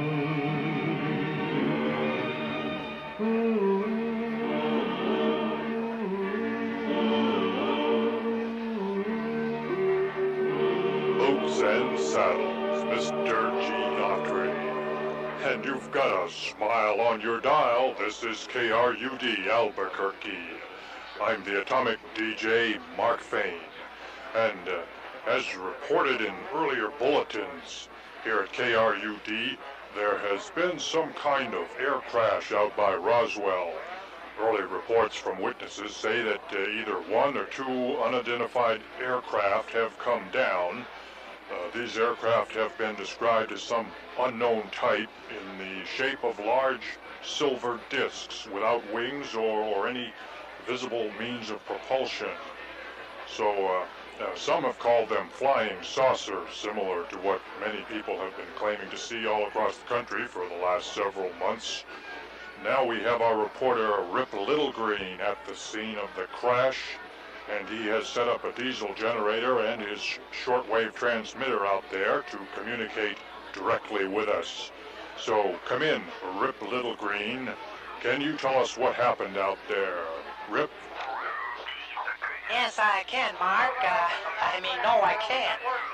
Well, what I can do is describe the scene here. We're in a small valley, and I can see a large gash running down the hillside to the desert floor, where there is a scattered mass of wreckage and the remains of what looks like some kind of a large metallic disc, or I'd say about 30 feet across. Now, by the time I arrived here, there were many others already here sifting through the wreckage. There are military vehicles and personnel here, along with some civilians. Now, as soon as I arrived, Mark, I saw what looked like children or midgets in gray jumpsuits being loaded onto an Air Force truck and being hustled out of here. Now, they look dead to me. I'm told that these were the operators of this flying craft, and that several civilians talked to one who was still alive before the Air Force arrived here. Now, I can't find these civilians anywhere now. Perhaps they went out with the truck. I'm now going to try to talk to one of the officials who's here. Came out here with the Air Force, I assume. Sir, may I talk to you, sir? Thank you. May I talk to you, sir? Yes, I suppose so. I notice you're in civilian clothes. Are you with the Air Force? Oh, no. We are here at the request of the Air Force. We arrived by helicopter. That one over there, the candy stripes. Oh, the UMN chopper? Yes. Mr. C. Elliott Friday and I've asked... Oh, Friday, the Hollywood producer. Is he here too? Yes, right. Over there, talking to the major. What? I don't see anyone with the major. Well, who are you, sir? I am Sergio Caracas, science advisor to Mr. Friday. And what brings you out here? Do you know what happened here? Well, we are studying the situation purely for entertainment purposes. Mr. Friday is doing research for a new film on this whole flying saucer business. Well, sir, we heard some kind of saucer crashed here. What have the Air Force people here told you? Well, that story is being rewritten as we speak. You understand, we must be careful not to induce undue panic before we can study the actual implications. But, sir, something obviously crashed out here. Don't they know what it was? Well, from the looks of the marks on the hillside there, and the debris we have, I'd say the device had all the motion characteristics associated with anti-gravitational gas-propelled objects, such as weather balloons. Well, what about the little bodies? We have eyewitness reports of little... Oh, you mean the crash dummies? Yes, we often use those to analyze the impact effects involved with experimental test vehicles. So, you mean that this was some kind of a test? Well, it's too soon to finalize the facts at this point. I assume the Air Force can tell you what they want you to know by tomorrow or the next day. And what about all the parts and debris the Air Force has in those crates? And I see they're now loading that big one onto your UMN chopper. Is Mr. Friday taking possession of some of this material? Oh, no, it's just bits and pieces. We came out to quickly negotiate with the Air Force to get some of the material for research, so we can get some ideas for the prompts and so forth for Mr. Friday's film. Otherwise, we wouldn't have any interest whatsoever in weather balloons. But I read in Popular Mechanics a few months back about Project Cyclops. Mr. Friday's plan to contact extraterrestrial intelligence. Was that real, or just to sort of stir up interest in this new movie, or what? Well, you must excuse me now. I see Mr. Friday is ready to lift off. I don't see anyone in the copter. Thank you. I'm sure some of the Air Force personnel here can help you further. I really must go. Well, sure. Okay, thank you. All right, that was Mr. Caracas, science advisor to Mr. C.L.A. Friday. Cut, Mark, you can dump this interview. Don't use it on the air. He didn't seem to know much. They're just jumping into this for promotional purposes. Look, I'll stick with this. I'm going to try to locate those University of Pennsylvania archaeology students I heard about who were digging nearby when this thing came down. I'll get back to you later, Mark.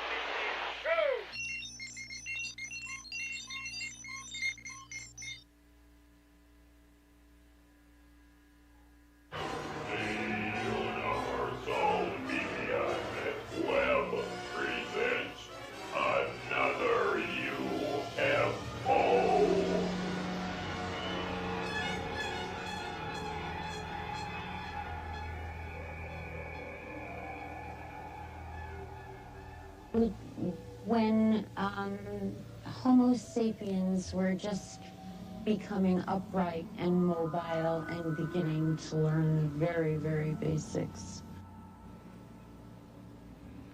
Now, if nothing else, study of UFOs teaches me how true the Bible is in its prophecies of a coming Antichrist. So that would be millions, perhaps. Yes. Okay. Athena, you too have seen aliens. Do they look like the ones that Sherry describes? I've had experiences with a couple different races. I live a perfectly normal life. You know, I have a dance company. I go to work every day. I have an apartment. I have 2 cats. I have a perfectly normal life. I'm not crazy. ʟɪᴠᴇ.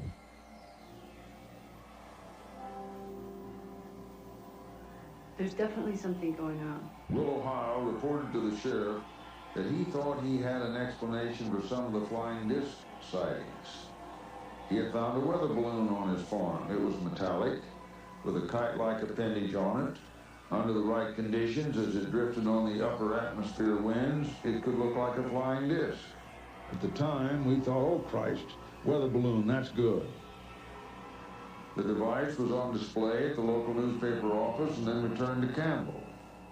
Do you think that what you saw was a weather balloon? Oh Christ, weather balloon, that's good. Jean Campbell Romero, Campbell's daughter, reported that it had been kept in the barn for years afterward. It was not a weather balloon. Sunday, July 6, 1947. Roselle got up early, As was his habit, completed his chores and then drove into Roswell about 75 miles away. And what it is, I don't know. I could be having a dream. And I had probably one of the most profound. And before you can get started, I have. And everyone else is having the same dream. Probably one of the most profound. And before I even get started, and I have to say that I don't feel like an abductee. I prefer to think of myself as a contactee. But I'm not lying. Because, and I'm not crazy. I put out mentally one night for communication. If any existed that I really would like to know, and I'd love to communicate with them. And I've always... And that's when they arrived? No, it wasn't right then, but it was after. Maybe a month and a half, 2 months after. You wanted to see aliens first, and then they came. Well, I've always felt a sense of homesickness when I've looked up at the sky at night. I've always been a real soul searcher, and that's just part of my nature. Ultimately, the focus becomes reproductive, and the interest seems to have to do with taking sperm and ova samples, and the whole central focus of the physical part of it seems to deal with the idea of an ongoing genetic experiment. And I was in bed one night. These abductees are, let's say, involuntary victims. And I sat up. Or specimen. And I saw two in the bedroom. In this ongoing genetic experiment. One was walking towards me, and I felt tremendous fear go through my body, almost paralyzed with fear. And then I heard telepathically, "You have nothing to fear." And I made a very conscious decision at that point to go with the wonder, and to allow myself to go with the mystery, and to allow myself to be in awe. And I got up and walked in the other room, and there were 3 or 4 more. There's 2 by the French doors, 1 standing, there's 2 in the bedroom. So it was a total of 5.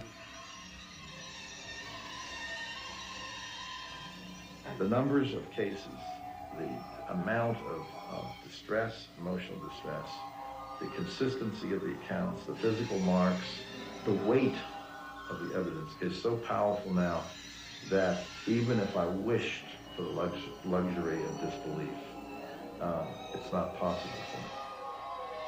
So the logical explanation for you is that these are UFOs, extraterrestrials, or messages for us. It would be. In a certain sense, life would be a lot simpler and nicer if this would somehow go away. So the logical explanation for you is that these are UFOs, they're extraterrestrials, are leaving messages for us in wheat fields in England. And because they're being so complicated in doing it, that they're trying to show us that human beings cannot do it. Yeah. And that therefore we have to start paying attention to UFOs and UFO occupants and the messages that they are giving us. It can't make sense, and it doesn't make sense. So we're stuck, really, trying to make sense out of something that doesn't make sense. But that is no reason to dismiss it out of hand. Yeah, I would really like to get to the bottom of it someday. I'd really like to know what it's about. Of a UFO in the crop fields nearby one of the crop circles that is about yay big, silvery, and flops around like this, and zigzags around the crop, and then flies over a tractor driver whose interview we got. He says it's about 3 feet in diameter, and went over a hill. Just 2 weeks ago, 2 German tourists filmed another UFO of this type in the crop fields, also silvery and round. The farmers and local people have been seeing UFOs at night in the Wiltshire district. They've been seeing large black triangular objects. They've been seeing orange balls that go down into the fields. The next morning, there's a crop circle. And we have stills of this. Unfortunately, we don't have that videotape, but... What was it? What was it? There have been numerous implants. One of the tricky things here about the physical evidence and details of these things is that half a dozen of the more busy investigators of these cases have intentionally withheld little details. that aren't in their books, that they don't say on television, even to you. And where that serves as a benchmark, if somebody else comes up with the same little detail, then you know they didn't get it from the book, the television, etc.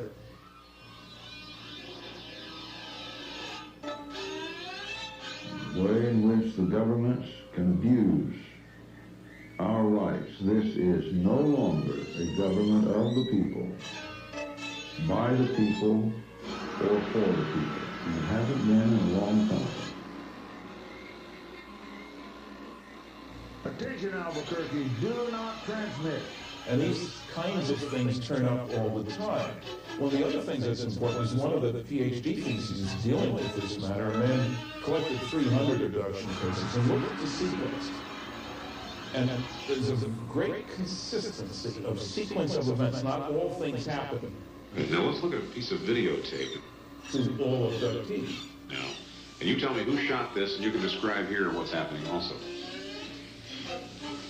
Home video, so that it's not going to be very clear. Right. Now, again, this is the same gentleman that took the pictures, and he's behind a bush. But when they do happen, they're in the same sequence.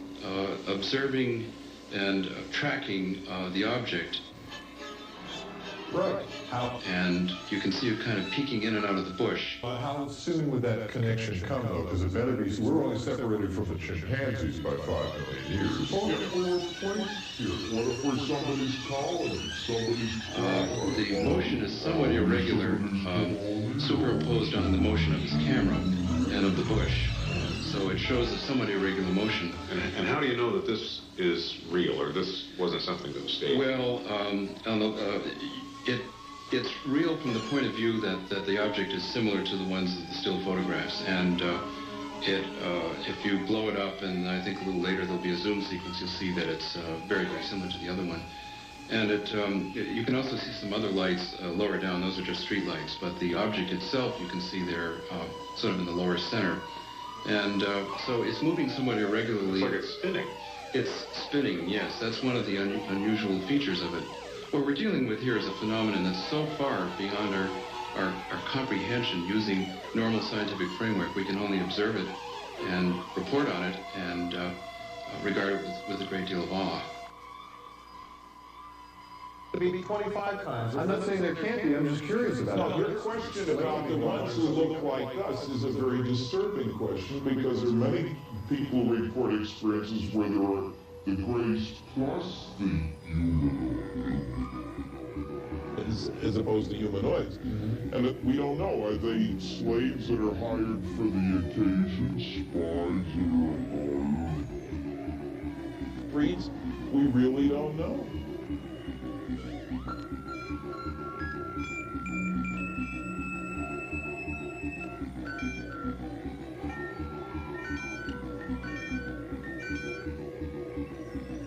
Prove? I can tell you why. I don't want to know, because we're doing a show on UFOs. Sorry. What was it? What was it? What was it? Okay, normal speed. Yeah, and then this one, this is a very interesting sequence because you'll see it suddenly blink out. There it goes. And that's a very interesting sequence because it tells us that we're not dealing with an object like an airplane, ordinary motion. It just blinks. And it's gone. Okay, now, Bill, you've seen the photos. You just saw that again. What do you think? When did you first notice these magnetic effects? When I first entered the store.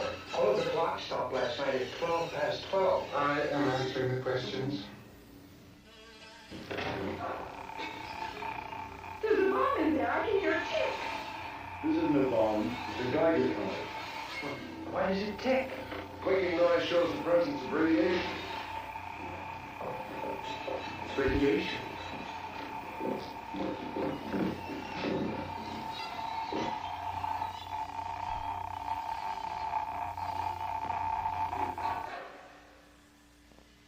But my group is not yet what somebody saw. My group is the government documents that I've been able to, in which he writes in 1983 that he was a part of the group that examined the craft.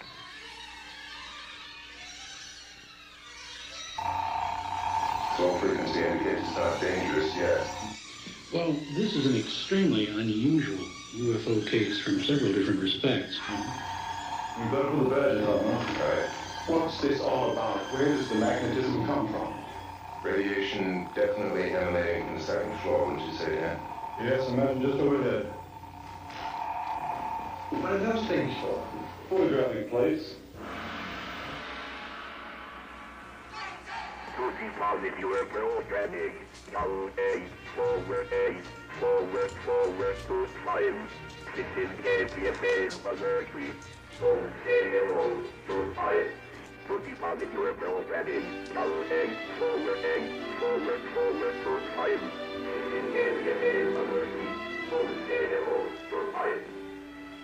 We want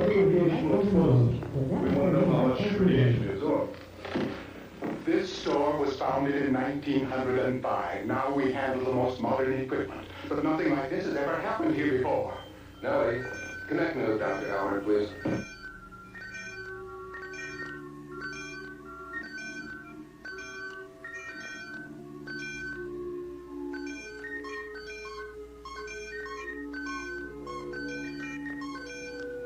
Because the hard part of it is just not knowing. If the scientists were doing what they are supposed to be doing, they should be doing this, and it shouldn't be left to people like myself.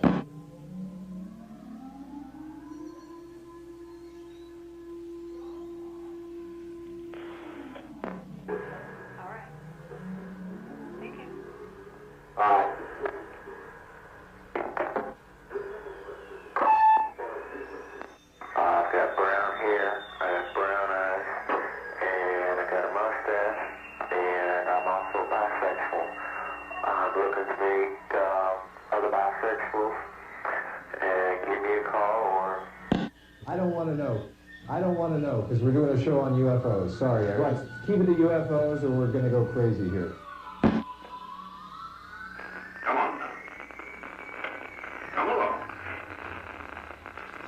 Where are we going, Grant? Yes, that's important. Where are we going? We'll find out. I have a strange creature here who fits the description you just broadcast a little while ago, and he seems to want to communicate something here. Take a listen to this. Bob, don't come on. Bob. I really can't make it. He just sits in the corner and utters this strange sound. Joyce had no explanation for that comment.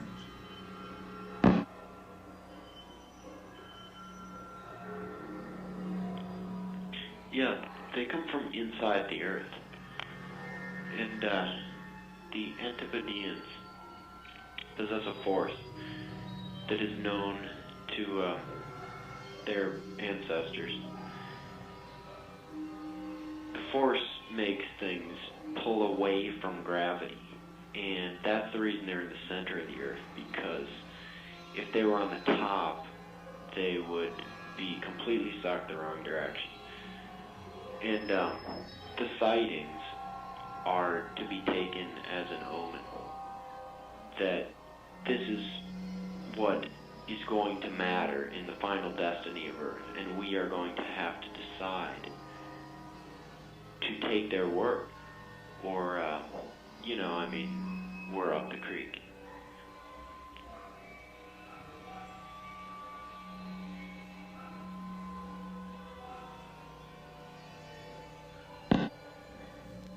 After he got the call, Joyce decided he better have some proof that he hadn't made up the story.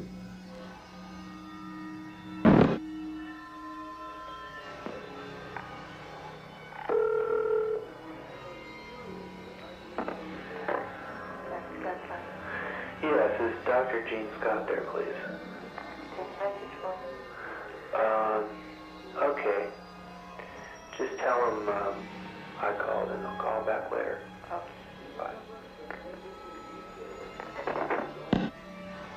Joyce noticed there were several military officers waiting in the lobby of the station. Yes? Dr. Stewart on 4. Yes, Jeff. Well, I don't see how that's possible. I just don't really make anything of it. Bob?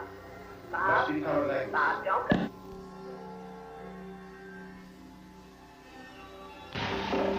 Yeah? You remember Newton's theory of uniform magnetism? Sure. Any element out of equilibrium. Only one pole, north or south. Defies gravitation. Why? You suppose that this could be it? Stick close to it. How about a machine gun?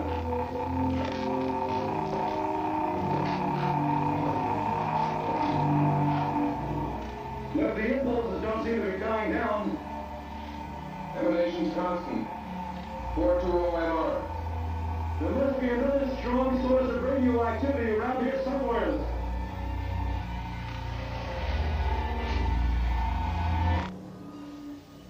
Jeff, being magnetic, it must be showing up on TV screens. I just want to say something to the men. Get a life. Get a life. Get a life. Get a life.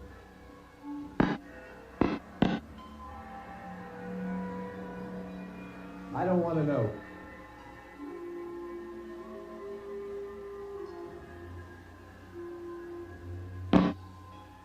Warning. Near approaches of unidentified flying objects can be harmful to human beings.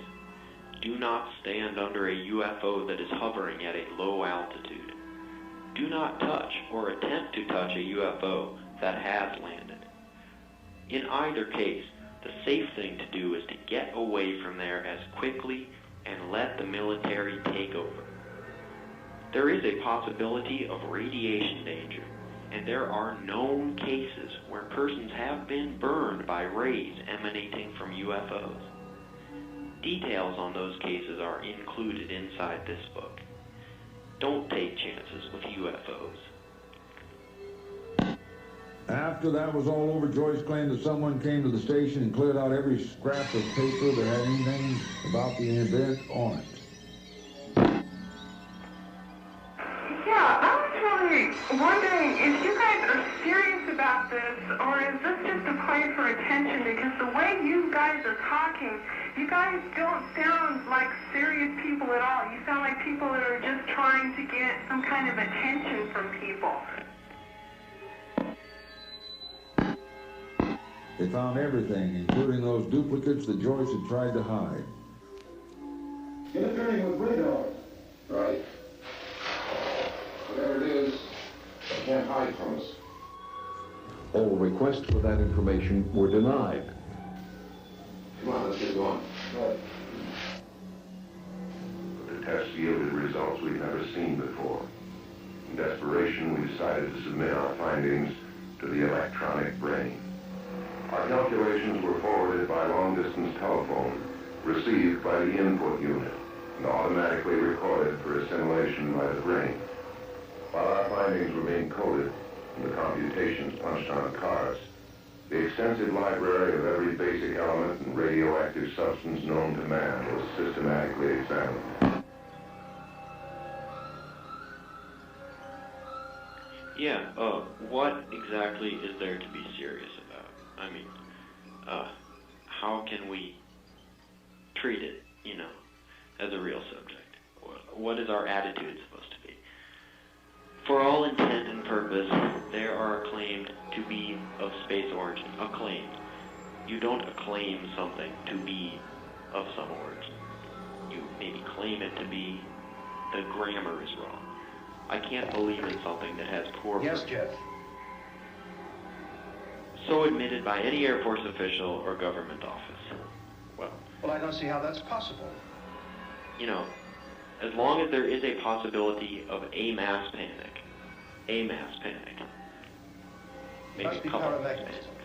information regarding these UFOs will remain a hush product of all governments. Have you Hush found the puppies source? are a large product of UFO government. Well, get into your there's not protective much clothing at once. Many aliens were sent to this planet for extended periods of detention. You know, they goofed off in school, things like that. I'll get police help to you as soon as I can. Since the ancient records from the hidden tomb indicate that their civilization has no crime, there's nothing to steal there. It doesn't exist. There's no crime. Now here's what I want you to do.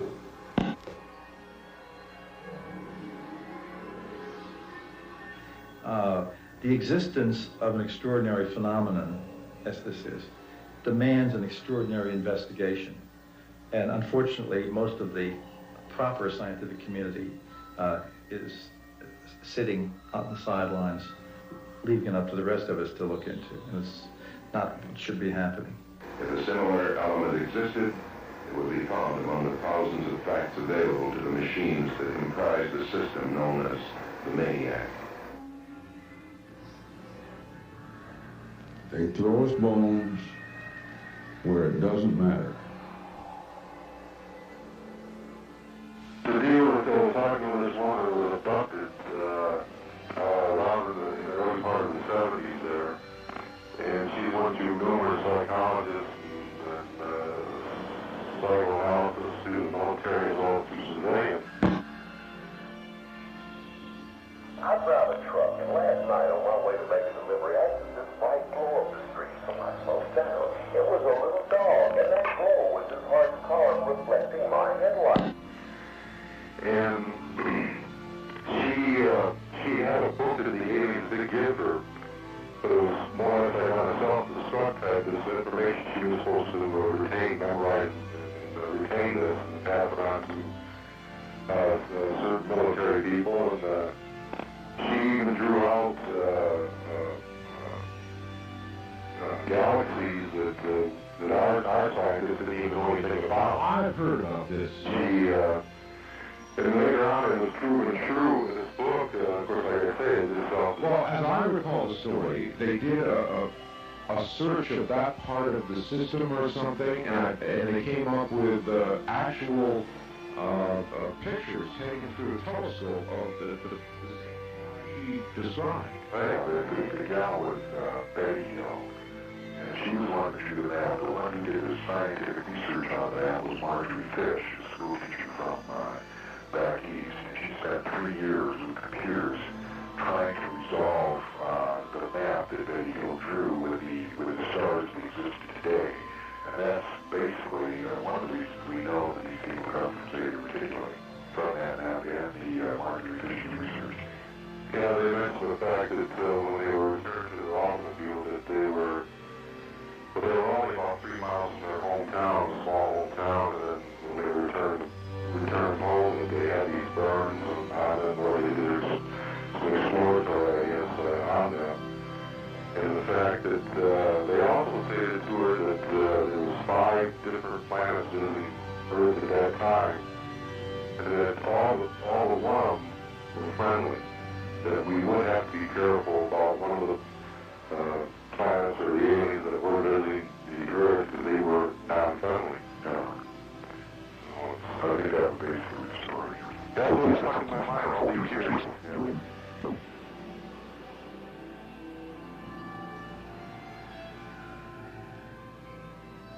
So UFOs exist, and there is a cover-up. What's being covered up and what UFOs are, I don't know. But I would like to give some more evidence of their existence and the cover-up. And I'm here to tell you, the Bible's full of UFOs. Ezekiel saw one, Elijah was carried away in one. The friendly kind.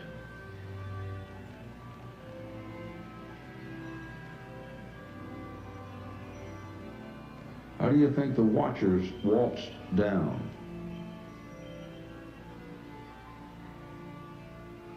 That mated with the sons of men before the flood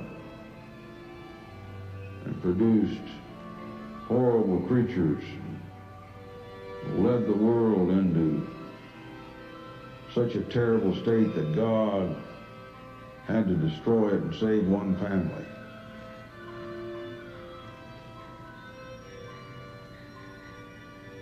I'm I'm sure there are angelic beings, both good and evil, that don't need UFOs to carry them around.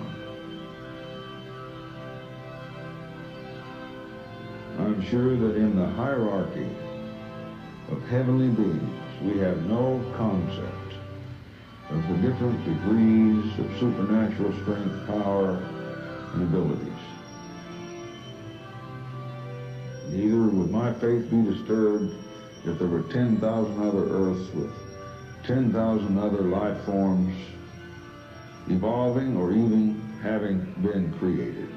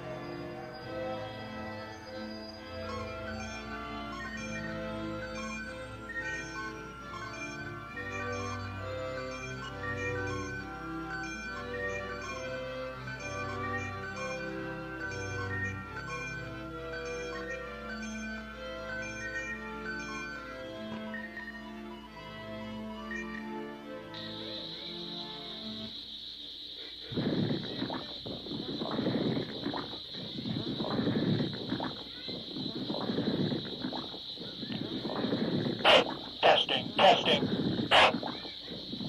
Blow the mud out of this microphone. It's back to me, out here in the Lucky Muck Swamp, bringing you another on-the-spot ID. This is KPFA and KPFB in Berkeley, KFCF in Fresno. You're listening to another UFO. I'm over edge out here looking for swamp gas. I haven't had any sign of it yet. I hope I know it when I see it because my gas detector seems to have conked out. In fact, I'm having problems with all my portable electronics lately. But the show from the studio seems to still be coming through in my ear implants anyway, loud and clear. I'll tell you, without that frail link to reality, a person could go swamp crazy out here. That reminds me, I could have a little company. Why don't you give me a call, 848-4425. You know, I can take calls all the way from out here. Listen. Hello? Yes. Yes, you're on the air. Well, I'd like to respond to the bisexual placed his ad on your program that you should come up to Venus up here sometime. I don't want to know about it. Keep it to UFOs or we're going to go crazy here. You know. Good hello? Good hello? Hello? Yes? Yes? It's funny. You've reached the Lucky Muck Swamp. What can we do for you? Your message has been received. Please wait for a response. Oh, I don't know what's going on here. I'm going to move on through the swamp. I'll try one more. Okay, what do you want? I don't want anything. What do you want? Well, you told me to call. Have you ever seen a UFO? Not actually. Not in person. All right, well... I've watched a lot of TV, though, so... Then I guess you're no help at all. No. Hello, have you ever seen a UFO? Yeah, I've seen a couple. Could you describe it? It looked like a bird. Looked like a bird? It looked sort of like a bird. Maybe it was a bird. Well, you know, I couldn't really identify it at the time. Was the problem. What if it wasn't a bird? Well, that could have been true also. I didn't identify it not as a bird. What if it was a bird? Well, what if it was a bird? They could have been, I'm sure they have birds on other planets. We're going round in circles here, just like I am in the Lucky Muck Swamp. Hello? Hello, Homer. Good. Good? Yes. Hello? Yes, hello, Homer. I can hear you fine. All right. Just wanted to pass along a little story. The chiggers out here are really something else. I thought they'd be hibernating for the winter, but there's a lot of these cold weather chiggers out here. Quite a few where I'm at, too. Yes, it goes back quite a few years, Homer. Yes? Many, many years. Let's hear it. This was back in what would be called the unincorporated area of Sacramento. Is this for real? Very much so. All right, go ahead. I'm dead serious about it. You're being recorded. Go ahead. That's good. This was about 1962, 1963. And there were a group of us. Wait a minute. Does this have anything to do with the Kennedy assassination? No. Oh, good. Go ahead. Certainly not. This is about early part of August, 62. Uh-huh. And there were a group of us, neighborhood kids. Wait a minute. I'm going to stop and sit down and listen to this. Go ahead. Well, there were a group of us neighborhood kids, and one of our little childhood pleasures was to go out in the unincorporated area. Where we lived was what's now known as Citrus Heights. And at the time, there wasn't a lot of building going on. There was a lot of fields, almond groves, sheep. And we used to go out there and camp quite a bit. You know, nothing spectacular, just, you know, getting the feel of the outdoors at an early age. Sure, I understand that. Look where I am. Understandable. One night we were gathered and we were, you know, had a little area cleared and we were having a little fire going and it was very surreptitious. We didn't want the parents to know, otherwise they probably would have come out with buckets and doused it. But we sat around and told stories and whatnot. And everybody else pretty much went to sleep, but I was still enjoying myself. And I was stressed out. I was watching the sky. And I saw, the only thing I could figure is that it was a pattern of lights. And at first, I'd been out at night and I had seen planes flying over. And I had a fairly good idea what a formation might look like. And I knew I had the general idea of what a plane's lights when flying at night would look like. But these ones didn't follow what you would consider to be a really straight trajectory. They changed course, they stopped, and I watched them split. 3 or 4 going off in different directions, stopping, and then closing back in to the group, and then heading away very quickly. How big were these lights? Small. I mean, I would say maybe just a little bigger than airplane lights. What color were they? Yellow. All yellow? Yellow and red. Yellow and red, and they never changed colors? Never changed colors. Okay, did you see any right angles? Yes, I did. You did? Yes, they did. They changed at angles, right angles, left angles. They made right and left turns, but they were straight 90-degree angle turns. You couldn't tell how far away these were? Kind of hard to say. Kind of hard to say. I know they were up in the sky. That's where they usually are. Well, that's very interesting, and then you never saw them again. The one and only time I ever saw them. I tried waking my friends up, but by the time I was able to get them up to try and show them, they were on their way gone. And they laughed it off. They thought, you probably just saw a plane. Yeah, this was 63. This was like pre-marijuana, pretty much. 62, late 62. That's pretty much pre-marijuana. Nah, at the time I was probably not quite 8 years old. Uh-huh. Well, that's very interesting. Thank you for that eyewitness account. I don't really have much to say about it except keep your eyes on the skies. Very true. Thanks, Homer. All right. Well, there's an interesting eyewitness report from a real human being. And I see something. Now I see something. Some dark mass. It's coming right over my head here.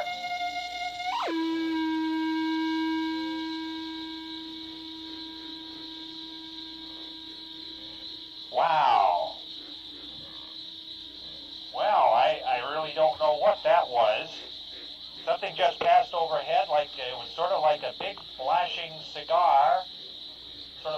cigar casserole kind of a thing. It looked like pretty much like a lit cigar, partly like a casserole, and now I can't seem to take any calls at all. Hello, hello, nothing there.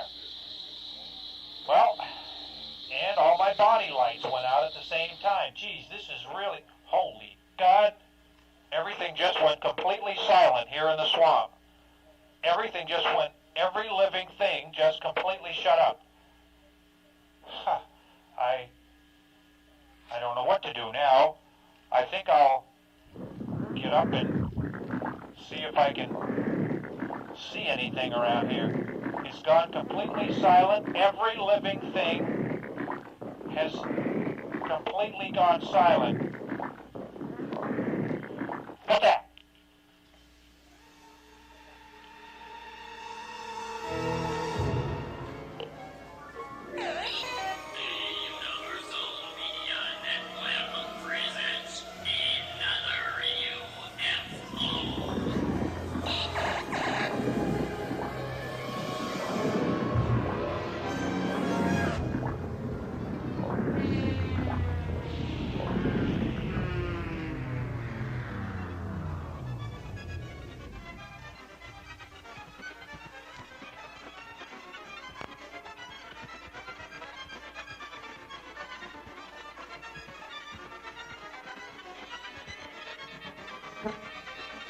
When you were out there at night with your flashlights, etc., did you notice any change in the electrical behavior of the devices, you know, such as your flashlight, the automobiles that you had, etc.? Okay, as far as that goes, the radio, we had trouble with radio transmission. And then Colonel Hawk, we made a reference that they were having trouble on the third night with the light-outs working and the vehicles weren't working. Okay, well, how about specifically any change in with flashlights? We didn't have any problems with our flashlights, but I don't know if they did or not. Okay, you had made a mention of having the feeling that time had slowed down. Right.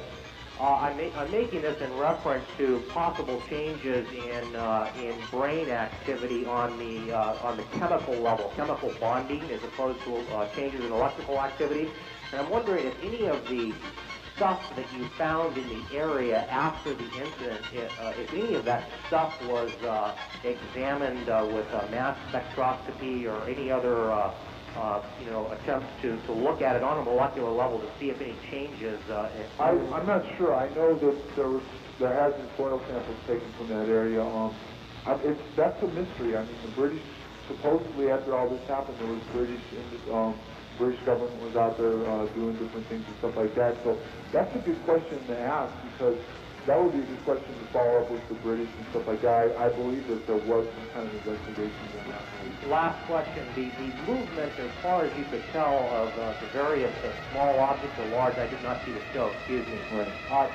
Did the movement imply that if there were any individual, so to speak, or life forms within the objects, that the manner in which they were moving would inertia have made, have squashed them, so to speak? In other words, were the movements jerky and relatively impossible? Yeah, it did make movements that you would normally see like an airplane or anything like that. What was it? What was it? What was it? What was it? He stopped at the office of Sheriff George A. Wilcox. Contrary to published reports, Wilcox was excited about the find and suggested they call the military. People have had something implanted in their head or wherever. Yeah. How come they don't go to a doctor, have the thing removed, and then we try?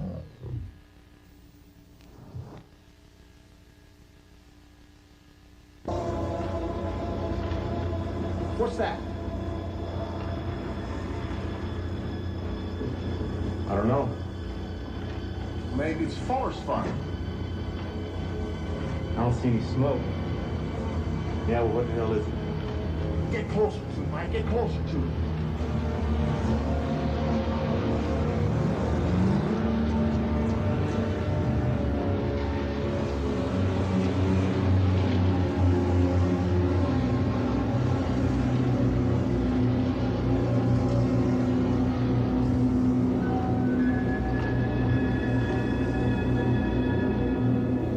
saw was not that far away. I mean, we could see this thing. And you say that there have been many instances. It was clear, it was distinct.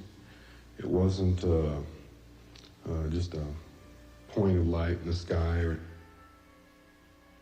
Now, Stan, you say that there have been many instances. Anything like this. This was very close. You could have thrown a rock and hit it.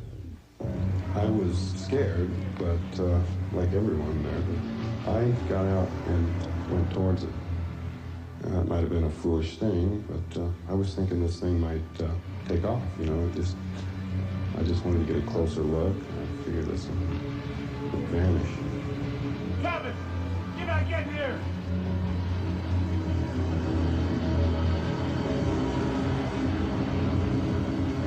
You say that there have been many instances where people have had something implanted in their head or wherever. Yeah. How come they don't go to a doctor, have the thing removed, and then we check it out and see what it's all about? Well, there have been some cases where it has come out from sneezing. Usually it's placed up the nostril.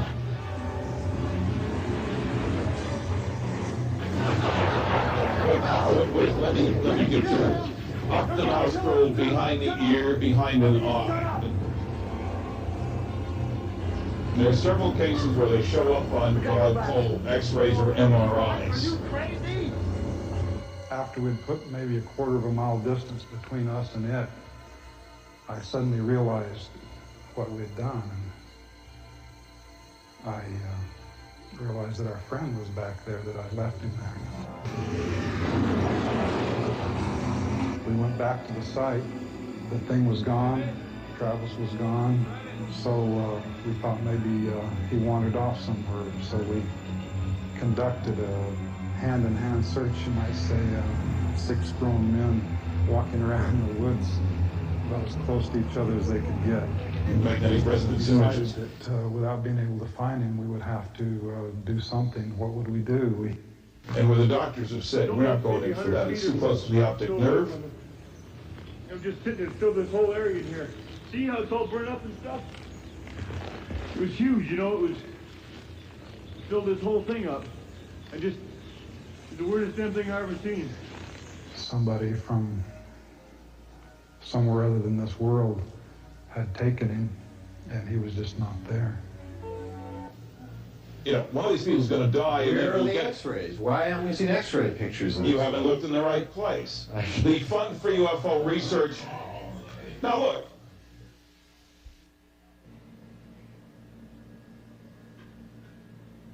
Rick Elsinore called this in last night, saying, last Friday night, Saturday morning, I heard a talk show on an Albuquerque radio station, and a guy called in and said that in 1948 he was on leave from the Army and he went into a bar. There was an old man sitting at the bar with a piece of foil-like metal. He was betting everyone in the bar that they couldn't bend, cut, scratch, or in any other way make a mark on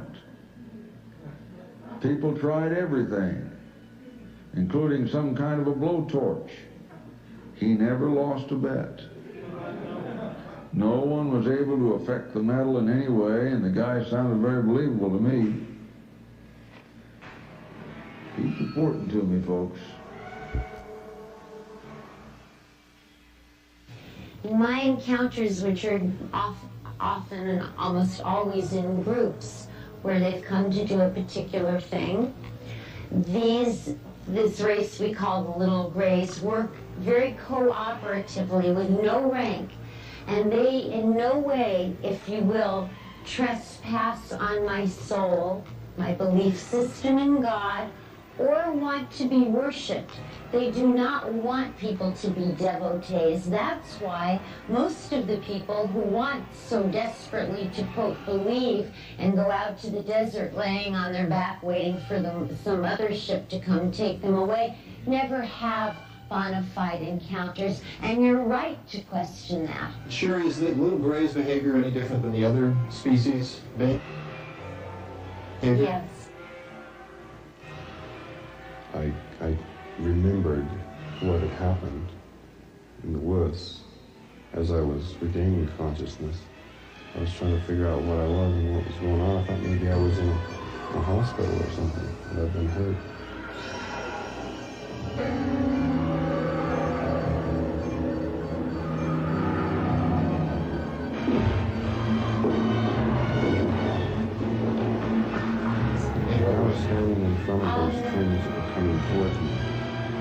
Stopped there and they stood there looking at me. These huge eyes just seemed to just look right through me. I didn't get any impression of emotion. It was a very detached, sort of just observing sort of thing, but it seemed like they could see everything I was thinking and feeling. Very disturbing feeling to feel so exposed. These huge eyes looked at me and they blinked. They're far less emotional. They are more like workers. They work in a very cooperative fashion. On an eye that big, the eyelid just slid down and opened like a.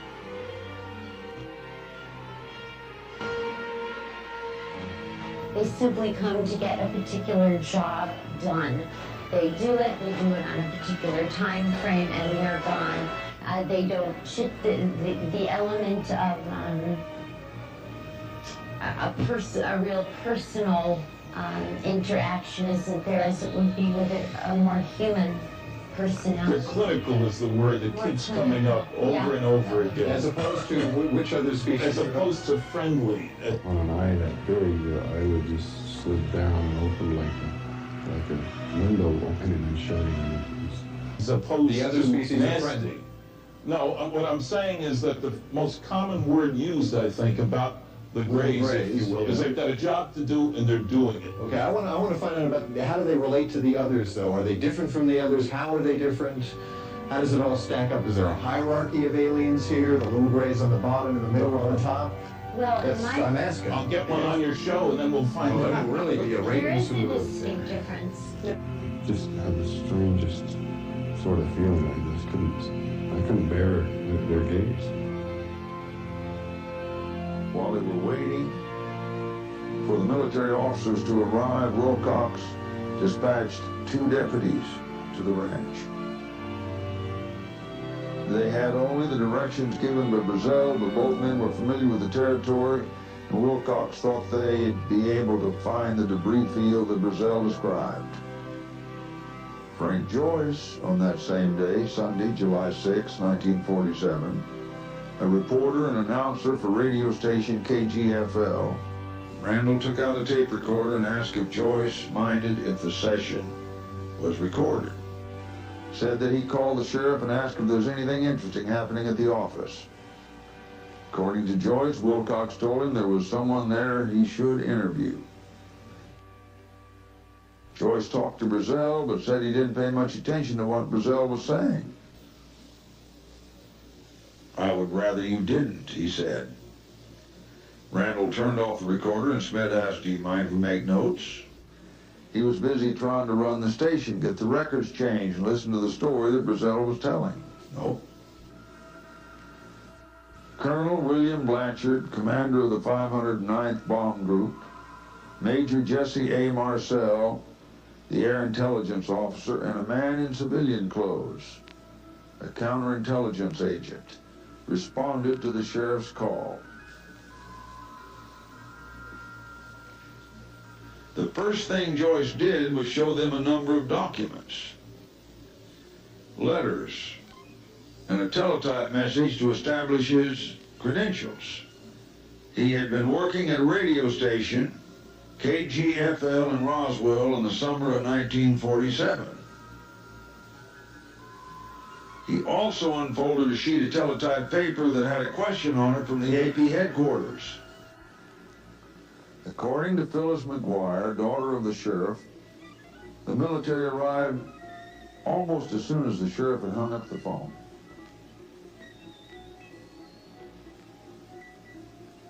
The officers interviewed Brazel, examined some pieces of the material, and then Blanchard ordered Marcel and the counterintelligence man to accompany Brazel to the ranch. On July 7, 1947, in response to the information coming out of Roswell, it asked, quote, Is this the same ranch where there was a hullabaloo last week? Joyce had no explanation for that comment.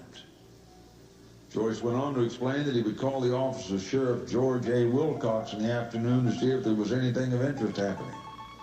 According to Joyce, Wilcox was unimpressed with the story that બ્યઝલ was telling, but handed the phone to બ્યઝલ, telling Joyce, "Here's something that you might find interesting."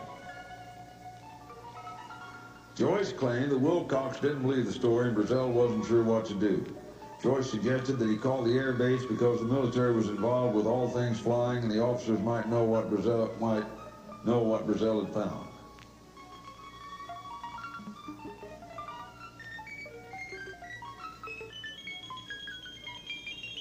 Joyce said that બ્યઝલ had told him everything on the phone, but when asked for clarification, Joyce responded, "WW is dead, and I don't want to put words in a dead man's mouth."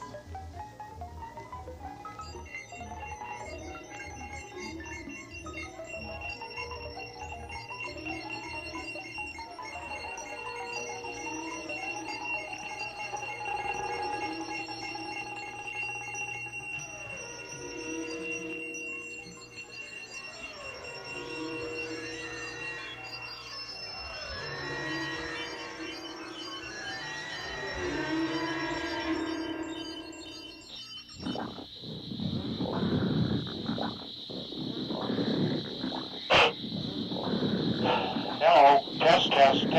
This is Ūrgeņt back from the Lucky Muck Swamp. Still in the middle of the Lucky Muck Swamp. All this radio talk about this guy, Joyce, working at the radio station. I thought I'd try my cultural archives, retro cultural archives access code again and see what I can come up with here. Get out my keyboard here. I'm going to be able to access this right into the studio there. Let's see. What do I want here?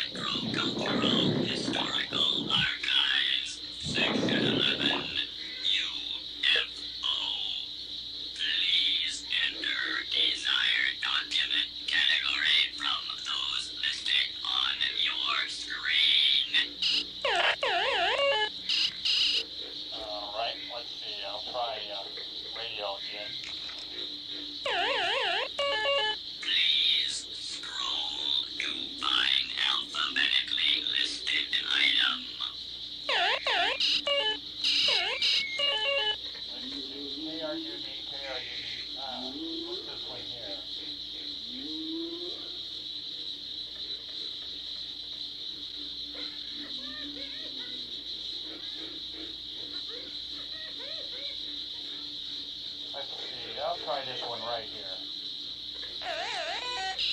Audio document 1132-D, July 7, 1947. Air check segment recorded at 1:05 p.m. from radio station KRUD, Albuquerque, New Mexico. This is the second and final report from an on-site reporter concerning the Roswell incident. The Air Force alternate explanation of events is now in effect. All right, I'm going to access this directly into the studio.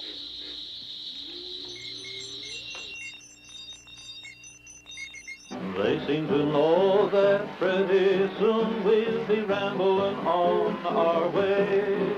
You can tie your bed up in the box. We'll see a lot of the planes before we meet them again. Just let that bacon fry. We'll be riding high when the prairie sun climbs out of ahead. Sons of the pioneers there. I'm your low voice of the high desert, your atomic DJ, Mark Fane. right here on the station you grew up with, KRU Delightful. And now, we have another on-the-spot report from our man Rip Littlegreen out near Roswell, where that flying saucer reportedly crashed. Rip, are you there? You'll never see your wife and dog again, Jimmy. Okay. Yeah, thanks, Mark. I'm now standing with Captain Beek of the Army Air Force Public Relations Battalion that's out here. Captain, you now have the full story of this incident. Is that right? I sure do, Rip. It's clear to us right now, and will be in all future reports, that what we have here is a crashed weather balloon. See, here's a piece of it right here. I see. Just thin cloth. See, you can crease it, you can tear it, you can scratch it. It's just normal, everyday stuff you might find around your house if a weather balloon came down in your yard. Well, yes, and there is no truth to the rumors of flying saucers and little men and all that. Absolutely not. Nothing like that at all. I don't know how nonsense like that gets started. You know, I'm beginning to think people will believe anything. I guess you're right, Captain. You certainly could be. And so, all these crates you're loading up here are not... Just weather balloon fragments. We're going to ship them back to the National Weather Service in Washington just to, see if we can tell why this particular balloon went down so we can prevent such mishaps in the future. Yes, of course. And speaking of the future, I guess I'll be packing up and heading back to Albuquerque now. This has been sort of a false alarm, although... Complete false alarm, Rip. We're clearing everyone out of here now, just a weather balloon. If you'd like some of my men to help you pack up... Okay, thanks, Captain. Sure. Well, Mark, that's all from here. Complete false alarm, just a weather balloon. This has been Rip Littlegreen from the desert just outside. Well, thanks, Rip. And now we have members of the Air Force here in the studio. They have just brought us the official Air Force press release about this event near... Okay, I see. I'm a little... but I'll read this now just as we have it. Army Air Force for immediate release, July 9th, Roswell, New Mexico. Army, Air Force, and Air Force personnel have now thoroughly investigated the so-called crash site outside Roswell. We now can fully assure the public that there is absolutely no danger of any kind whatsoever, and nothing out of the ordinary has occurred there. A few farmers apparently mistook a harmless weather balloon which came down in the desert for something you might expect to see in an upcoming C. Elliott Friday movie. Nothing could be further from the truth. All rumors to the contrary should be completely discounted. Please ignore all previous reports and refrain from trying to visit the desert site. It has been cordoned off for meteorological purposes and will remain strictly off-limits to civilian personnel for approximately 8 months in order to reduce the chances of further misinterpretation. All inquiries should be directed to Air Force Captain Slim Beek, Department of Public Information, Los Alamos, New Mexico.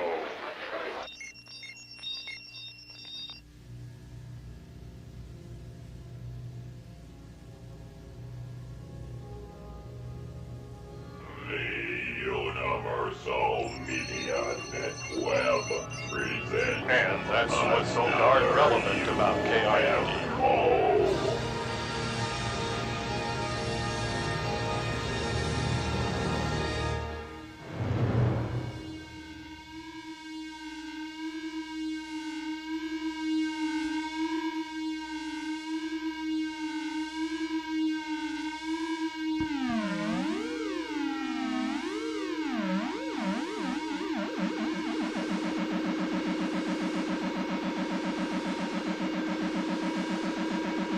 Let's move on now.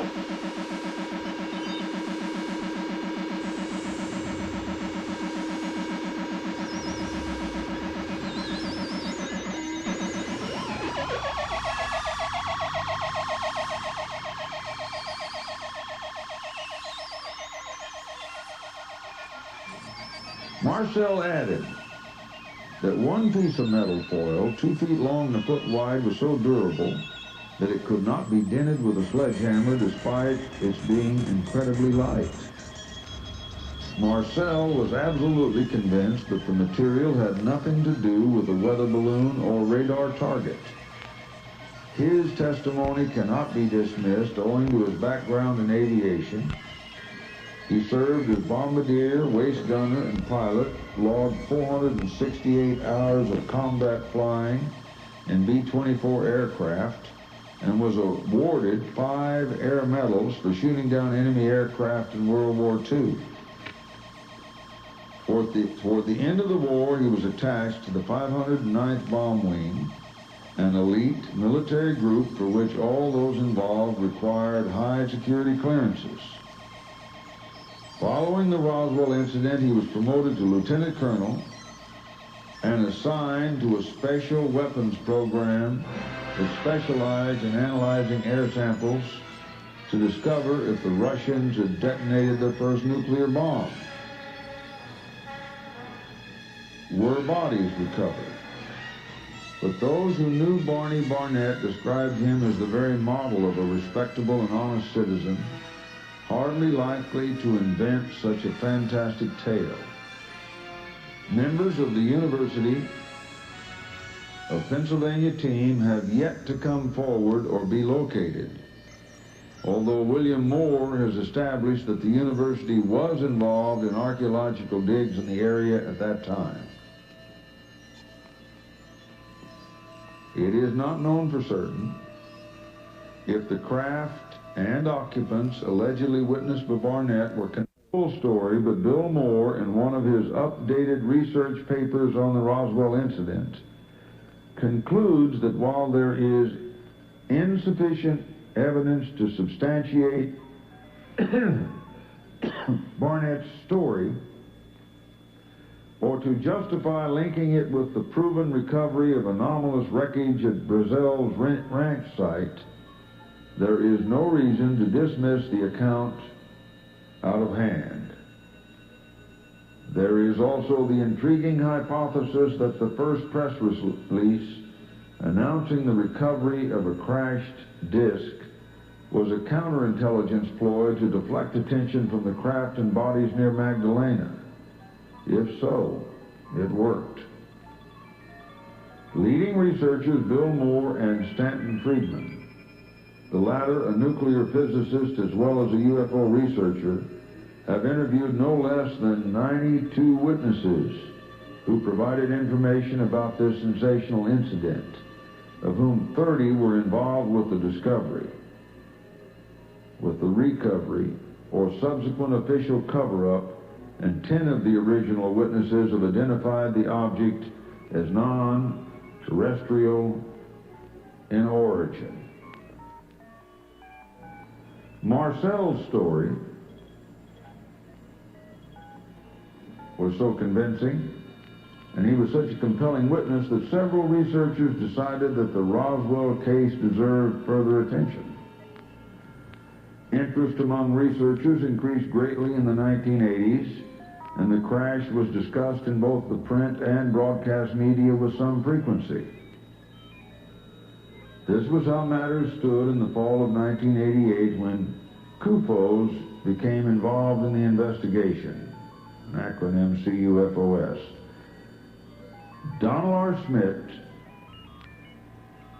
CUFO's Director of Special Investigations, learned, contrary to everyone's understanding, the investigation of the Roswell event was incomplete. I'm doing this deliberately because we're on Channel 2 in New Mexico, and I keep hoping there'll be people listening that know things they haven't been free to speak about that will call in. Donald R. Schmidt, CUFO's Director of Special Investigations, I repeat, learned, contrary to everyone's understanding, the investigation of the Roswell event was incomplete. This startling information came to CUFO's attention at a fortuitous moment. A CUFO's associate in Chicago interested in government involvement in UFO investigation had had been studying the details of the Roswell crash as publicized or published in broadcasts. He found inconsistencies in the timeline of events, puzzling omissions, and seemingly odd behavior on the part of the military.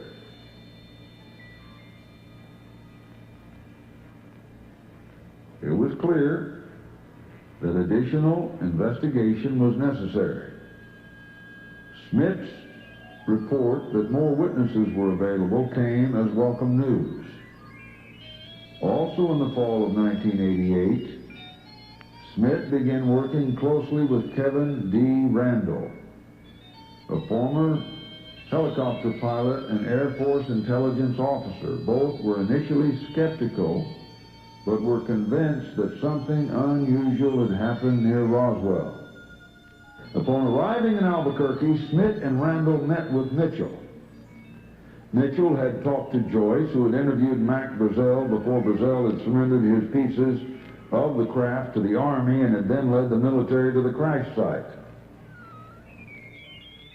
I've thought about this and thought about it, and I don't really know what I could tell you guys.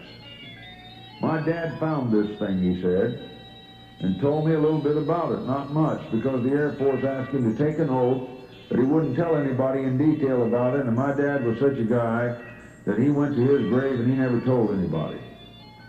I found, Bill Brazel still talking, a few bits and pieces later on, and the Air Force came out. They didn't confiscate it, they just put it to me in such a way that I should give it to them, or they would have. And I had no use for them. Dad had told me that he'd taken an oath that he wouldn't tell in detail anybody. He told me I didn't need to know, and probably I'm better off.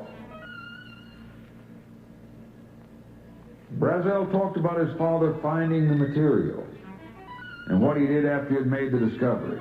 Quote, he went out there and he loaded it all up onto his truck. He took it into the headquarters of the ranch. He had a Jeep pickup, and it completely filled all that he could get on this Jeep pickup. And he picked it up and hauled it in. Now, he very likely did, though I don't know, when he got into headquarters, he might have took it all and pushed it under a shed.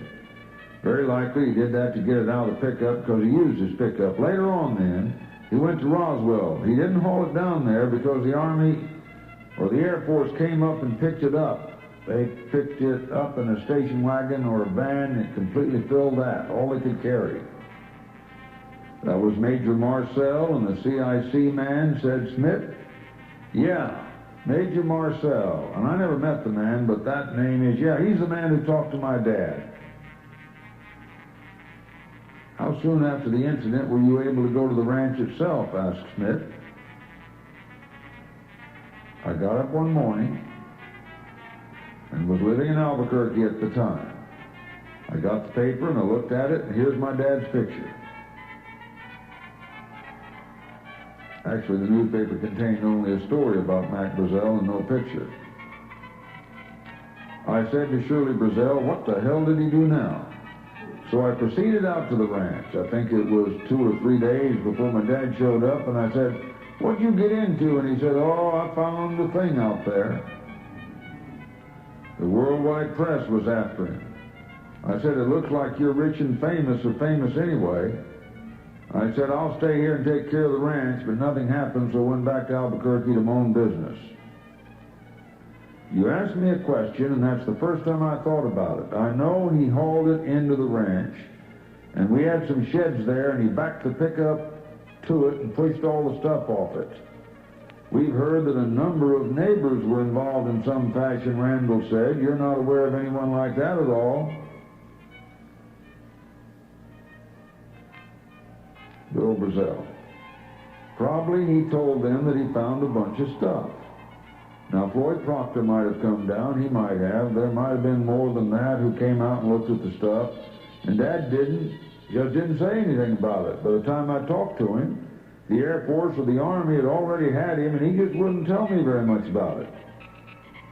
I'd ask him a question, and he told me a little about it, naturally, but if I asked him very many questions, He'd just say, well, I told them I wouldn't tell, and you don't need to know, that's the way it was. Smith, did your father seem different after he came home? No way. That he knew something that he still couldn't talk about? Said Smith, my dad knew a lot of things that he wouldn't talk about.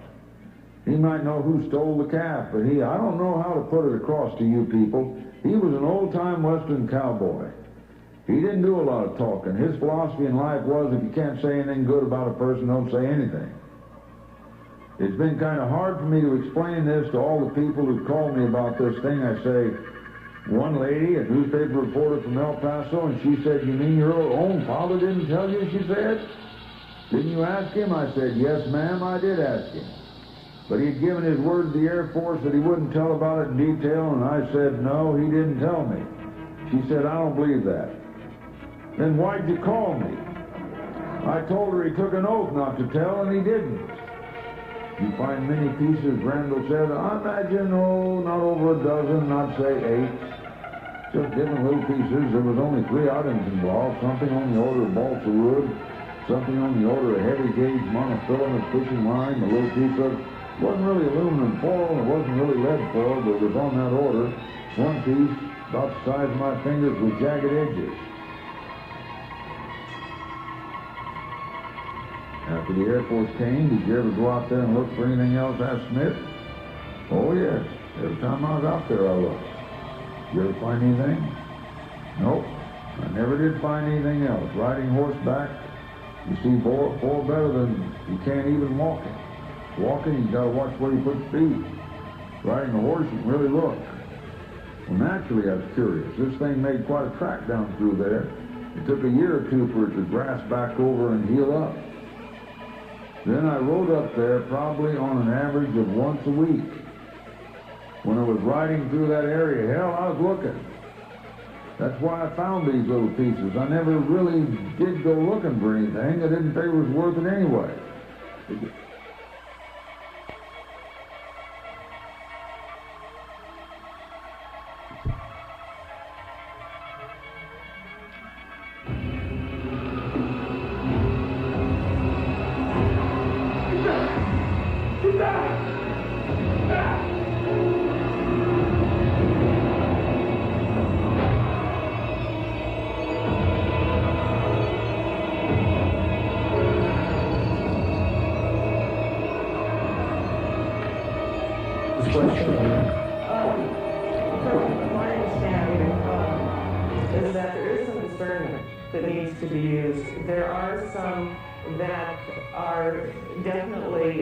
Operating more from a clinical standpoint. There are ones that have developed a lot more in the emotional aspect or the feeling aspect.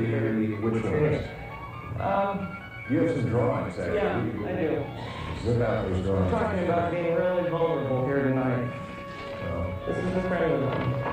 Is that a little gray now? No. That's a different character. What do you call that one? I don't really know. This is just... What color is it?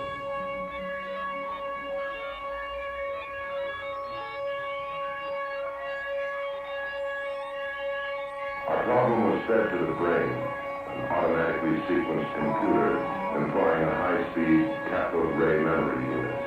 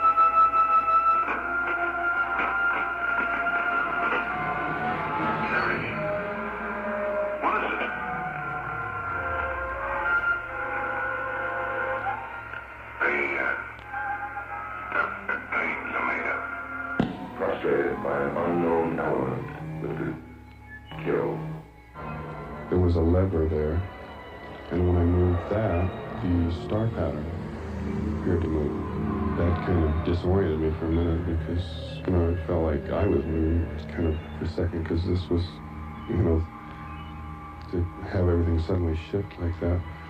But I figured I better quit messing with that.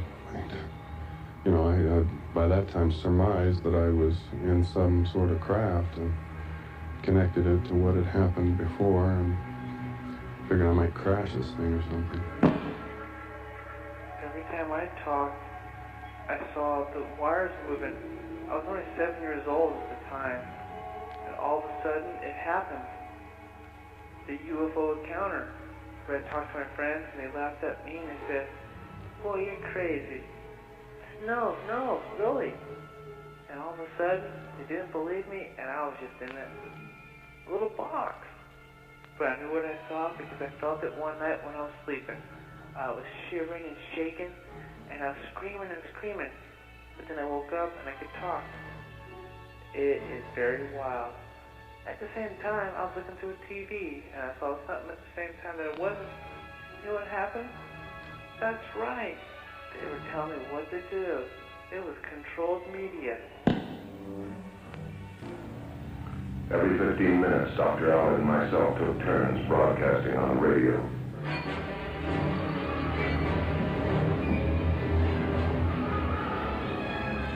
This person was not like these human creatures that I'd seen earlier. This looked like a human.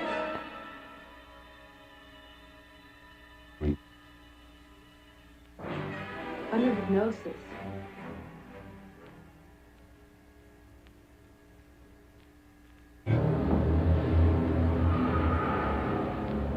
This person was not like these humanoid creatures that I'd seen earlier. This looked like a human being. Ladies and gentlemen, we are conducting a scientific test. Please let us know at once if any of your watches or clocks have become magnetic. Should you discover any magnetism coming from metallic objects, like your car, your toolbox, or your electrical equipment, call Ugden 2222. Like a man in a blue uniform. I went up to him thinking, you know, that I was being rescued, that I was being saved. That this was a person, you know. I started asking all kinds of questions. Where am I? Hey, where are we? Hey, who are those things that I saw? Talk to me.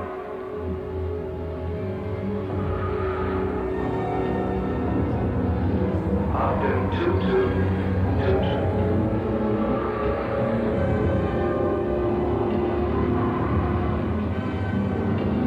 When that door opened, there was a new rush of air, and it felt like fresher and cooler than where I'd been.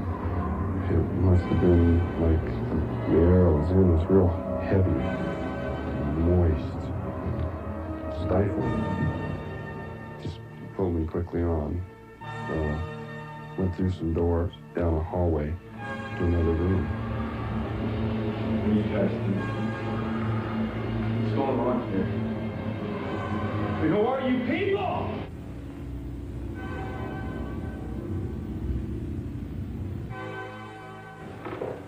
Yes, thank you. Yes, I heard you. I wrote it down. Repeat. Do not transmit this message. You'll hear from us. He says the battery of his hearing aid burned out and he wants us to look into the matter. Oh, fine. Forget about it. You never heard it. Look, you're not supposed to know. Don't talk about it to anyone. Don't touch me! Don't get your hands off me! Don't touch me! What are you doing? What are you doing? Get off me!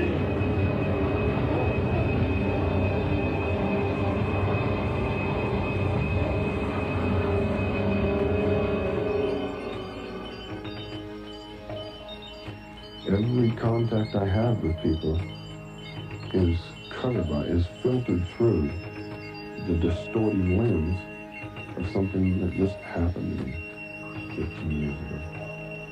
More addresses? I've already checked 3 dozen. Oh, I'm worn and done. I'll be. Dr. Forbes, Dr. Allard told me to give this to you. Have the police get in touch with those people. Let them check the addresses.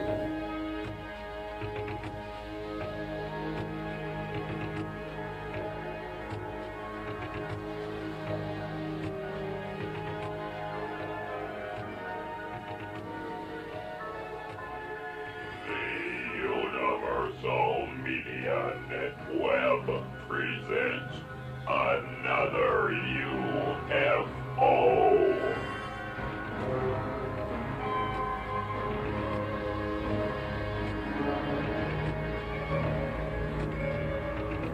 And keep the internet switch on.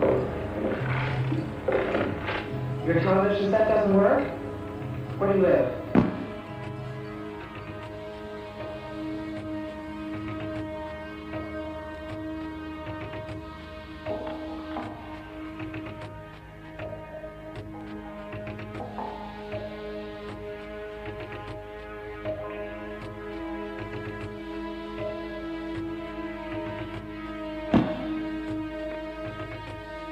My son puts on a uniform every day and sticks his neck out for punks like you.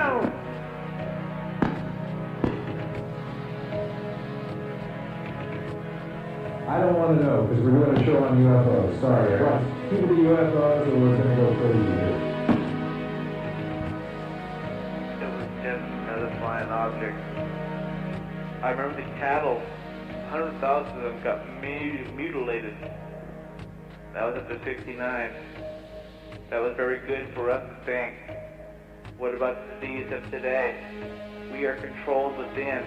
We are test tubes. We are people of their experiment. Could you imagine? That's right, eating meat and getting AIDS, HIV virus. It could happen. Or is that just a wild thought from the Sony Corporation? I don't know. I'm just another person psychobabbling, or I could be telling you the real story. Here today, gone tomorrow. It's up to you to follow.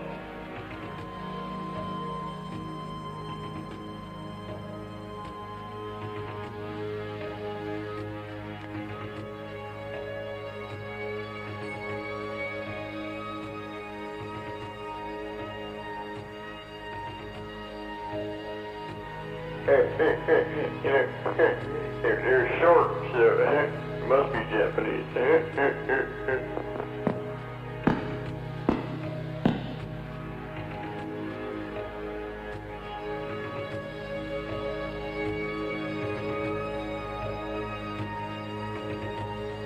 What do they think we are, repairmen for broken down equipment?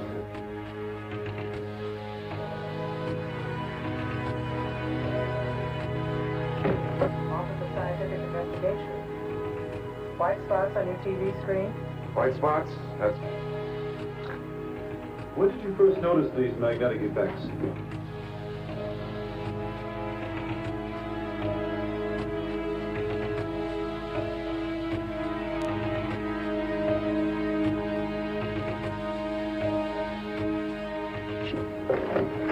Your television set doesn't work? Where do you live? What do they think we are, repairmen for broken down equipment?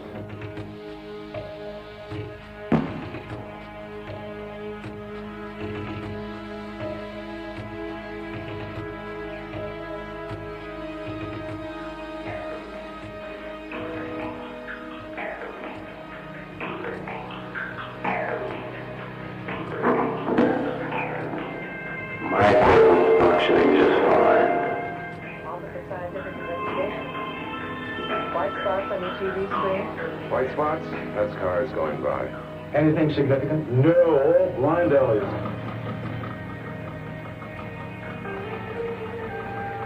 Teletype from Washington.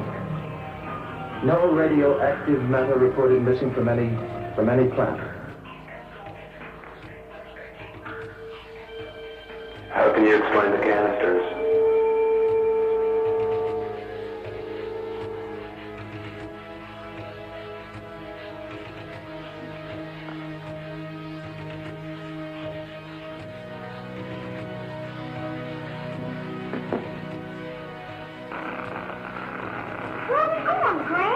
That's important. Where are we going? Find out. Look, Gramp! It smells good here, Gramp. That's the Woodbine, Sonny. How long are we going to be here, Mr. Frink? What eternity? Eternity, Gramp. That's the right spot each time, boys.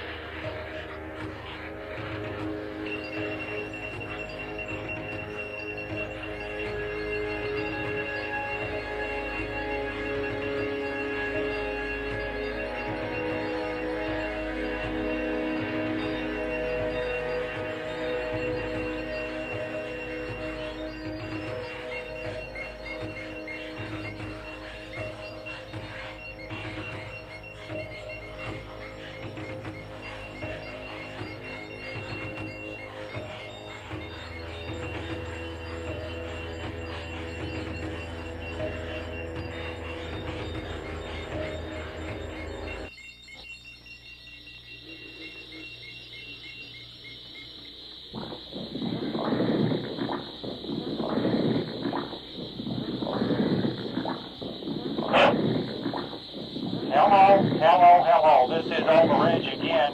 Out in the Lucky Muck Swamp, a bit discombobulated at the moment. I seem to have, I just woke up.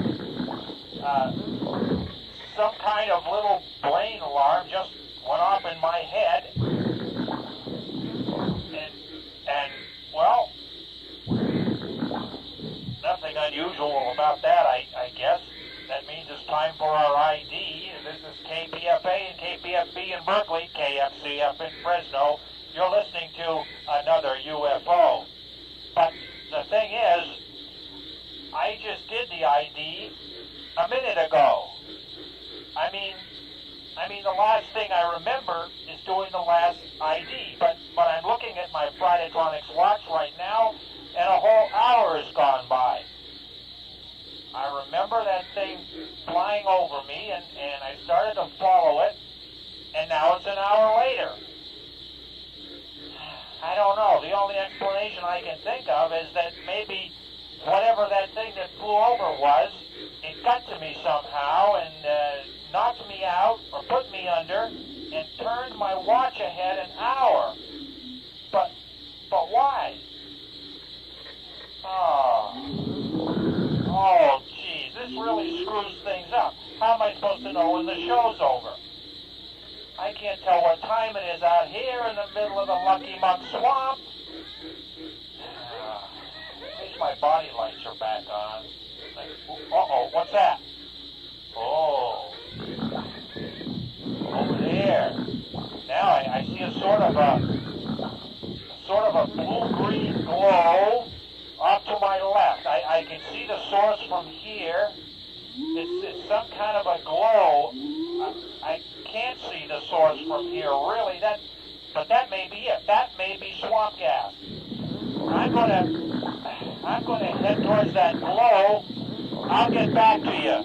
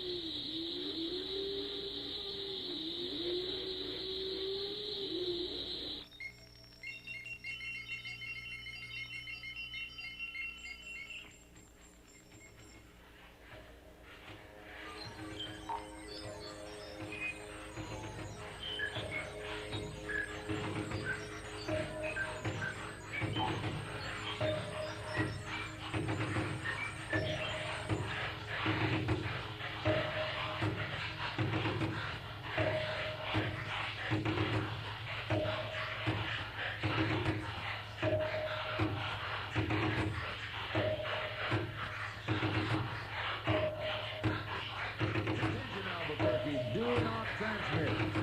Repeat. Do not transmit this message.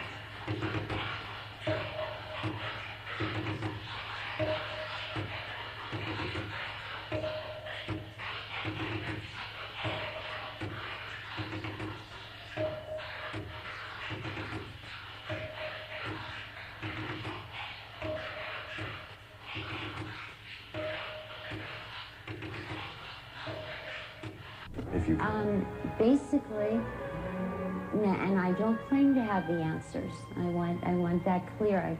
These are my experiences and the answers as I perceive them.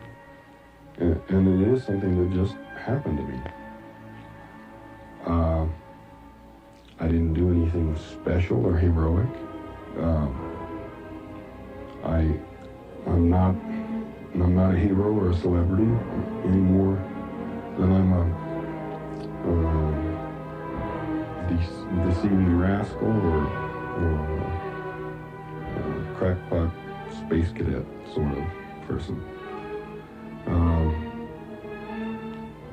I would like to be seen as myself rather than in terms of this thing that just happened to me. It could have happened to anyone.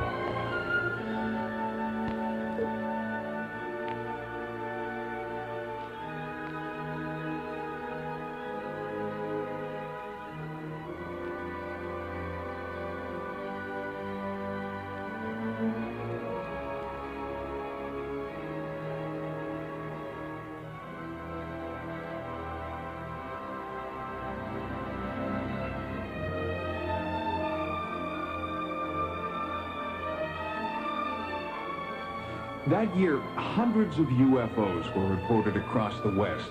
UFO researchers theorized that perhaps because the Army was testing nuclear weapons, aliens were interested in how advanced our technology had become.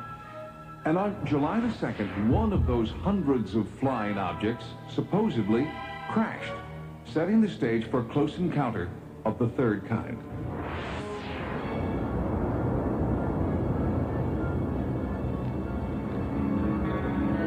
Roswell, New Mexico.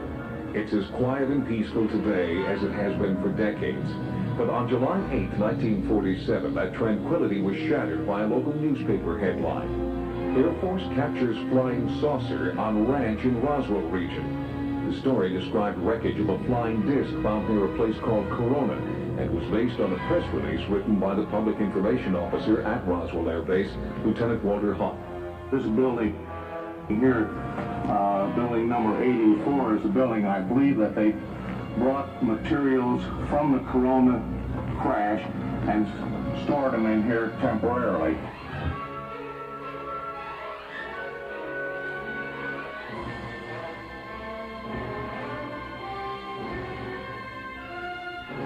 But just curiosity.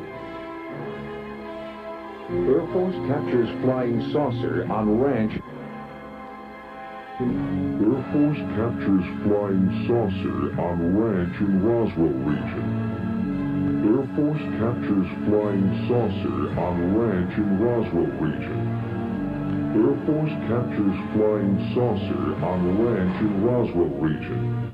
And I'd see something that didn't belong there, and I'd get off and stick it in my shack's pocket. I might keep it there for a week before it reach in there and see what it was. Did your father know you were collecting the pieces? Asked Smith. Oh, yeah. I showed it to him. He said, oh, yeah. That's some of the things, that thing I found. But he didn't tell you to be quiet about it, said Smith. What the hell good is a little old scrap? A little piece of garbage. I was in Corona in the bar and the pool hall that was kind of a meeting place for that little town. That's where everybody got together when they went to town. Everybody was asking me. They'd all seen the papers and they were all asking me about it. I said I'd picked up a few old bits and pieces and fragments. Well, what are they? I said, hell, I don't know. And lo and behold, here comes the military. A number of flying saucers have actually crash-landed and been removed by the military in great secrecy. Air Force captures flying saucer on ranch in Roswell region. The claim has been generally dismissed for lack of proof, yet the evidence is compelling. The chief intelligence officer at the base, Major Jesse Marcel Sr., was sent out to the ranch to collect the crash debris and transport it to the Army Air Force headquarters for examination. Air Force captures flying saucer on ranch in Roswell region. Air Force captures flying saucer on ranch in Roswell region. About right field in relation to this. On arrival at an intermediate stop at Carswell Army Air Force's base, Fort Worth, Texas, headquarters of the 8th Air Force, General Roger Ramey took charge and ordered Marcel and others on the plane not to talk to reporters. Blanchard, sure that he was in possession of something unusual, alerted the next higher headquarters. A second press statement was issued, which stated that the wreckage was nothing more than the remains of a weather balloon. According to Blanchard's first wife, Ethel, he thought that they might have found something that belonged to the Soviets. At the time, we thought, oh Christ, weather balloon, that's good. On the evening of July 2nd, 1947, a bright, disc-shaped object was seen flying over Roswell, New Mexico, headed northwest. No one the following day, oh Christ, weather balloon, that's good, mentioned any type of balloon. Widely scattered wreckage was discovered about 75 miles northwest of Roswell by a local ranch manager. Blanchard, acting on orders from General Clements McMullen, passed to him by Colonel Thomas Dubose, sealed in a bag, some of the material Ďʀszáil had brought to the sheriff's office. The material was then flown on to the Fort Worth Army Airfield. William Ďʀszáil, together with his son and daughter. The authorities were eventually alerted, and a quantity of wreckage was recovered by Major Jesse Marcel. After the military officers left, along with Ďʀszáil, the two sheriff's deputies, returned. One theory suggests that if the pictograms are formed by extraterrestrials, they may be a non-threatening way for preparing the human race for eventual open contact. They hadn't found the debris field, but they did find a burned area in one of the pastures. I remember that name. Sand had been turned to glass and blackened. The hill, under pressure of government, will tell the party line about a weather balloon. Remember, I told you once how the dangling wires of an antenna of a powerful shortwave station makes what they call glass eggs as the dust turns to glass. But then will later change his story and tell the truth. It was not a weather balloon. The authorities were eventually alerted, and a quantity of wreckage was recovered by Major Jesse Marcel, a staff intelligence officer of the 509th Bomb Group Intelligence Office at the Army Air Force bases at Roswell Field. It looked as if something circular had touched down. Together with a counterintelligence corps officer. At the time, we thought, oh Christ, weather balloon, that's good. Capacity. Once the officers had returned to the Roswell base, an official press statement was released, authorized by Colonel William Blanchard, confirming that wreckage of a flying disc had been recovered. The aircraft from Roswell was met at the Fort Worth Army Air Force Base, or airfield, by Dubose and Colonel Alan D. Clark. Clark received the plastic bag with the debris and walked to the command B-26 to fly it on to Washington, D.C. and General McMullen. Because he was so far out to the ranch over roads that were less than adequate, Brazel, Marcel, and the CIC agent didn't arrive until after dark. They stayed at the ranch house, ate cold beans and crackers, and waited for daylight. He refused to answer questions about what Brazel found, only that Brazel was in the sheriff's office, and it was Joyce's idea that Brazel call the military. Marcel used a Geiger counter on the large piece of wreckage that Brazel had stored in the cattle shed. He detected no sign of radiation. The next day, according to Joyce, Walter Haupt, the PIO from the base, arrived at the station with a press release. Well, that settles that. Office of Scientific Investigation. I drive a cab. I heard your broadcast. Yes. Please go on. Look, I just dropped a fare at the airport, but my cab back's kind of funny. She stopped on me. Won't start. Listen to this. I just got a brand new battery. I know about cars. Check her, but she's better than a micro. But we can't fix your cab. Please call your garage. Former U.S. Air Force Intelligence Officer Leonard Stringfield, for example, has now collected at least 40 such accounts, some of them from first-hand witnesses. The unidentified wreckage, scattered over an area 3/4 of a mile long by several hundred feet wide, consisted of various types of material, which, according to Major Marcel, was like nothing he had seen before or since. Quote, there was all kinds of stuff.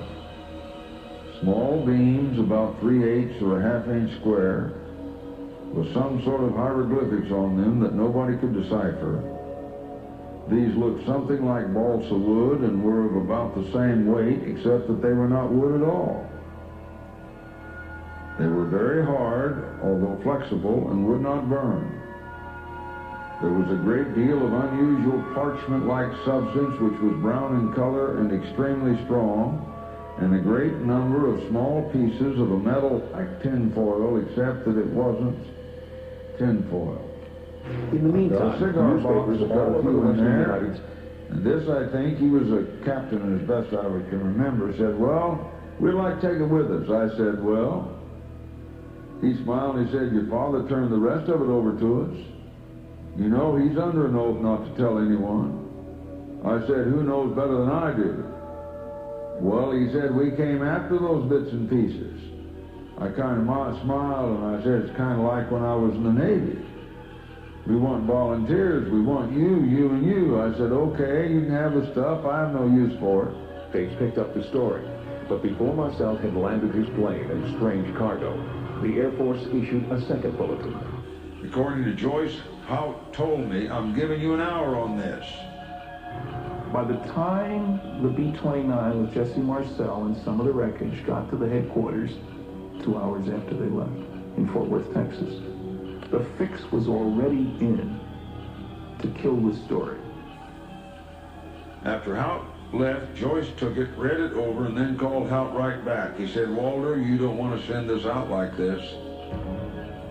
The second press release was far different from the first, saying the wreckage was actually from a weather balloon. Could the Army's top intelligence investigators have committed such a basic blunder?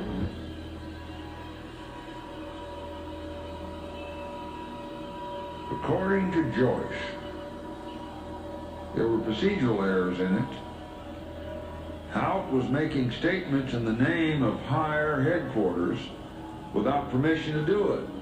Failing to recognize the mundane remains of a weather balloon when they first encountered it. Haupt said that Colonel Blanchard had told him to release it. The release was issued, and Joyce claimed that a Colonel Johnson called him from the Pentagon screaming at him, demanding to know who the hell told him to issue the release. Do you think that what you saw was a weather balloon?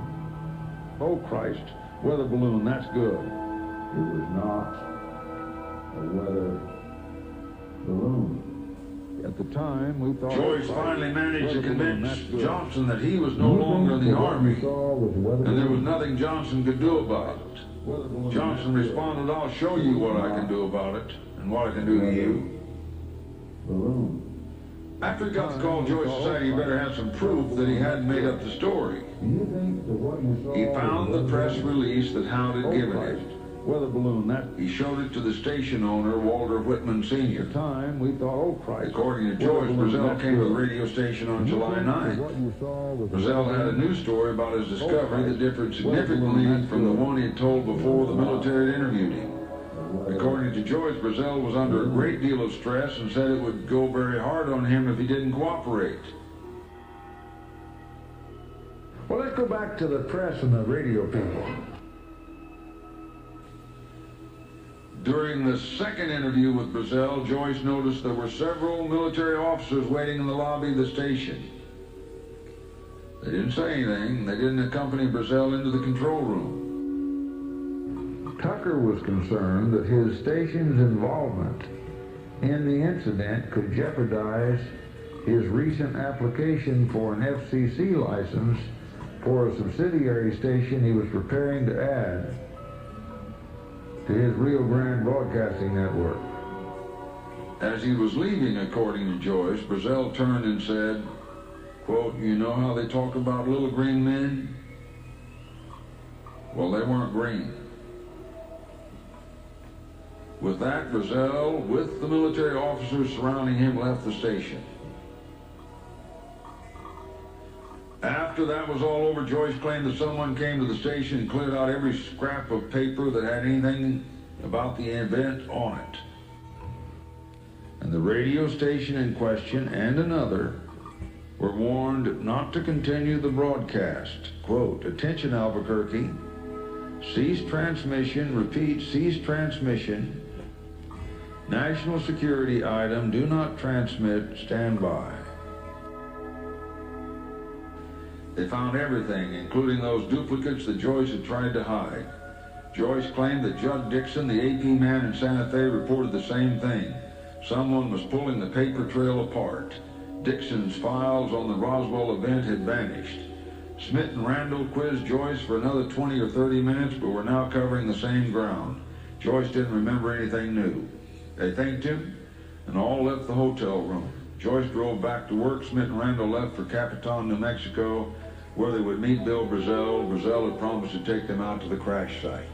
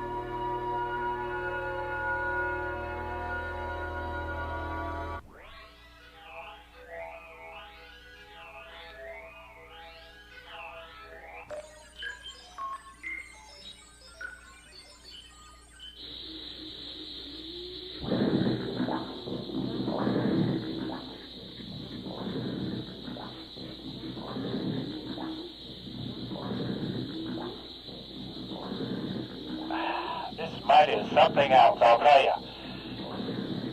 All right, well, I've been listening to the show as you have, and I'm very curious about this Joyce guy who was working at a radio station in Roswell in 1947. I'm going to check out my my retrocultural archives access again and see if I can find out something on this guy, Joyce. Let's see. Get out my little keyboard here.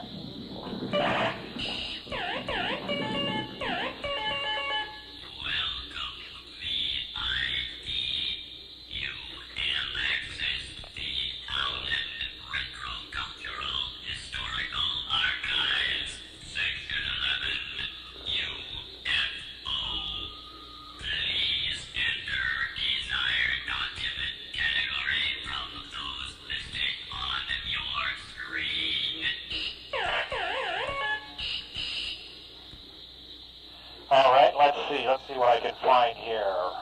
Radio. Here we are, Roswell, J, here he is, Joyce, Roswell, okay. Please scroll to find alphabetically listed item. Oh, I see, yes. I keep forgetting to do that.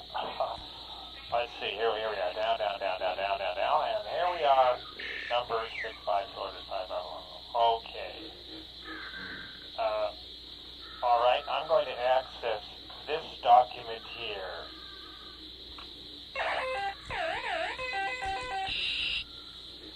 Sorry, your VID time barrier passcode will not access this item from your location in time.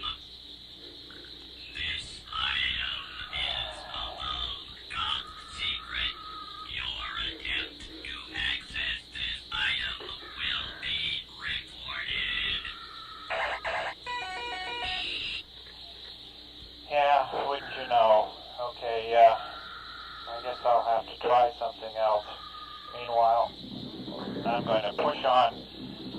The glow I've been following here in the Lucky Muck seems to recede from me as I move towards it. But I'll keep pushing towards it and get back to you later.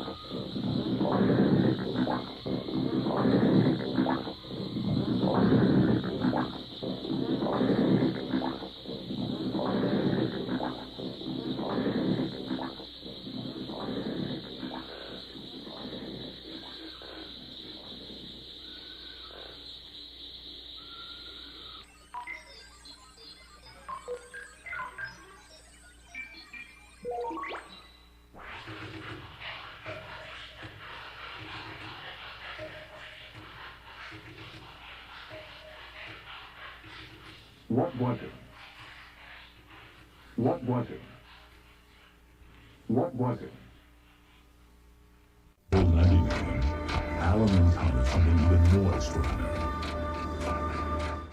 I was on patrol in my Blue Scout. We've been getting strange, unusual calls from members of the public about a herd of cows that kept appearing and disappearing on a local council estate. We went up there and had a look, and there was nothing. There was no trace of these cows. There was no sign of them. Cows leave trademarks. We all know this. So it was rather unusual that these cows could be found. Headquarters, this is PC Alan Godfrey. I'm going up to Council Estate to check on the cows. Over.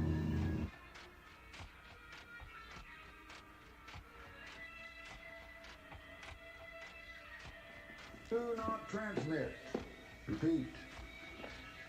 Do not transmit this message. Something to say. And then I ain't gonna say no more. He took advantage of me. And if you find fancy them ain't gonna do nothing about it, then you're just a bunch of lousy, yellow, stinking cowards. The whole bunch of you. I don't want to know. I don't want to know, because we're doing a show on UFOs. Sorry, Eric. Right. Keep it to UFOs or we're going to go crazy here. I don't want to know. I don't want to know, because we're doing a show on UFOs. Sorry, Right. Keep it to UFOs or we're going to go crazy here. As I was approaching the council estate, I was going to come off the main road when I saw in front of me a large object that was blocking the road up ahead. I put my warning flashing lights on, the blue flashing lights on. My first reaction was that it was a double-decker bus that had gone skidded sideways, or whatever. There was something blocking the road. So I instinctively drove towards it. As I was approaching the object, it was a sight that really I wasn't expecting to see, you know. I mean, there was an object that was hovering. It wasn't actually on the ground. It was actually hovering over the ground, about 5 feet. This in itself, you know, is a bit strange to say the least. Hello, headquarters. This is PC Alan Godfrey. I tried the car radio, it didn't work. I tried my personal radio. PC Alan Godfrey. Nobody would answer me on the radio. It was completely dead.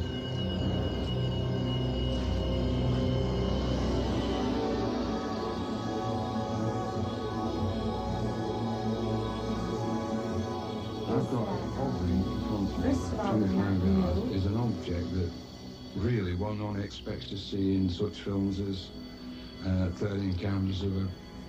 Close Encounters of a Third Kind, E.T. and things like this. I mean, this was totally unbelievable. Intervening here, they were here long, long ago, and at some point intervened with what we call the human race, or Homo sapiens, and did some sort of genetic altering to enhance the species that we call. And they told you this? Yes. And did they say when they did this genetic altering? It was a long time ago, but I only have a visual picture. I'm not qualified. Long time ago, like centuries, long time ago, like thousands of years, millions of years.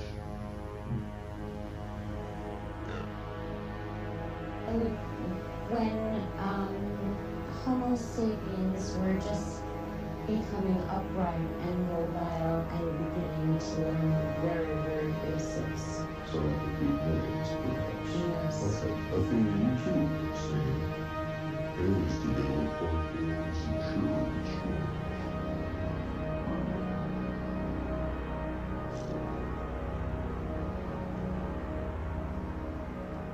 July 7th. Brazil took the 2 military officers out to the crash site. According to Marcel, the debris field was 3/4 of a mile long, 200 to 300 feet wide. There was a gouge starting at the northern end of it that extended for 400 or 500 feet toward the other end. Bill Brazil said that it looked as if something had touched down and skipped along. The largest piece of debris was found at the southern edge of the gouge. Marcel described the debris as being as thin as newsprint, but so strong he couldn't bend it. There was oil that, when crumbled, would unfold itself without a sign of a wrinkle. There were I-beams that would flex slightly and that had some sort of writing or symbols on them.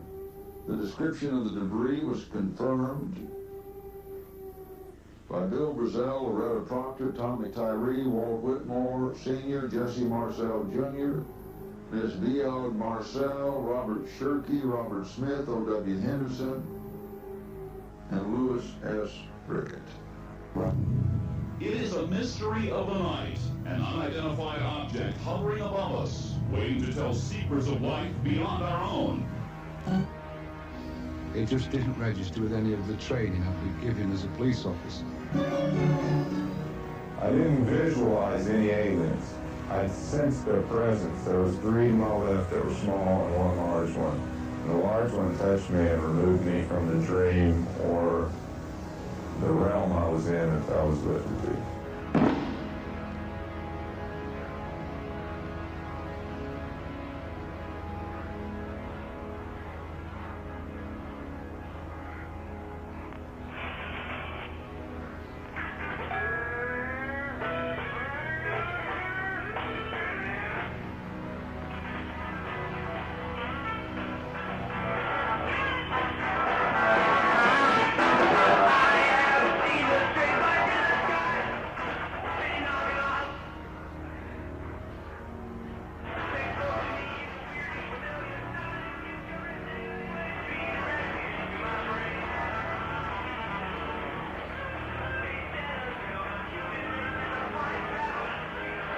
Eric Fowler was one of nearly 20 people in Russell who regularly gathered together to discuss their belief in UFOs. Led by a woman named Donna Butts and a former physician, Scott Porter, their beliefs range from the certainty that Russell-born Bob Dole will be America's last president to that of the White House being moved to Russell after Armageddon. But not everyone in this group see eye to eye. They kicked me out. When she noticed I was distrusting, she said there was a Judas in the group, that he would appear soon. And of course, this is me. This was just the beginning of the trouble. Shortly after the death of Eric's aunt and group member Trudy Kearney, the mystery surrounding these UFO believers intensified, and Russell, Kansas found itself buried in one of the strangest stories of the year. Early in September, people started disappearing without a trace. First, school teacher Marcia Brock and her 2 daughters. Then, Donna Butts, the group's leader. No one knows where these people are.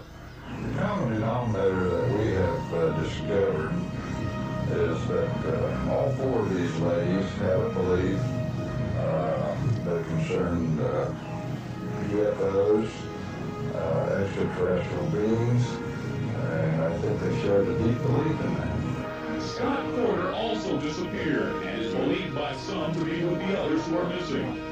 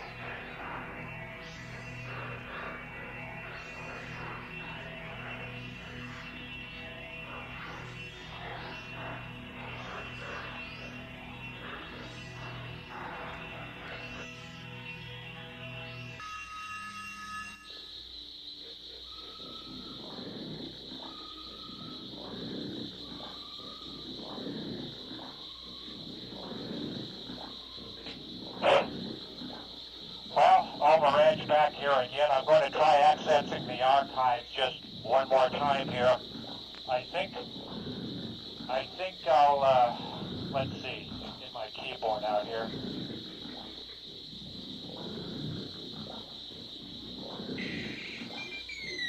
I still see that glow off to my left. It seems to move around me. As I try to move toward it, it seems to move around me in a circular way. So I'm making huge spirals here in the Lucky Muck. Now, let's see. If that swamp gas is very elusive, I'm going to stop right here and get out my keyboard and try to make that access. Let's see if sure is strange out here. Waiting now for my keyboard to queue up. Well, that's the way it is at the network. This equipment is rather outdated, but it's the best we can do. Everything went into the new building, which is thinking. Here we are. All right, now let me see. I have access here.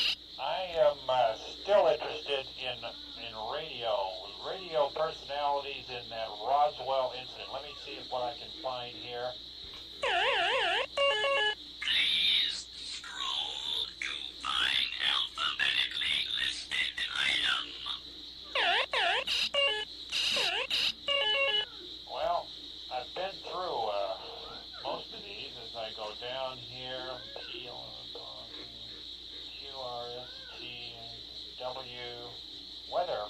Weatherman. Ah, here's the Weatherman. I don't know what that is.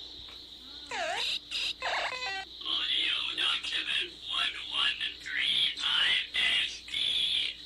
July 7, 1947. Air check segment recorded at 4:12 p.m. from radio station KRUD, Albuquerque, New Mexico, containing expert explanation of the weather balloon phenomenon. Ah, the weather balloon phenomenon. All right, I'm going to access this directly. I'm going to access this directly right into the show here, so we'll find out what this weather balloon deal was all about.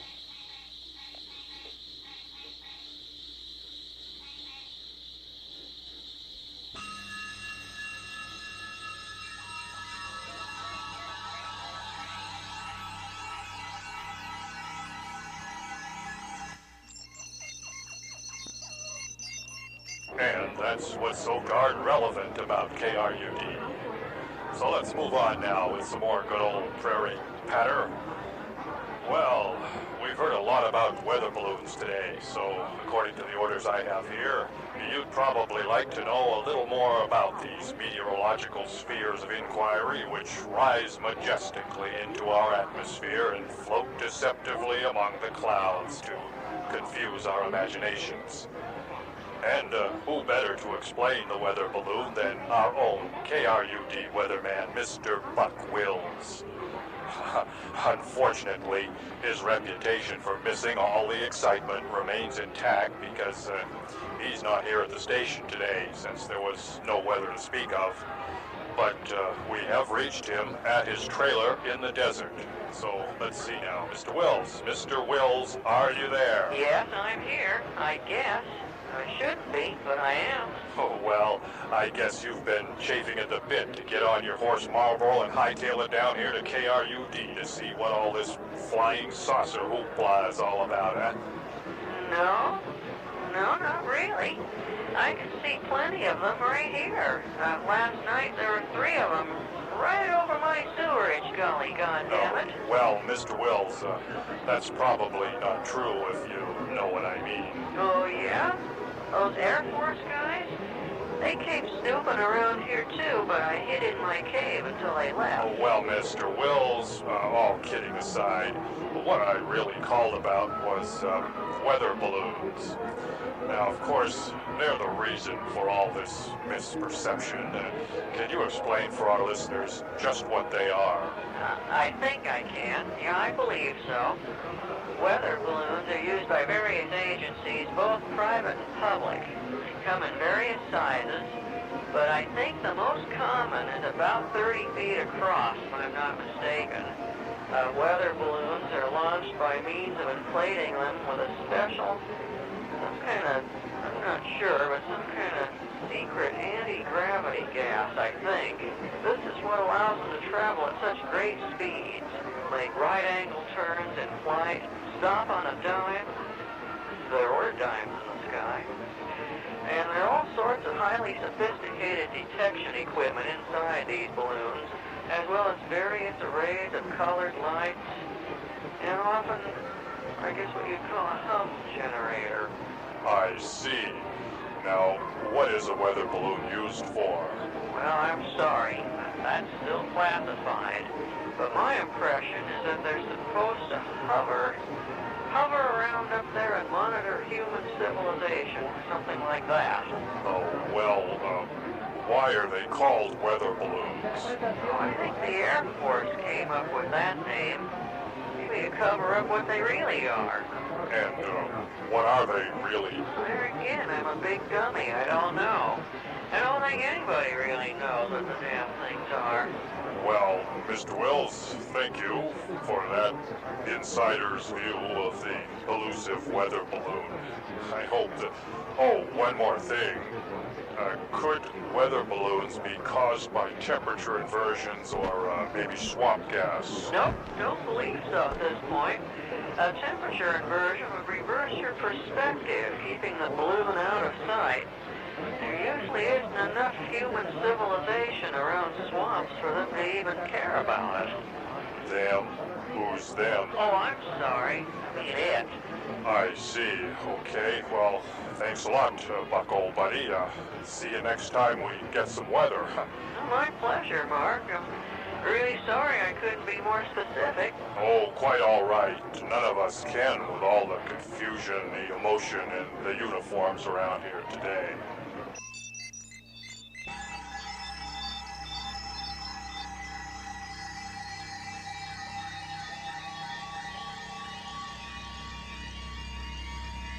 Well, let's go back to the press and the radio people.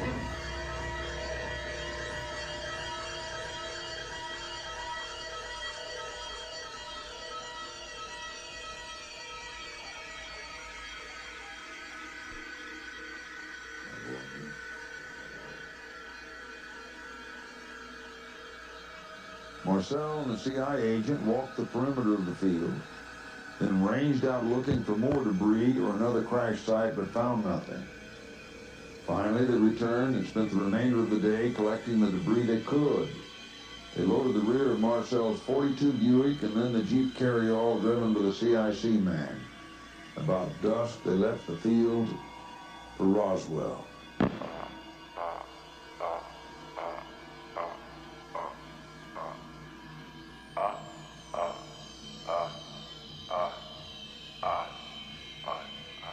Doris had no explanation for that comment.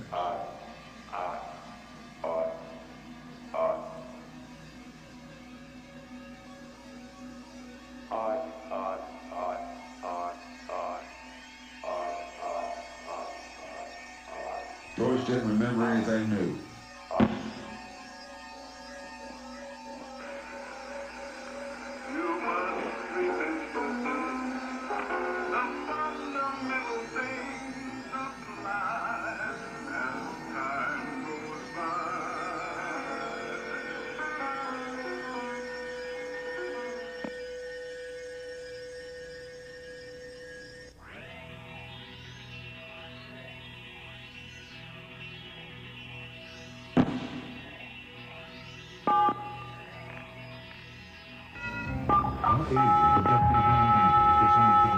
I kept questioning, like, why are you doing this? Why are you doing this? And everything would come back would be like, your scientists do this. Is our government telling us all the truth about UFOs? Our government has flat out lied to us for 40 years or more. There are thousands of people around the world who claim to have seen them. Skeptics suggest it's all a hoax. Yet there is a growing number of people who have no doubt UFOs exist. It was just a red flash of light. It sounded like, a swishing sound, sort of. I saw this big triangular-shaped 3 lights on each corner coming over my house. Mysterious lights in the sky. They were like stars. Just like it was sliding through the sky, and it tilted like it was looking down at us. It was a bright light that dimmed down to a white speck and went back to a red light, down to a white speck, and then just disappeared. The modern age of UFOs began in 1947. Lieutenant General Nathan F. Twain, the commander of the Air Material Command, the parent organization in Wright Field, Ohio, changed his plans suddenly on that Monday and flew into the Alamogordo Army Airfield, later Holloman Air Force Base, New Mexico. Twain was just a short drive from the Roswell Army Airfield. Tuesday, July 8th, 1947, 2 a.m. Marcel, excited by the find, stopped at his house on the way to the base. He awakened his wife and son to show them the material. They spent an hour examining it, scattered it on the kitchen floor. Marcel was not breaking regulations since nothing he brought in had yet been classified. Marcel then collected it all, loaded it into the car, and drove to the base. 6 a.m. Marcel, the counterintelligence agent, visited with Blanchard in his quarters, telling him what they had seen. In later years, Marcel would insist that they knew the moment they saw the debris field that the crash was of something that had not been manufactured on Earth. Blanchard called the Provost Marshal, identified in the 509th Unit History as Major Edwin Easley. Blanchard ordered Easley to post guards on the roads around the crash site, denying access to anyone without official business. He ordered Easley to find Brazil and have him escort the MPs to the crash site.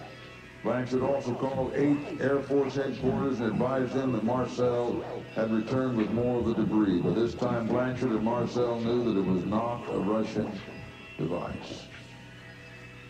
8th Air Force headquarters in Fort Worth relayed Blanchard's message up the chain of command, alerting the Pentagon about the strange material.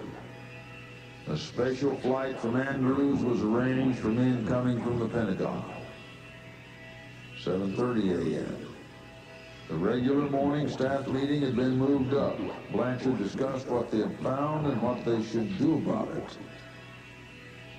Attending that meeting were Marcel, the counterintelligence man, Louis S. Rickett, Lieutenant Colonel James I. Hopkins, the operations officer, Major Patrick Saunders, the base adjutant, Major Isidore Brown, the personnel officer, and Lieutenant Colonel Ulysses S. Nero, the supply officer. There is no reason to believe that Colonel or Lieutenant Colonel Charles W. Horton, Lieutenant Colonel Fernand L. Andre, and Lieutenant Walter Haupt, the public information officer, were also in attendance. During the meeting, they decided how to handle the retrieval and who would be accomplishing which tasks. 9 a.m.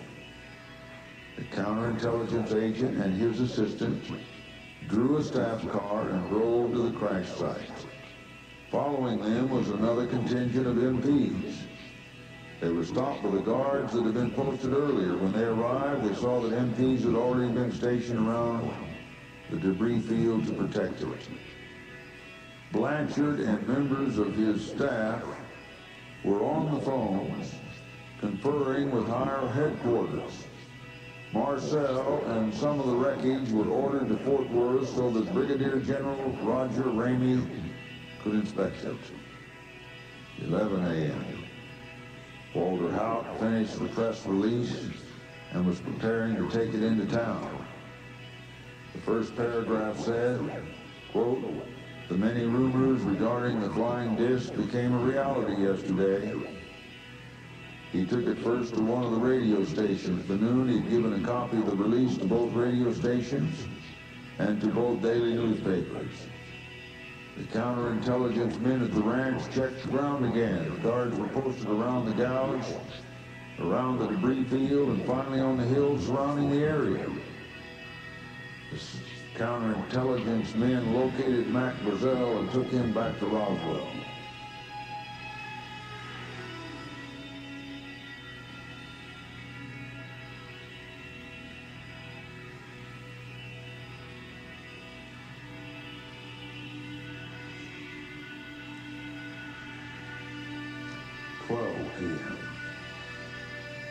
Every point of contact in Roswell reported that they were swamped by calls. Sheriff Wilcox reported calls from Europe and Asia. Art McQuitty, editor of the Roswell Morning Dispatch, said that from the moment the press release hit the wire, he was on the phone. Walter Haupt said the same thing. The world was trying to learn what happened in Roswell. The first of the special flights from Washington arrived. On the plane was Warrant Officer Robert Thomas. Thomas and the men were in uniform upon arrival, but quickly changed to civilian clothes. These men would remain at Roswell throughout the retrieval.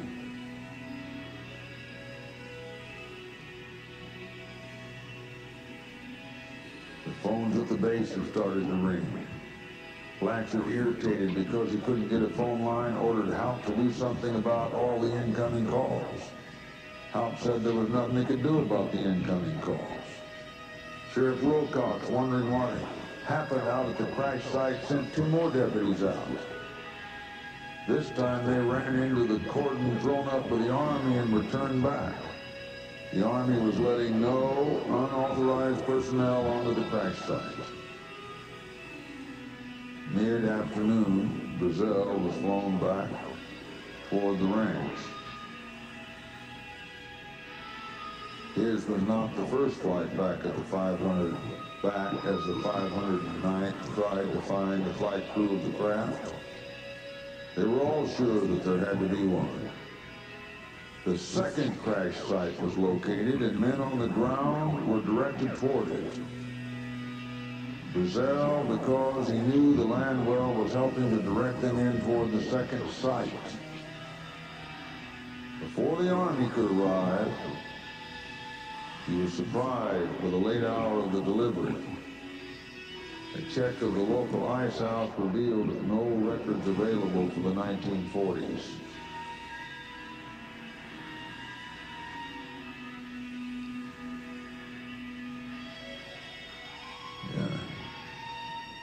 The bodies were sealed into a long crate, 15 feet by 3 feet by 4 feet, and the crate was moved to a hangar. It was left there, with the dry ice, I guess. With spotlights playing on it while MPs stood guard, they never approached it. Brown was given the task of guarding the outside of the hangar. Brown's commanding officer approached and said, "Come on, Brownie, let's have a look inside." But there was nothing to see then, because everything had been packed and crated and was ready for shipment out there. Wednesday, July 9, 1947. Morning newspapers were carrying a story that the flying saucer found in Roswell was a weather device. Some quoted Ramey, while others quoted sources, including senators in Washington. ʟ was still in Roswell, but still in the company of Walt Whitmore. Whitmore was trying to protect his exclusive interview with ʟ. Cleanup at the ranch resumed with sunup. The military was trying to get everything packed up before any more civilians stumbled across it. Robert Smith of the 1st Air Transport Unit said that they began loading crates into C-54s about 8 o'clock in the morning. The problem wasn't the weight, but the size of the crates. They felt as if they were empty. They loaded 3 aircraft, all destined to Kirtland and then on to Los Alamos. According to Roswell Army Airfield Head Secretary Elizabeth Kyle, the telephones at the base were still tied up with the incoming calls from around the world. The military found ʟ again, and this time took steps to ensure that he didn't get away from them. They interrogated him at the base, asking him the same questions over and over again. More of the wreckage was brought into the base and was now being taken to a different location where it was boxed into crates of various sizes and shapes. The crates were built at Roswell and conformed to the standards used to ship other cargo. Bud Payne, a rancher in the Corona area, was chasing a stray cow. As he crossed onto the Foster Ranch, a jeep carrying soldiers roared over a ridge line bearing down on him. He was carried from the Foster Ranch.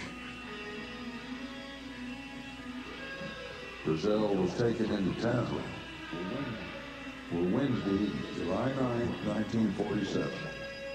ʟ, the farmer who found the first site, guided him to find the second, was taken into town into the offices of the Roswell Daily Record. There he gave reporters, including Jason Callahan and R.A. Adair from Albuquerque, a news story.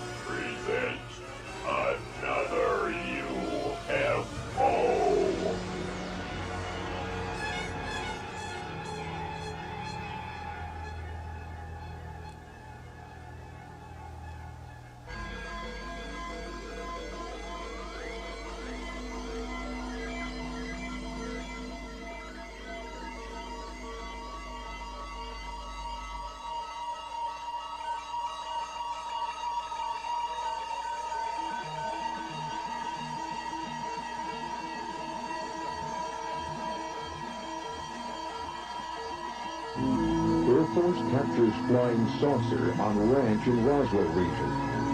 Air Force captures flying saucer on ranch in Roswell region. Air Force captures flying saucer on ranch in Roswell region. Air Force captures flying saucer on ranch in Roswell region.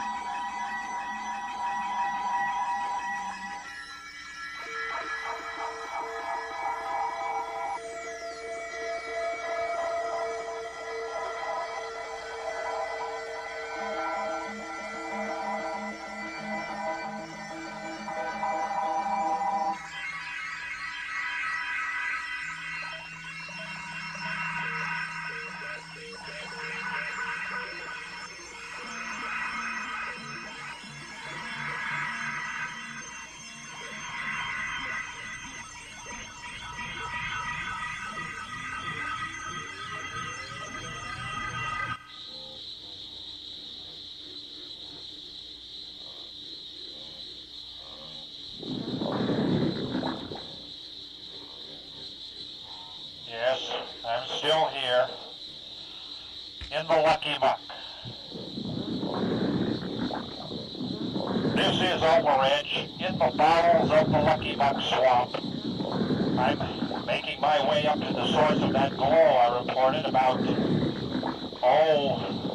3 minutes ago, according to my watch. The glow is actually coming from the radically pulsing arc lamps, which illuminate the huge tapered titanium transmitting tower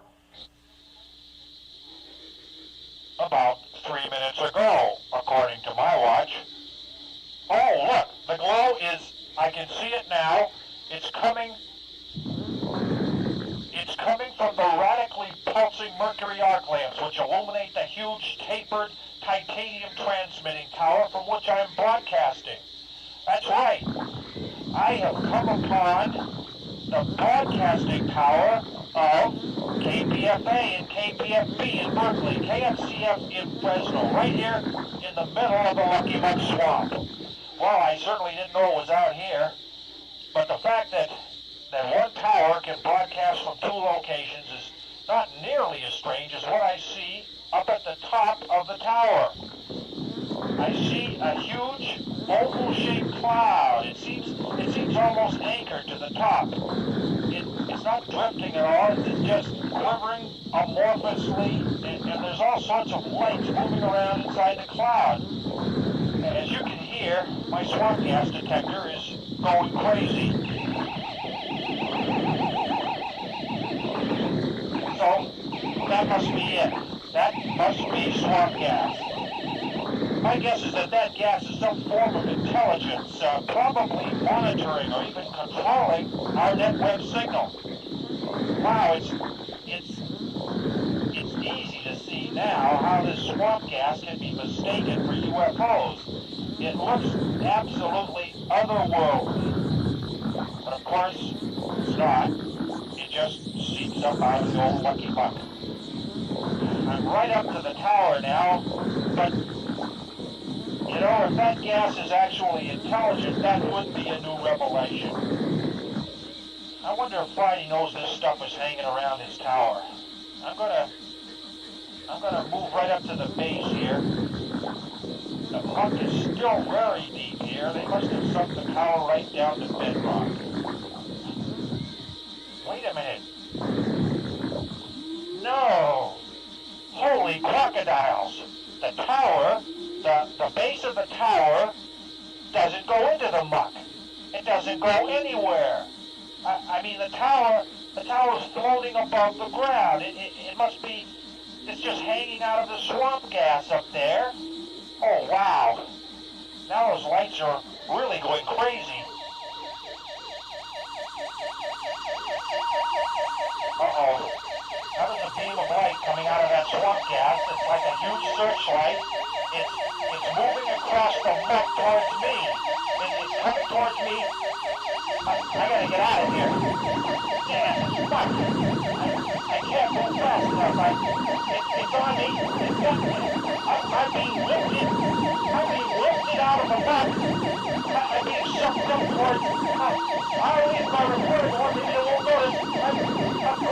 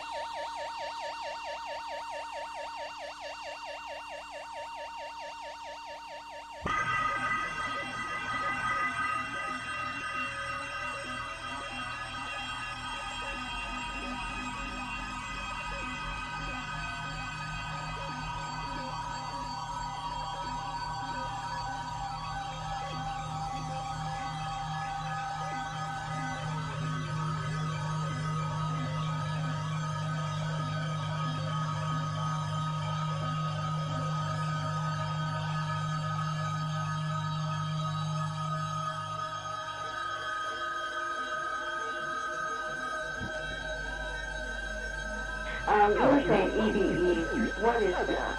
It's an extraterrestrial biological entity. The name was given by Detlef Brock, who was the 6th president of Johns Hopkins University, and he was an original member of the original cover-up group called MJ-12, and he's the one that named the first aliens that we recovered EBEs. I see.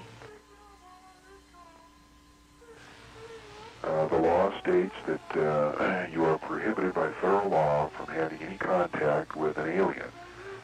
And the penalty for that law is incarceration without due process and fine. That's what I'd say. I'd go to an asylum. I'm not sure exactly. I'm not at all insane, my dear, and I don't give a tinker's tutu. What is is. Well,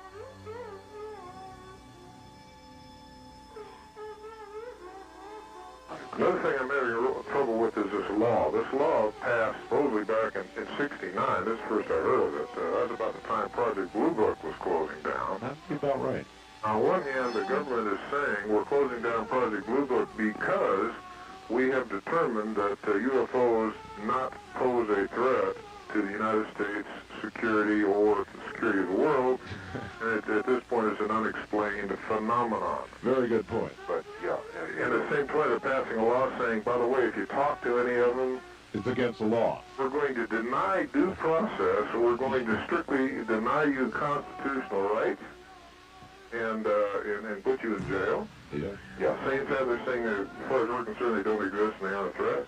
Yeah, seems awful contradictory. I'm surprised that more media didn't pick up on that. They weren't a laughing stock for trying to pass a law like that. Yeah. Meanwhile, sightings by credible witnesses continued. Commercial airline pilots saw things. We immediately decided it could not be accomplished. Military pilots saw things. When we got within 2 miles of the light, we lost all contact. Local sheriffs in Dexter, Michigan saw things. Well, there was somewhat of an oval shape, looked like a toy top. После того, как я увидела шар, который зигзагообразно летел. My first contact with a UFO was a rather special experience. It was in the mountains, and I saw a sharp ray coming out of a huge sparkling ball. Gemini and Apollo astronaut James McDivitt had his own encounter in June of 1966. While in orbit above the Earth, an unidentified object outside the window caught his attention. I happened to glance out one time, and there against the black sky was a white object. Geometry of it was sort of like a beer can or a Coke can with a pencil sticking out one of the round edges at about a 45-degree angle.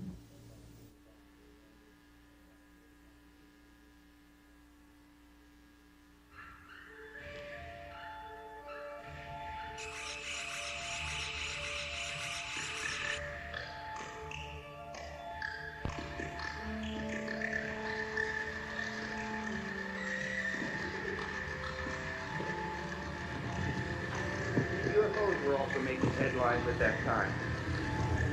In fact, there was a big flash. And some of the psychics spoke of a clear link between UFOs and changes in world geography.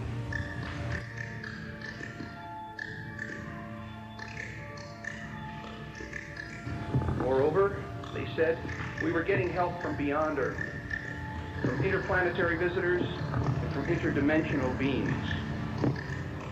One psychic told me, for example, that UFOs were here primarily to monitor the seismic faults where earthquakes were likely, so that if pressure began to build up in an area, the UFOs would beam energy into the fault and thereby sort of lubricate the fault. And this energy lubrication would allow the ground to slip along at a microquake level, very, very small earthquakes, rather than building up pressure to deliver a large earthquake.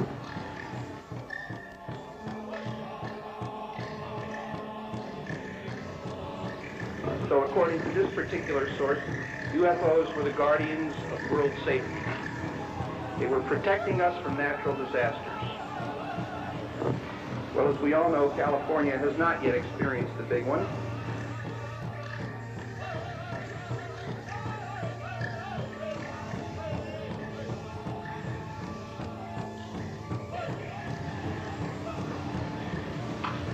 According to Hopi tradition, there is a clear link between UFOs and pole shifts. There were several worlds, I use that in quotes, meaning global societies on Earth, before the present one, the Hopi legends say. Each one was destroyed by the Great Spirit because people did not keep his laws and walk in accord with his teachings. The second world, for example, was destroyed when the Great Spirit commanded the twin gods in charge of the North and South Poles to leave their stations. When they did, the world's stability was removed, so it flipped end over end in space, and everything on it was destroyed by ice. The world froze over completely. But a few people survived because they had favor with the Great Spirit and were allowed to live underground with the ant people. Later, the world was repopulated, but again, people eventually forgot the ways of the Great Spirit, and again he destroyed them, this time by flood. The few faithful ones who did not forsake the ancient teachings given by the Great Spirit were led by a great star overhead until they came to their present homeland in Arizona. The Kachina dolls of the Hopi represent the beings who were in the UFO that led them through the wilderness. According to the late Hopi elder, Chief Dan Kachanga, an ancient petroglyph, that is a rock carving in Hopi land, describes flying saucers and travel through space. In 1972, Chief Dan said the following: "The arrow on which the dome-shaped object rests stands for travel through space. The Hopi maiden on the dome shape represents purity. Those Hopi who survived Purification Day, that is, the time of the great cleansing that they see will be coming upon the earth, the Hopi who survive Purification Day will travel to other planets. We, the faithful Hopi, have seen the ships and know they are true. We believe other planets are inhabited and that our prayers are heard there." The Hopi prophecy says that the day of purification will come soon after a series of events have occurred. The last event being the time in which the white man would put his house in the sky. Hopi elders interpret that prophecy to mean Skylab, which fell to earth last year. Thus, according to the traditional Hopi interpreting the ancient prophecies, the day of purification is very near, within this century, according to their official spokesman, Thomas Banyaka, with whom I spoke in 1978. When the day of purification occurs, according to the Hopi wisdom, the earth will be shaken by a massive explosion, perhaps a volcanic eruption that will be felt throughout North and South America. At that time also, UFOs similar to those which led them to their present land will arrive here from another planet. Apparently, according to Hopi tradition, the planet is Venus. And all of these UFOs will be piloted by Kachina-type beings. Now, although the prophecies of native people such as the Hopi make Earth changes look like an either-or proposition, contemporary psychics and UFO contactees are adding a new dimension to the picture. They're adding the idea, which I mentioned at the beginning, that UFOs are helping to ease the severity of Earth changes coming on the planet. The late Otto Binder, a UFO researcher, wrote in 1974 that his research indicated UFOs are, first of all, monitoring seismic activity around the world, both earthquakes and volcanic action. And second, they are quelling, influencing in a positive way, soften seismic activity.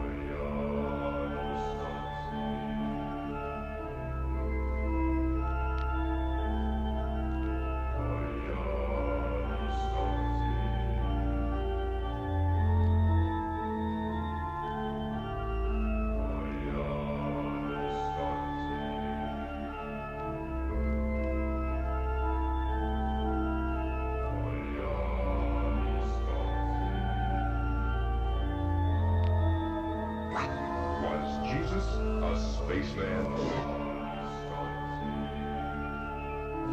Was Jesus a spaceman?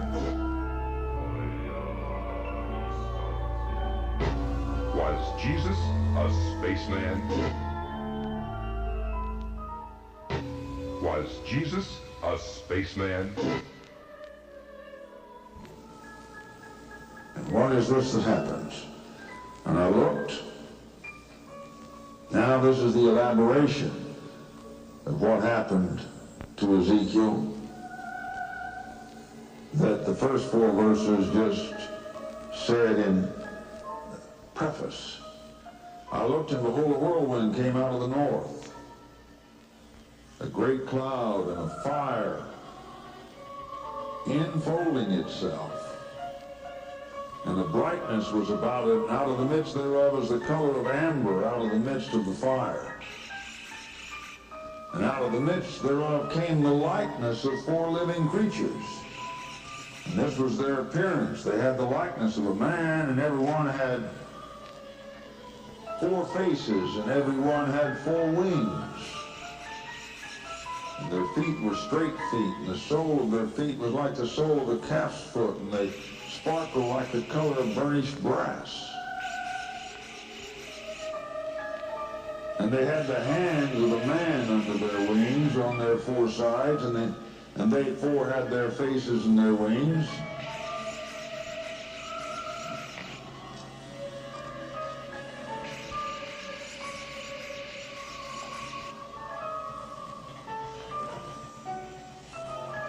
Joseph from Time Life books about the UFO phenomenon. Pretty good book. Blumrich was convinced that Ezekiel's wheel would fall apart under a rocket engineer's rigorous examination. Was Jesus a spaceman? But to his utter surprise, and keep your voices down if you're taking calls in here. Was Jesus a spaceman? Back up weak assertions with non-facts, such as the idea that we even made it to the moon. Oh, I won't even go into that hoax now, but I was wondering about retaining David Wills to install Reverend Gene Scott's channel and cable channel 39A, I believe it was supposed to be, only the Monterey Cablevision Company has it. Or maybe that's even known too, but certainly Heritage does not. And if Joyce noticed there were several military officers waiting in the lobby of the station.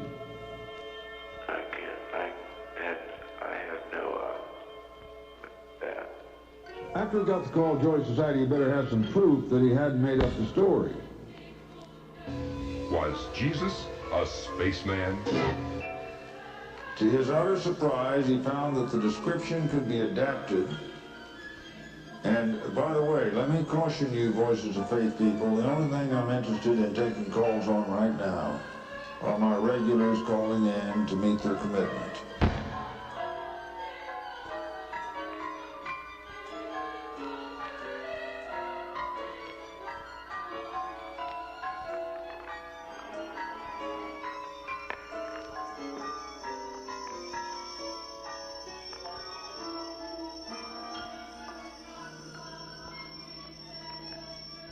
Yes. It's hard to say because it's so hard to believe. It defies every law of physics.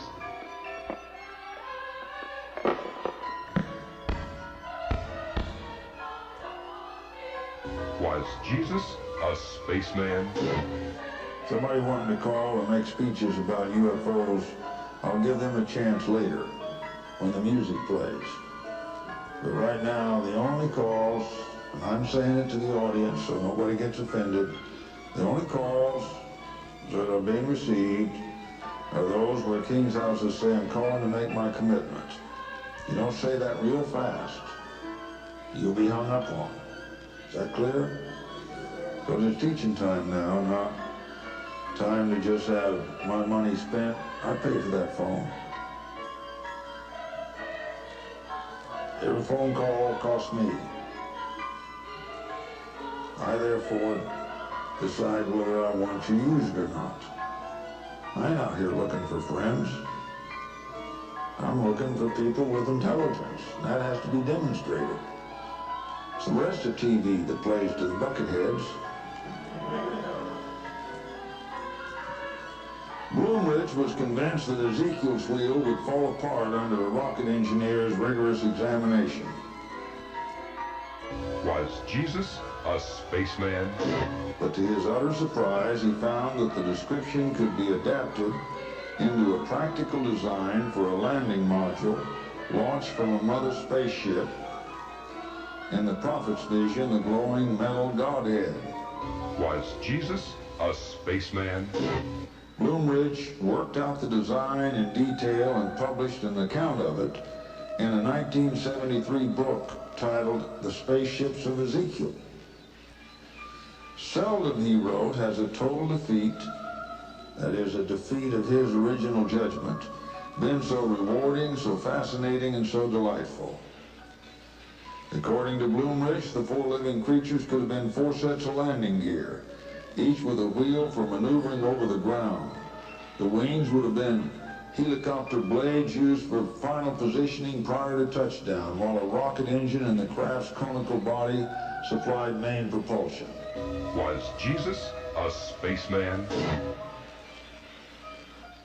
And here's his picture of the man. Let me see it now. I feel where my finger is. And here is his design of the landing module. Now, when a rocket scientist, an Austrian rocket scientist with the National Aeronautics and Space Administration, played a role in building NASA's huge Saturn V rocket, sees UFO designs in Ezekiel, don't poo-poo it too readily. Was Jesus a spaceman? Let's just read about it. Was Jesus a spaceman? Ezekiel, chapter 1. I looked, and behold, a whirlwind came out of the north. Verse 4.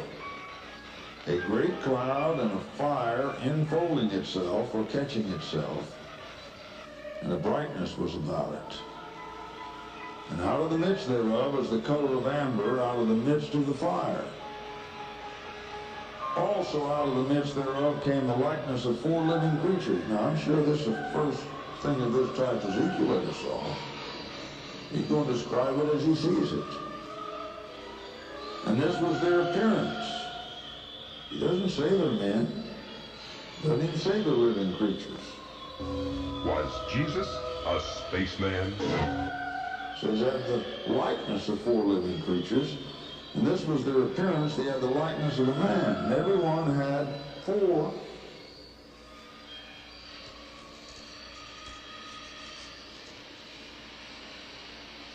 faces, and everyone had 4 wings. Was Jesus a spaceman? Was Jesus a spaceman? Was Jesus a spaceman? Their feet were straight feet. Spaceman. Was Jesus a spaceman? Was Jesus a And the sole of their feet was Jesus a was like the sole of a calf's foot, and they sparkled like the color of burnished brass. And they had the hands of a man under their wings on their 4 sides, and they 4 had their faces and their wings. Their wings were joined one to another. They turned not when they went.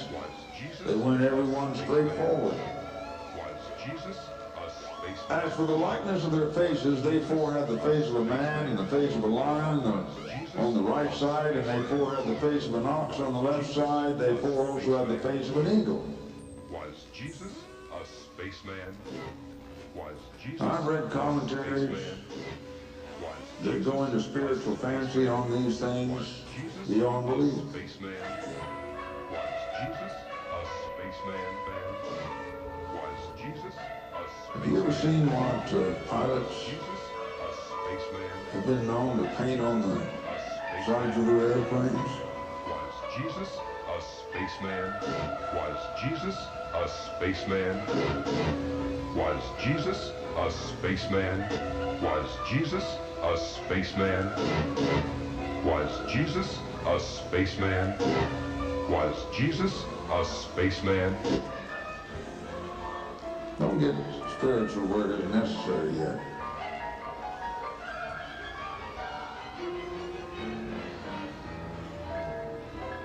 On the other hand, was Jesus a spaceman? Was Jesus a spaceman? Was Jesus a spaceman? Was Jesus a spaceman? nobody knows what they were. Thus were their faces, and their wings were stretched upward. 2 wings of every one were joined one to another, and 2 covered their bodies. And helicopter blades. Now, I don't get it. I'm very, the best way to interpret God's book is to start out assuming he means what he says and knows how to say it.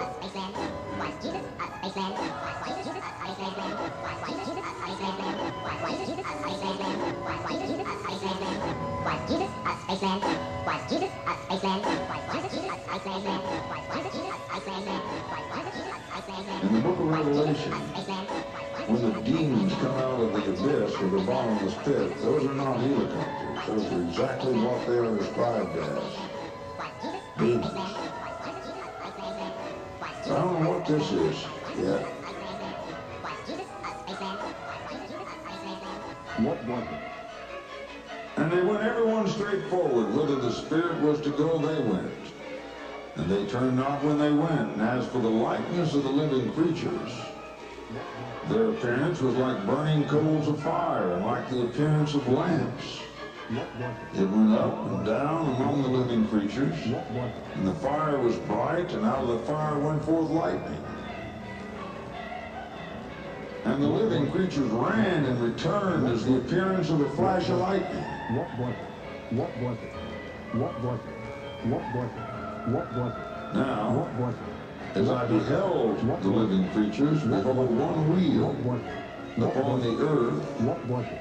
What was it?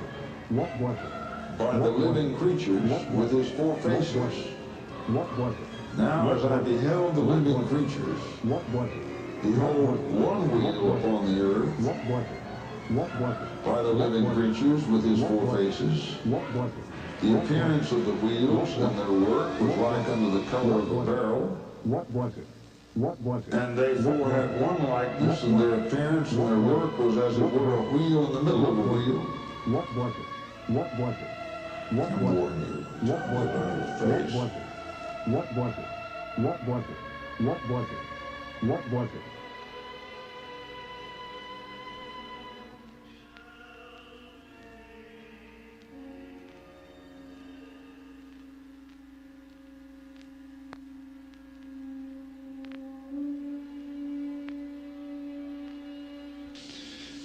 First of all, it's highly unusual to have photographs from more than one individual, and it's extremely unusual to have what gives every appearance of almost being a staged visitation, a staged appearance. This has led to some speculation that perhaps this is a forerunner of things yet to come. We may be seeing a series of this kind of case occur over the next year, maybe 2 years. As far as this case itself goes, I'm quite impressed by it. I'm not yet prepared to endorse it, but I'm definitely on the positive side of the fence. Everything I've seen so far has held up. What was it? McDivitt was able to snap a few pictures, but after turning the film over to NASA, the photographs disappeared. This home video was shot over Las Vegas in early 1991. It shows 3 objects floating and diving in front of the mountains. This is a spectacular maneuver. As you say, it goes in front of the mountains. There has the mountain as a backdrop, which gives you a fairly good idea of its distance. And we have over 500 witnesses, and we have about 262 recorded sightings, and we've investigated almost 200 of those. The investigations have been conducted by a small group of Gulf Breeze residents. Most are members of MUFON, the Mutual UFO Network, a grassroots national organization of private citizens who've taken it upon themselves to try to get to the bottom of the UFO mystery. One possible explanation has surfaced. Gulf Breeze is virtually surrounded by 3 major military bases, all with extensive air traffic. Under investigation, there is one particularly striking set of pictures taken by a stereo camera, which was not part of the set shown here. Stereo camera, for benefit of the viewers, is in essence 2 cameras taking the same picture at the same time, but from 2 different points of view. We call the military. We're told, no, we did not have anything in the area at the time that you had your sighting. Of course, there will be those that say, well, that's the typical military response. He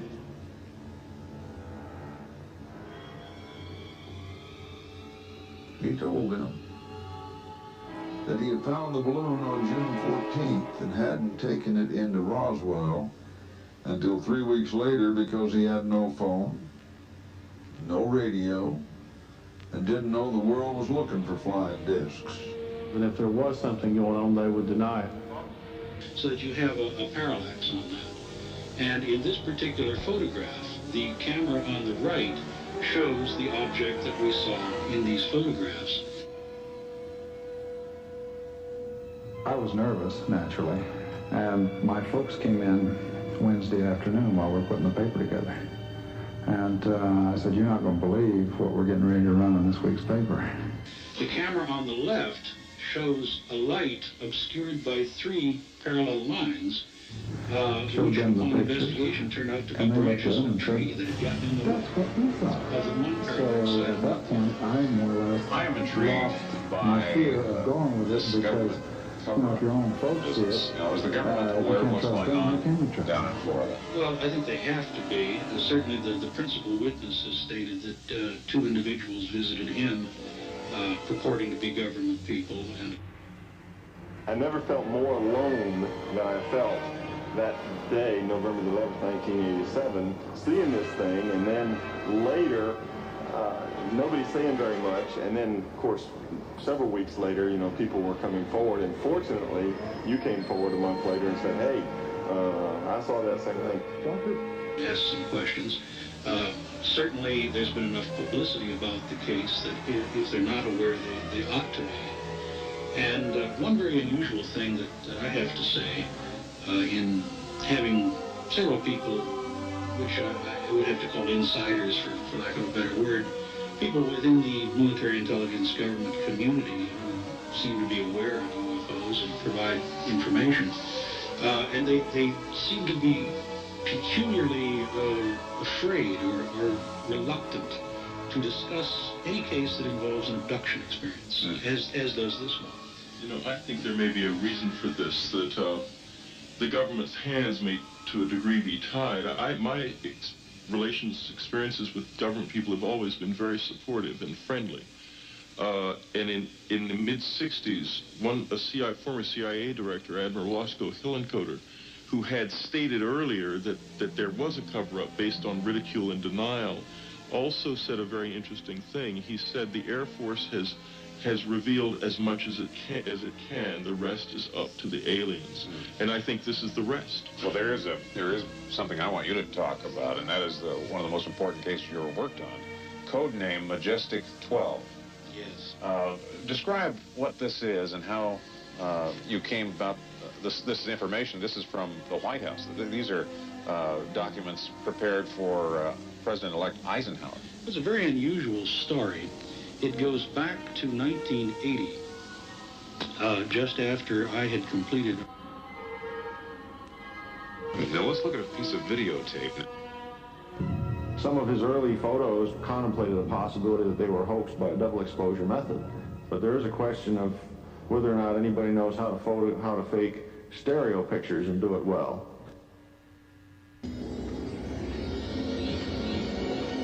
It became obvious to me that what I was looking at was a UFO.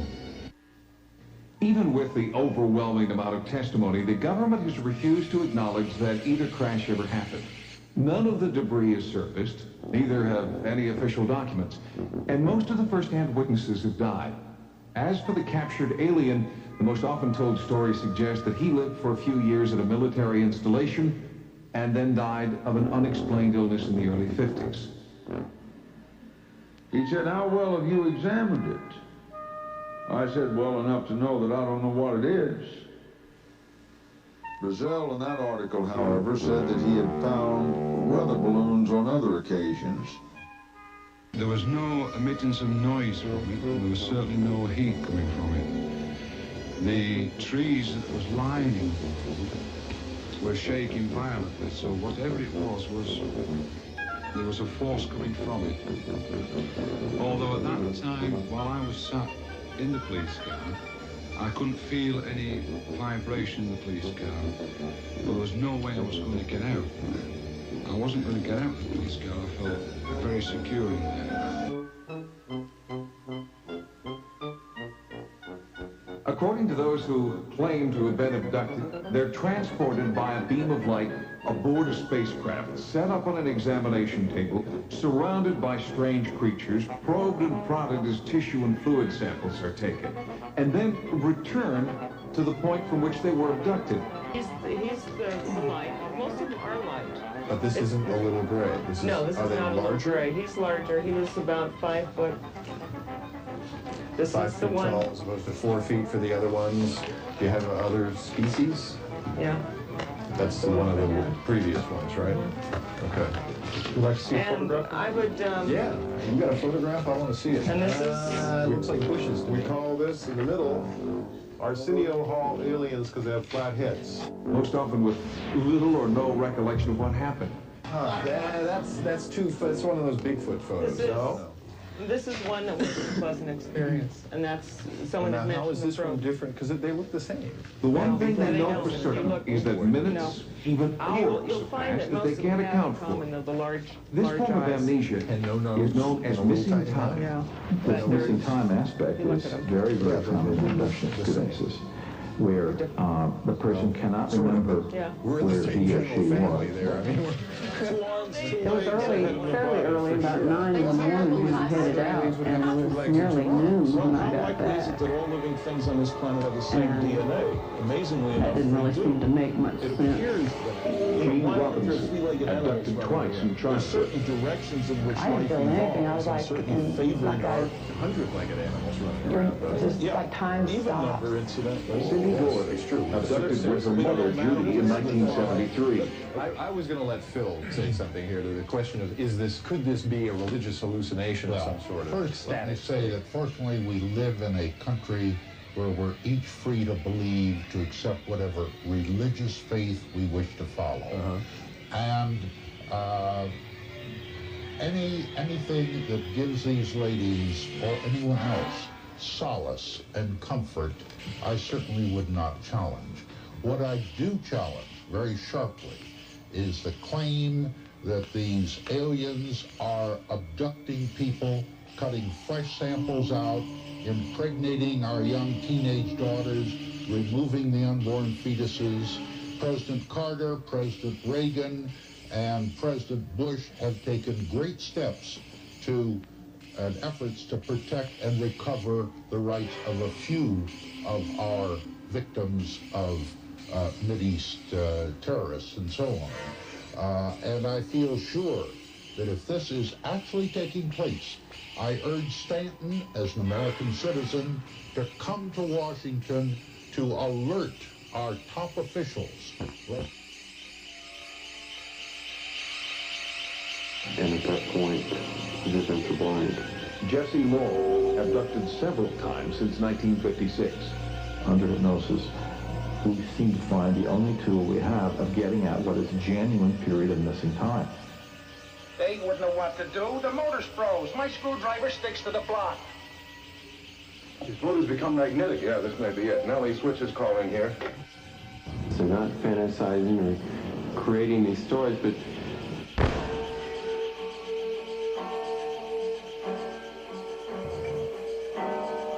Gentlemen, meet Dr. Stewart. Captain Dreyer of the Department of Civilian Defense. Dr. Sesh, State University. Oh, yes. How do you do? Dr. Stewart, can you give us an explanation? I had an interesting experience about 15 years ago. This really happened. In the Bay Area, at Kenyatta College Auditorium, there was supposedly just a simple meeting of psychics and people talking about UFOs.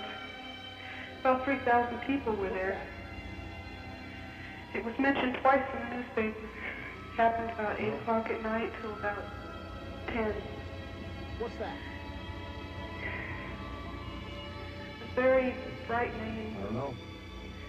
But very enlightening. What's that? I went there with 2 friends.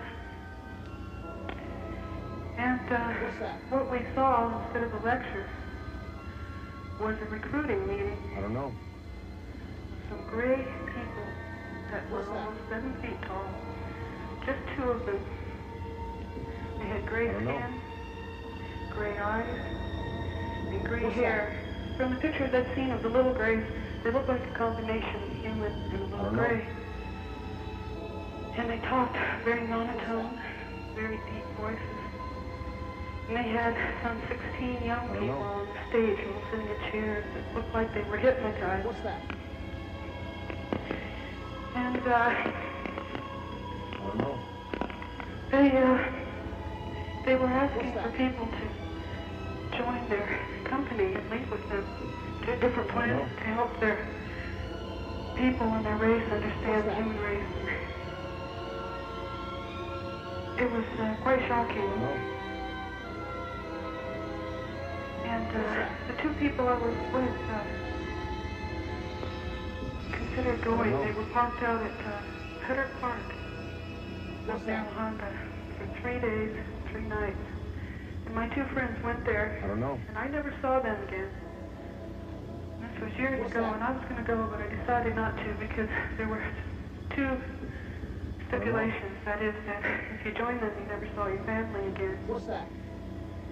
And that you had to abandon the human emotion. I don't know.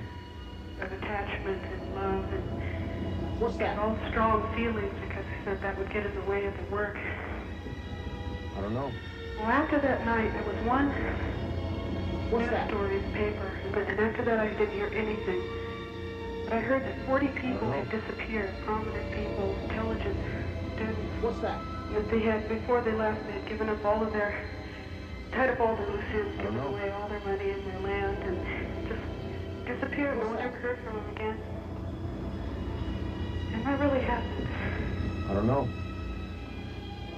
And I'll never forget the feelings I had there.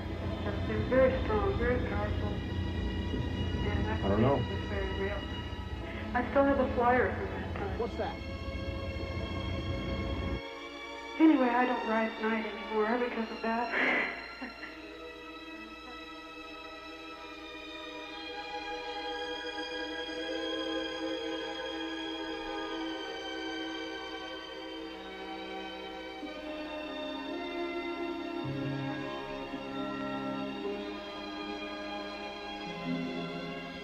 After that was all over, Joyce claimed that someone came to the station. Joyce had no explanation for that comment.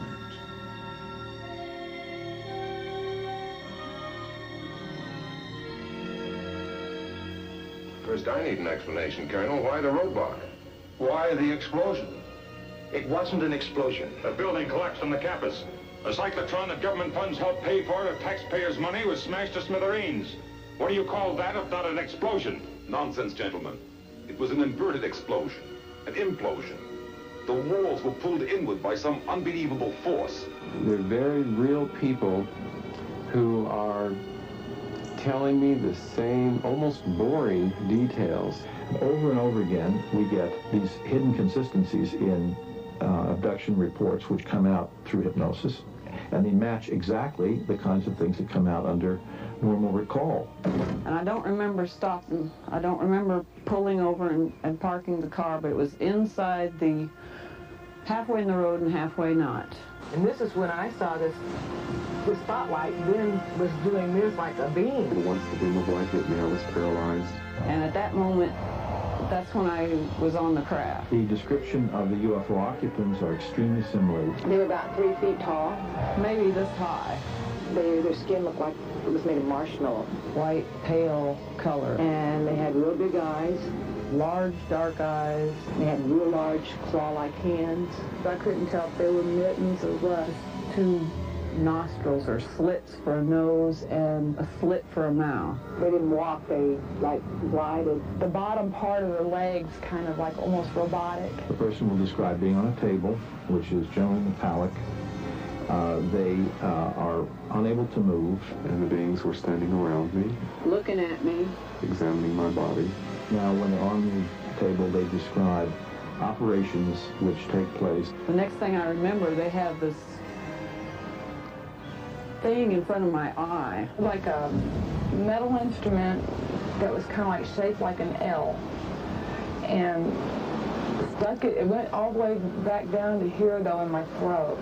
As proof the operations have taken place, those who believe they were abducted often point to unexplainable scars, even implants. My mother remembers me pointing out that I had a scar.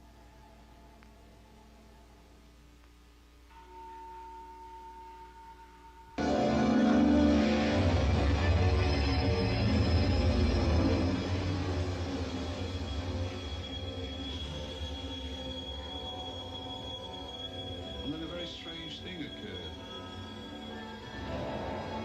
Suddenly, there was a jump in time.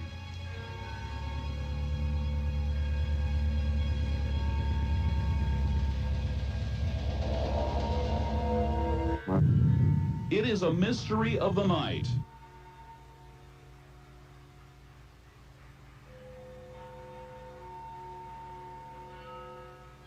As proof the operations have taken place, those who believe they were abducted often point to unexplainable scars, even implants. My mother remembers me pointing out that I had a scar on my leg. She said it never bled. The scar appeared simultaneously with Jesse's abduction experience at age 4 in 1956. After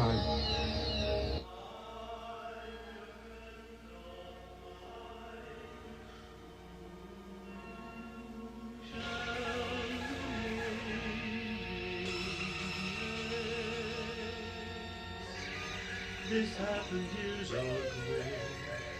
I was with military intelligence in Arizona. I mentioned some experiences I had had overseas, and somehow the subject of UFOs came up, and he said, well, would you like to see some aliens? I said, you must be joking, and he said, that's fair to say, now get in the car. We drove on a highway over the base on the road. We drove on a highway over the base onto a dusty road. ʍʌᴇ and Sage, flattened by the headlights, hiding barbed wire over grazing land. After a turn, we went underground. I doubt if I could ever find that place again.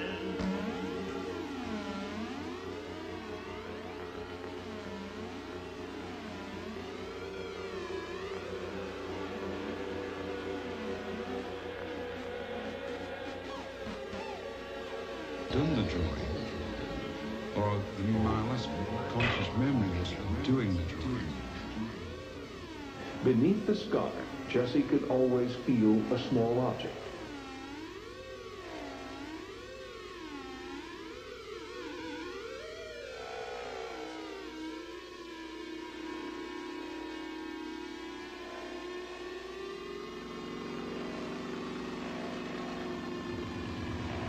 It was in my leg for 34 years, and I finally decided to have it removed.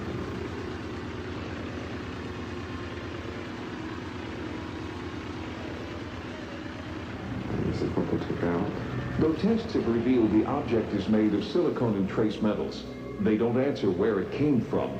If it is an alien implant, one theory is that it might be a tracking device similar to those used in tagging operations for birds and other wildlife.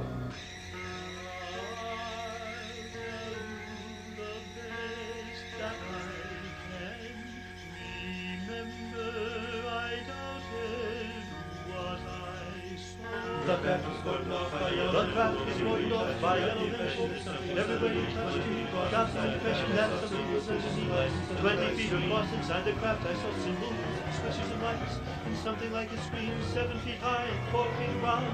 Beautiful gold and a green that wasn't green. He knew how to open and close the door, but he wouldn't tell me about it. He said, right now we're nowhere, and it's just before dawn. When Mayans wait for the morning star, Tea, you would think somewhere beneath that tea, underneath all of this, he shake where their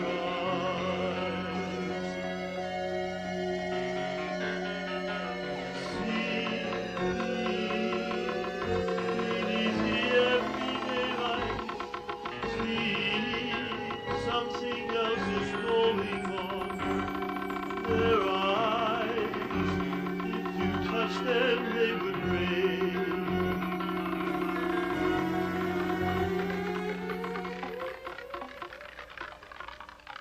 We're looking at something which is more like what we do with wildlife. It seems scientific, it seems research-oriented.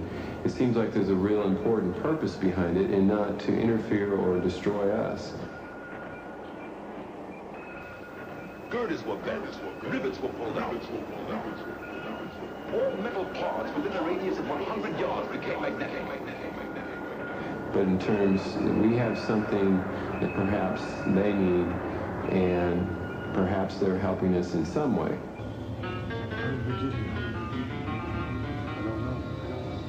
I wondered if I was set up to sow disbelief among the crowd. In that light, it does make sense 'cause we drove on a highway underground and no one was there.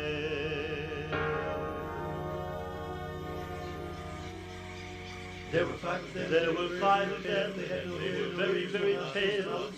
They had no hair, no ears, no nostrils. The mouth was very small. There were three males. The largest of them was 3.5 feet tall.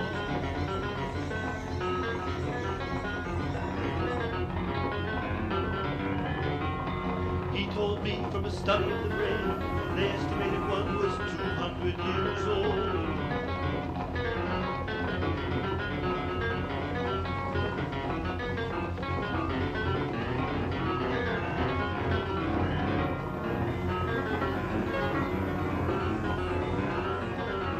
Some people hypothesize that their planet or where they come from is arid and barren, and they've lost their own reproductive capabilities, so they are trying to find a new genetic stock with us. Perhaps we're looking at some survival process where part of our makeup is strengthening their makeup.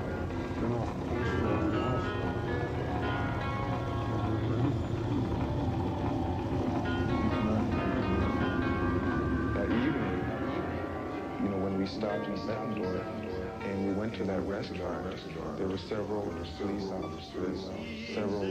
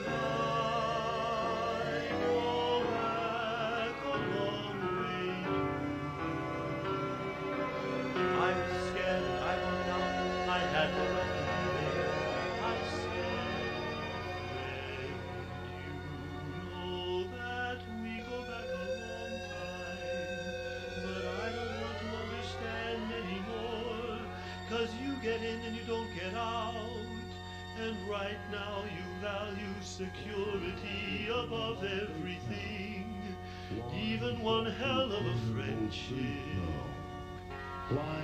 Instead, it's almost gone. We have still a long way to go. Buried in the sand, this craft was not damaged and hidden in time, unharmed. Flying saucers seen in most states now. Flying saucers seen in most states now. Flying saucers seen in most states now. Flying saucers seen in most states now. Flying saucers seen in most states now. Flying saucers seen in most states now. and we hadn't done anything wrong, of course. We were willing to go for 55. Seen in most states now. Flying saucers seen in most states now. I don't know. How can we both have more meetings for 1 hour? What are we whispering? What do we feel like we did something wrong?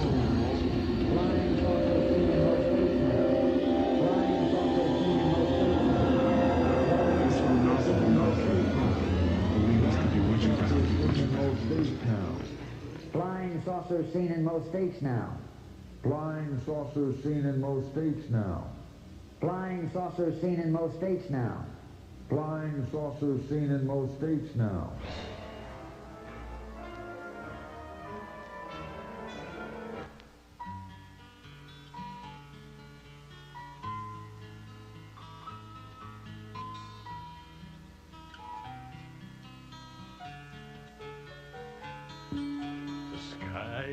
Is full of ships tonight, flashing fiery light. The town's gathered at the the sea, praying at the side, and everywhere across the earth, people stay up late. The sky's full of ships tonight, and all we do is wait. The sky is full of ships. The land of the Milky Way. From the deep of space, lover. This has been another UFO, brought to you by Over the Edge, KPFA and KPFB in Berkeley, KFCF in Fresno. Stay tuned for our first light.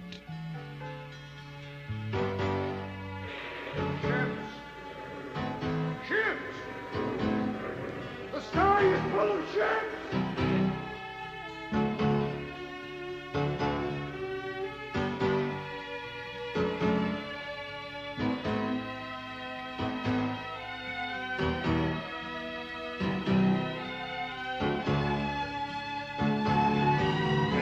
And I felt an extraordinary sense of sadness at the fact that we were parting.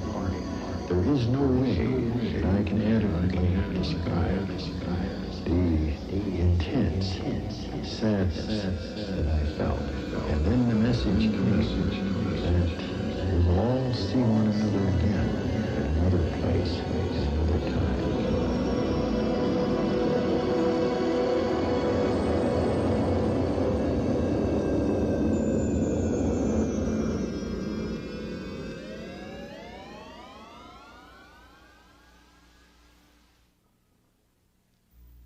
Disconnected.